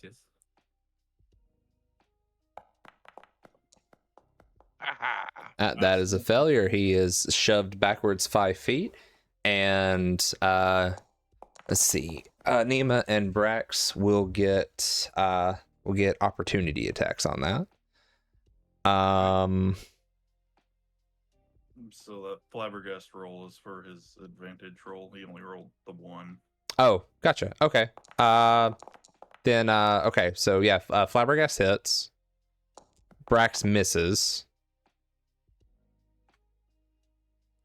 And Nima, you get that.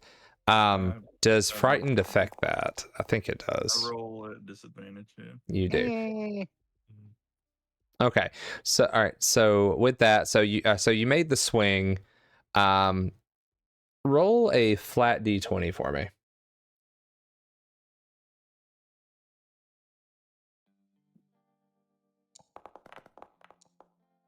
Heck yeah.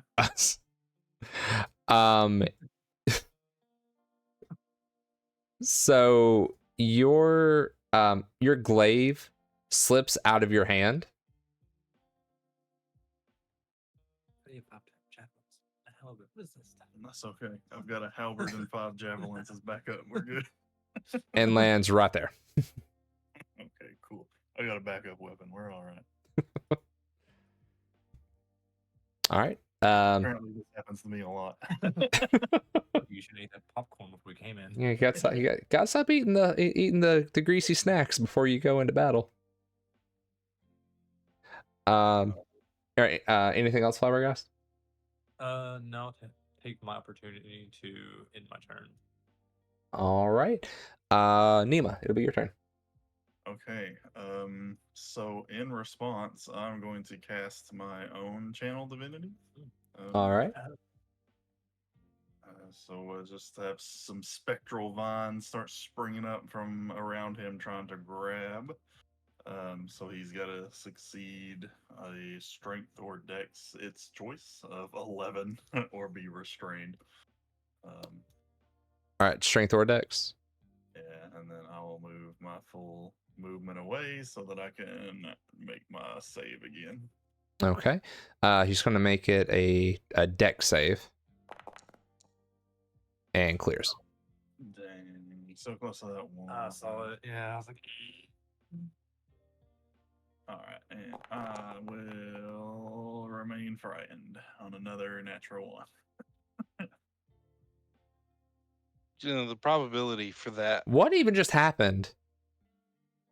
That's three nat ones in a row.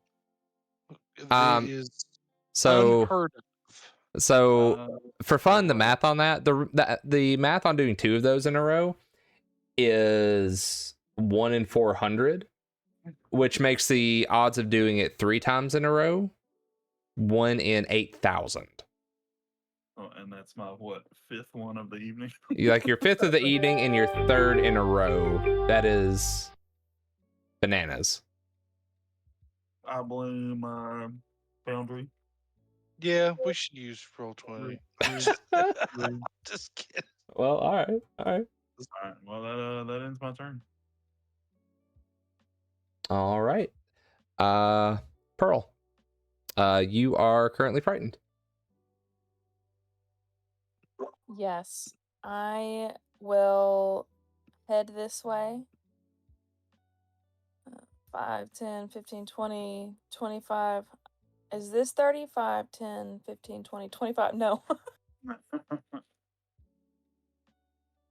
You want to try Okay. you want to try it the other way? Yep, let's go the other way. 5, 10, 15, 20, 25 is as far as I can run. Move, Pearl. Okay, but I'm still not. Did you do that? Or did I do that? I did not do that, but you're more than 30 feet away. Well, I don't have that much movement speed. That was a cheat. Oh. 5, 10, 15, 20, Doing 25. action dash to get to the corner. Oh, I could. Genius. I'll dash and jump up on this zombie. Corpse. 5, 10, 15, 20, 25, 30. Can I re-roll? You can reroll wisdom.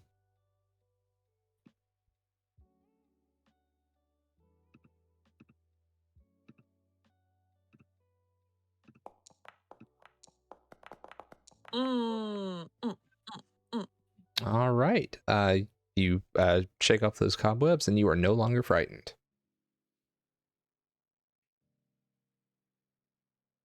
All right, so do this and do this.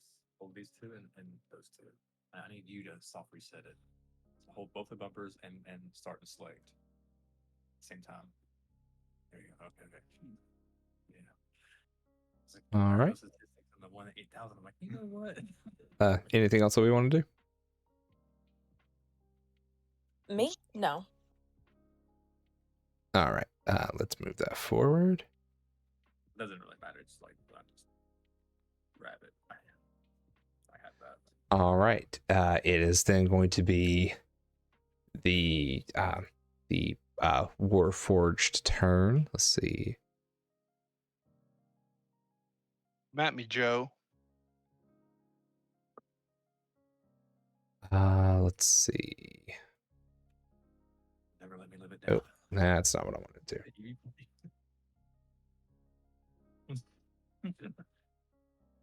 Okay. Forward. wait. Hold on. All right. The Warforged turns on his heels and dashes toward Nima. Opportunity attack. Yep. Do you think? Which is at disadvantage. Yep. Disadvantage. Go for it. That is a what? What was that first you rolled? You rolled a 20 and a 13, I think. Yeah, okay, it was a 10. I thought it was another one, like a 1 and a 20. I'm like, now tell me the math. It was a 10. 13. All right. 13 will miss. And that was my first 20 right there. That's the way it goes, ain't it? All right. Okay. So also Brax can get all the good ones. That's... All right. He then charges in and takes a swing, takes kind of an uppercut swing with his warhammer and will miss. I'm just so frightened. I'm like leaning far enough away from him.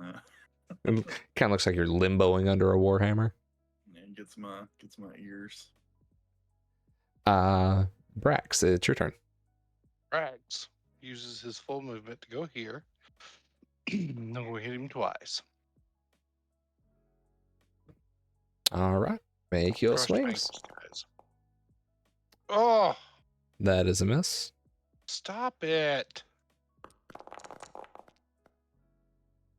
Thank you. That one's going to be hit.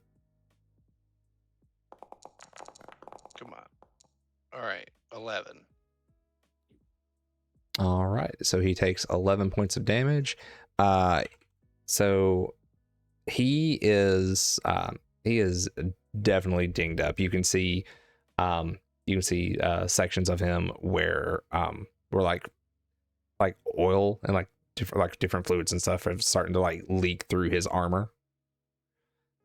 He's looking pretty hurt now. Get in there and KS. Flabbergast.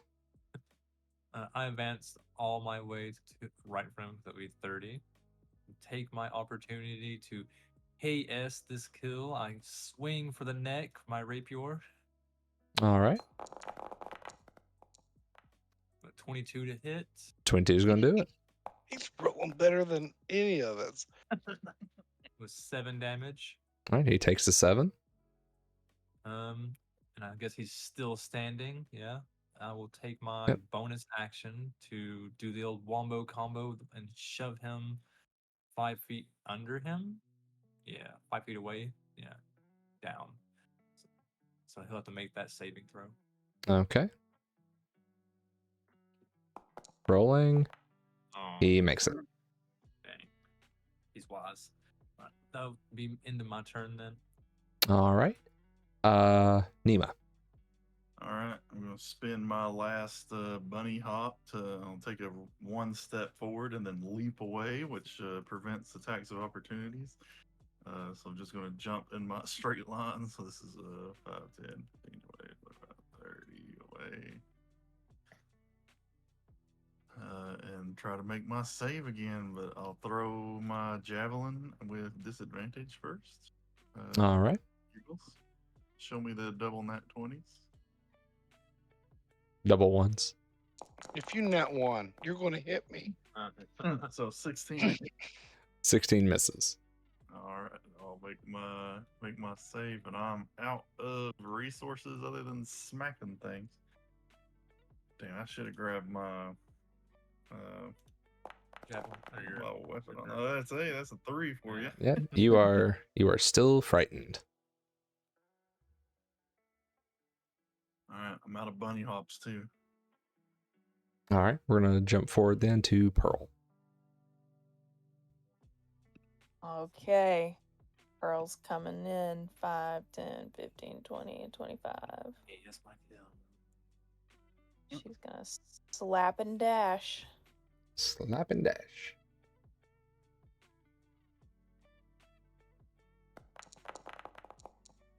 Nope. Nice. I'm so angry. They've hit every time, and then I'm missing turn after turn. Oh. And sneak attack. Come on. All right, that's another 4. That dagger slips in behind that armor and takes a cut of another line underneath that armor. You see like a viscous fluid start to gush from his rib area as he is starting to move noticeably slower than at the beginning. Dash away.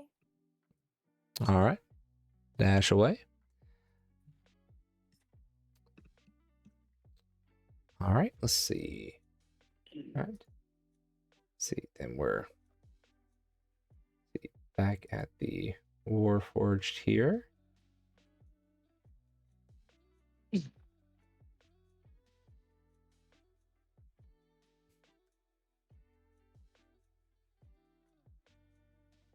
All right, so he's got a couple of targets to pick from here. Okay, and that's going to be a swing at Brax.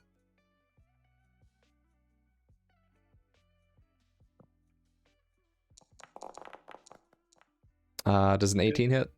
Yeah. Okay.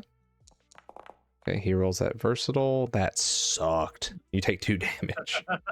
I take 1 damage. Oh, son of a... What It's my turn. What a voice. He hits you in the chest with his warhammer, and it basically just bounces off, and he says, "What are you?" All right, let's see how this goes before I answer. All right, your turn. Yep. 19 hit. 19 hits. Matt, for $50, you can have a sun splitter. Yeah, I wish. That's 12 on him. All right, you hit him for 12 damage. As you hit him, you see a colossal chunk of his chest armor just fly across the field. he stumbles backwards. He is still standing, but it is looking rough. 18 hit. 18 does not. Ah. Okay.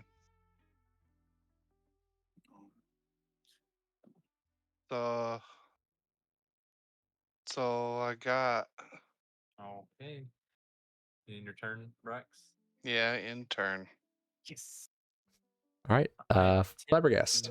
I attempt to make this man into a Pez dispenser. With my rapier, I What does that swing it. mean? Pez dispenser. Like, like No, 19 hit. Oh, the neck thing. Okay, Yeah. I'm with you. Okay, I got real concerned. All right. 19 hits. For 10 damage. All right. Flabbergast, what do you say to the Warforged as your rapier connects? The bard, the turtle. I say to him, when you see your god of death, you tell him the orphans say hello. Damn. And I Oh. turn him into a Pez dispenser. Oh, that hurt. The only Oh, thing that he got. sees is what's directly behind him. 'Cause, It's- Pez is- yeah. So your rapier slashes out. Oh, should probably mute that. Sorry about that, chat. I had something going in the background. You lash out with your rapier, and as you connect and slash across his mechanical throat, you see his eyes flicker. His head and neck rock backwards. And as his head rocks back, you give him a quick front kick into that open cavity in the chest, and you see his mechanical heart eject from his throat and land at your feet as he collapses backwards, and the light leaves his eyes. The Warforged is dead. I collect his heart. That is my candy. You now have a Warforged heart. Excellent. We did it! Yay! The orphans.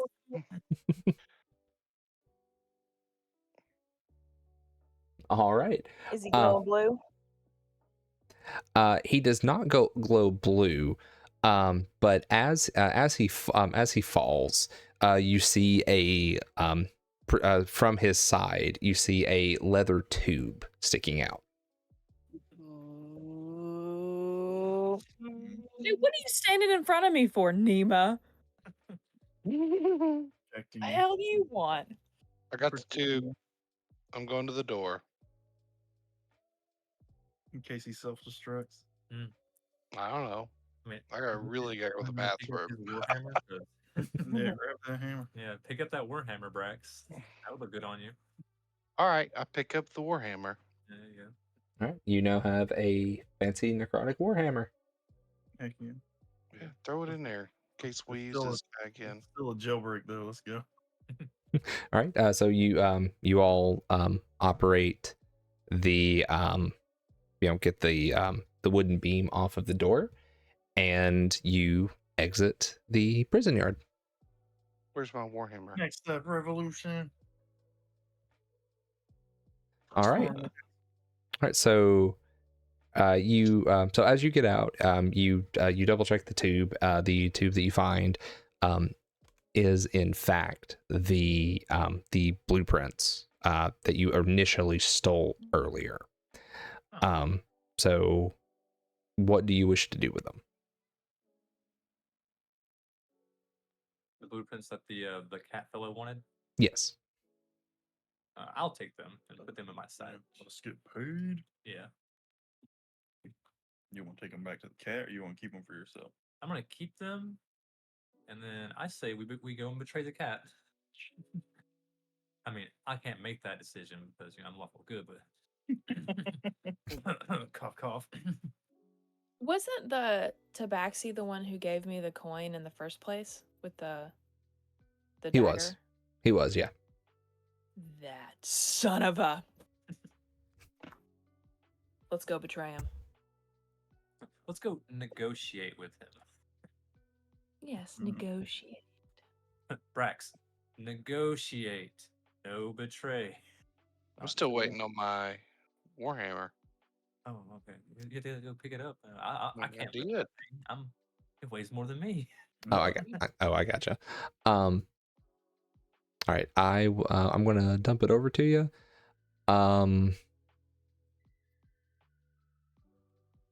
It's kind of a, it's kind of got a little bit of like an extra flavor to it. I'll say, just kind of made some stuff up for it. When you make a hit with that, assume that it makes whatever you would roll it as a also does a +2 necrotic.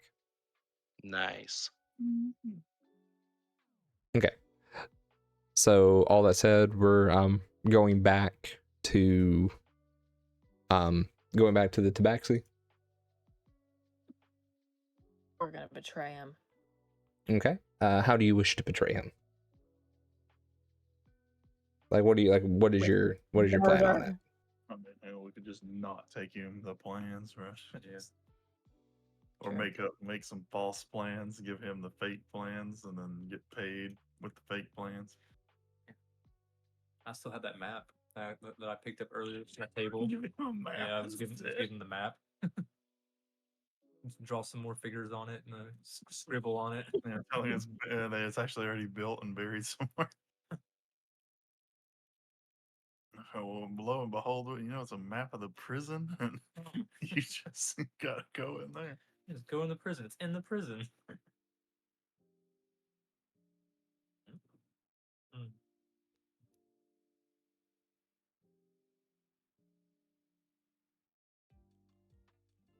So we're giving him the map.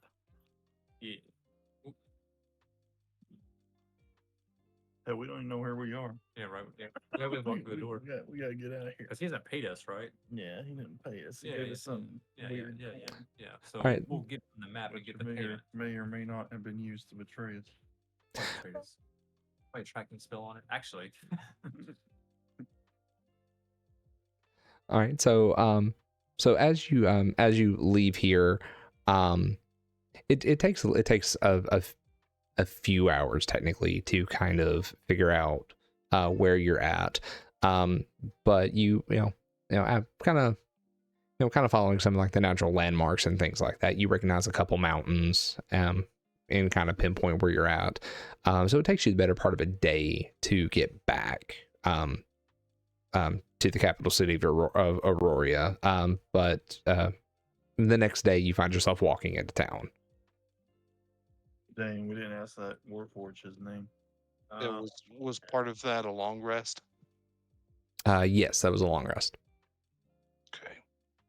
Thanks. Yes, I'll read it.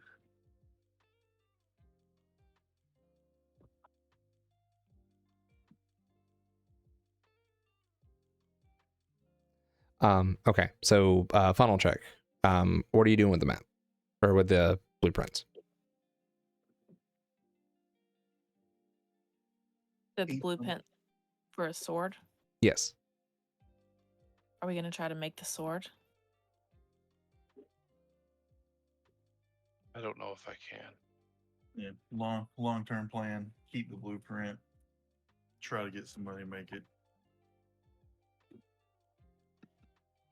Continue our adventuring ways.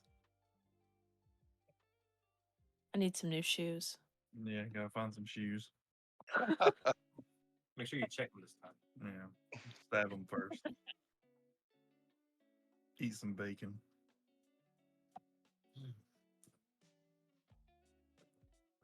I guess for DM clarity's sake, because it's been a little while, the coin that he gave us, like, is that supposed to imply that he was in on the betrayal and said, like, he helped set us up, or did he not know anything? Or is that what we're about to find out? Yeah, so it it didn't feel like a setup necessarily, but you do think it's kind of weird that two parties that are seemingly of the same faction are both trying to get the same thing at the same time. like Mm. it's like it feels kind of like two groups of this, like two portions of the same group trying to accomplish the same thing, but for different reasons. But they could have been like following him or like staking out. Like he could just be trying to do it on his ownsies for the crown.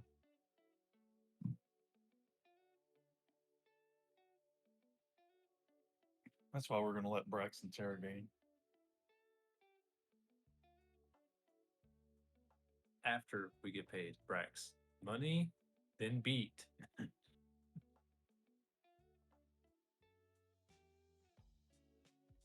Okay, so so final check.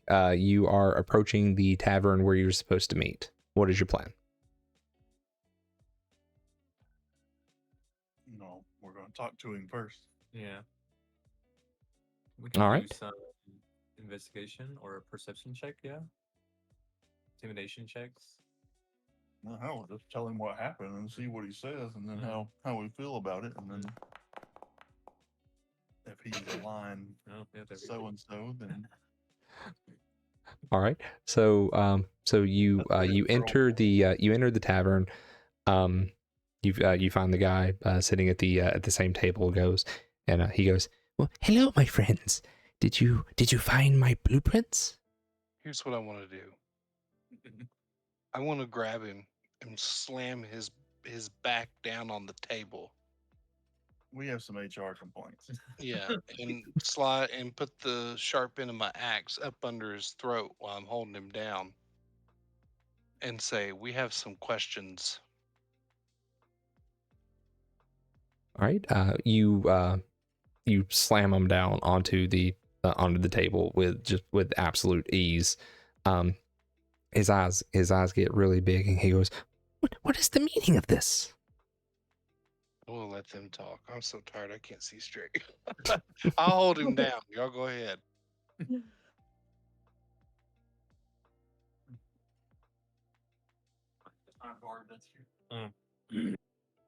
We've got some questions. All right. He How just do you feel kind of. about orphans? How do you feel about orphans? I love orphans. I donate a lot of my funds to help orphans. Oh, okay, okay. And you would never betray them in any way, right? Never. Oh, Did you swap my shoes? What? Did you swap my shoes? No idea what's going on. No, of course not. Make a what check even is that? Oh no! But Sorry, before you say that, I'm also pushing my blade. running running out of gas. Yeah, I'm pushing my blade further in his neck as he talks, and I don't like his answers. Like Okay. not cutting it, but Yeah, making him that's it. alive. That's it. Perception. Yeah. Pearl, you don't think he did anything with your shoes. Flabbergast, you know he did something with her shoes. I'm fond of cats, so I'm gonna give you one try to come clean before we let our upset friend here just have his way with you under the table. The tabaxi just kind of gulps and says, "Okay, fine. I switched the shoes." But the orphans. Well, yeah. What Oh. about the orphans? Oh, no, I had nothing to do with the orphans. Then why were we framed with people that had the same medallion that you gave us? You were framed? Yeah, for burning down an orphanage. Oh, no, I wouldn't advocate for that. That's too far, even for me. You're gonna double your pay, or you're not leaving this tavern. And throw in Roll new shoes for all of us. roll intimidation with advantage. Who, me? Yeah, you. Okay, hang on, I gotta find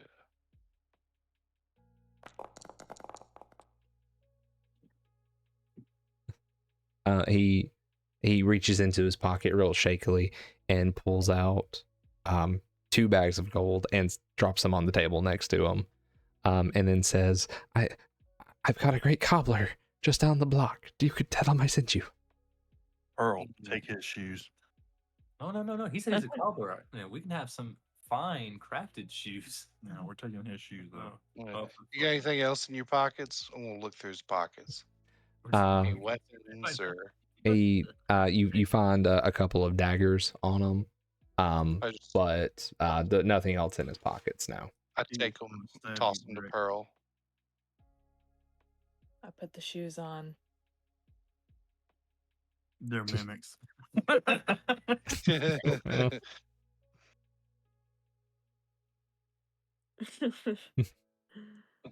All right, so you now have his shoes, you have all of his money, and a very scared recommendation to go to a cobbler on his dime. So what else are we doing? What you want these for? What you want these papers for? For the blueprints. Yeah. He kind of looks up and really shakily says, because power is one hell of a deterrent. You have the appropriate show of force, and people don't bother you anymore. I don't understand what you mean as I shove it further into the table. Right, so that's literally how you live your life. Explain it like I have a -1 modifier on my intelligence. He says, look, if you see a small group of people tear through the city's most elite guards without any problem, would you follow them, or would you leave them to their own devices? I'd probably join them. Well, that's on you. That's a you thing. I think I'm more confused now. Brax does not like to be confused. Pull Brax off of him. Come on, buddy. Let's go. Okay. You're lucky I didn't give him a warhammer yet. I say to him as I walk away. Carrying the Warforged hammer. Lord. And we'll go on our merry way. All right. You leave him where you leave him at his table. Over the next little bit, you hit up the cobbler. You get some new shoes on someone else's dime. You end up with 300 gold to split among the party. It's double. It's triple. How many of us are there? 4, so 75 apiece. Not worth it. All right, and technically, because I didn't hear anybody say it, you still have the blueprints. Yep, we do. Yeah. We sure do. So with that, what you kind of learn and piece together over time, just from talking to people in town here, is that there were basically competing factions of the followers of Baal. Basically, you had everybody's kind of under the same umbrella, but on occasion, as is with a lot of other things, maybe sometimes two different groups within that kind of have some conflicting, I guess, goals for what they want to do or how they want to get there. So as best you can gather, the Tabaxi's goal was to steal these plans, form a take a small group with them and basically decimate the most powerful kind of defense in the city, in what would have created not a power vacuum, but basically would have been such a show of force that it would have heavily dissuaded anybody from attempting to come after them, and would have left them to not only potentially continue any murder or mayhem as they wanted, but also could have left a lot of things open in terms of how they help maybe running like the politics of the city or having influence over getting certain things done the way that they wanted them. So basically it was almost like a personal power trip with a bonus of being able to say, well, yeah, we're still supporting our god. The Warforged, as you kind of traverse town and kind of heal up and everything, you kind of hear mutterings that this Warforged has been seen around before, and is widely known for basically showing up, murking a bunch of people and then going about his way. Not a lot of rhyme or reason to it. So as best you can tell, for this guy, he wanted these blueprints so that him and his followers could be outfitted with these, with these basically mega weapons in an effort to basically make themselves untouchable so they could, continue, just murdering all across wherever they went, and nobody was going to be able to stop them because nobody was going to have basically the bigger gun. And for notes, some of the muttering you hear was that he went by the moniker Ironbane. That was his name? Yes. Okay.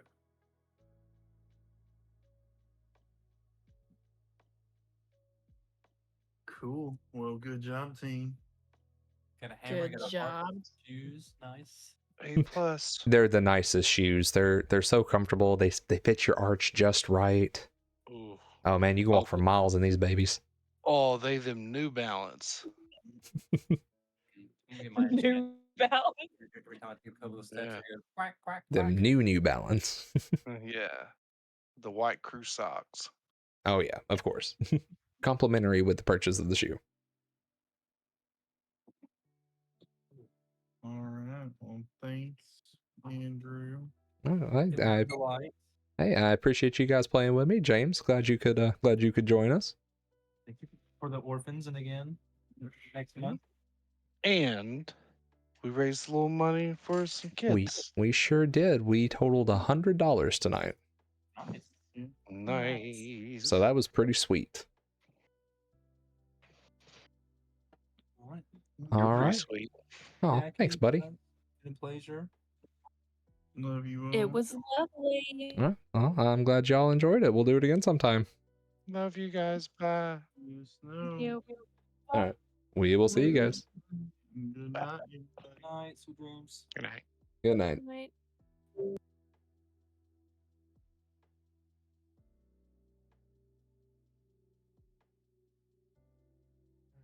All right. Leave that and leave that. Okay. So that was that was a lot of fun. I ran that once in person for some friends, and it was played kind of serious and such, and this one was a lot goofier, and I'm okay with both of those things. It seemed like everybody enjoyed it, so hopefully you guys enjoyed it as well. We totaled $100 tonight, so that's awesome. And on a personal note, we had, I think, 14 people in here at once, and that's the most we've ever had. So I am very grateful on both of those counts. Thank y'all for coming out and spending some time with us and hanging out, just having a good time and raising some money. So if you want, feel free to follow the Twitch channel. It'll let you know anytime that we go live with this again. You can also go over to the YouTube channel, same handle as here. That's where we upload the streams in their entirety. So if you missed anything, you can always double back and watch that again. And as always, the Extra Life links are below. So if you want to learn any more about that, or if you, if you want to donate, or if you just have any questions about what they are and what they're about, all of that will be listed there. I'm not sure when we're going to have time to stream again, but we're going to try to find some time. And yeah, that's all I've got. So again, sincerely, thank you guys so much for coming and hanging out with us and allowing us to be a part of your evening. And we will see you on the next one. So take care.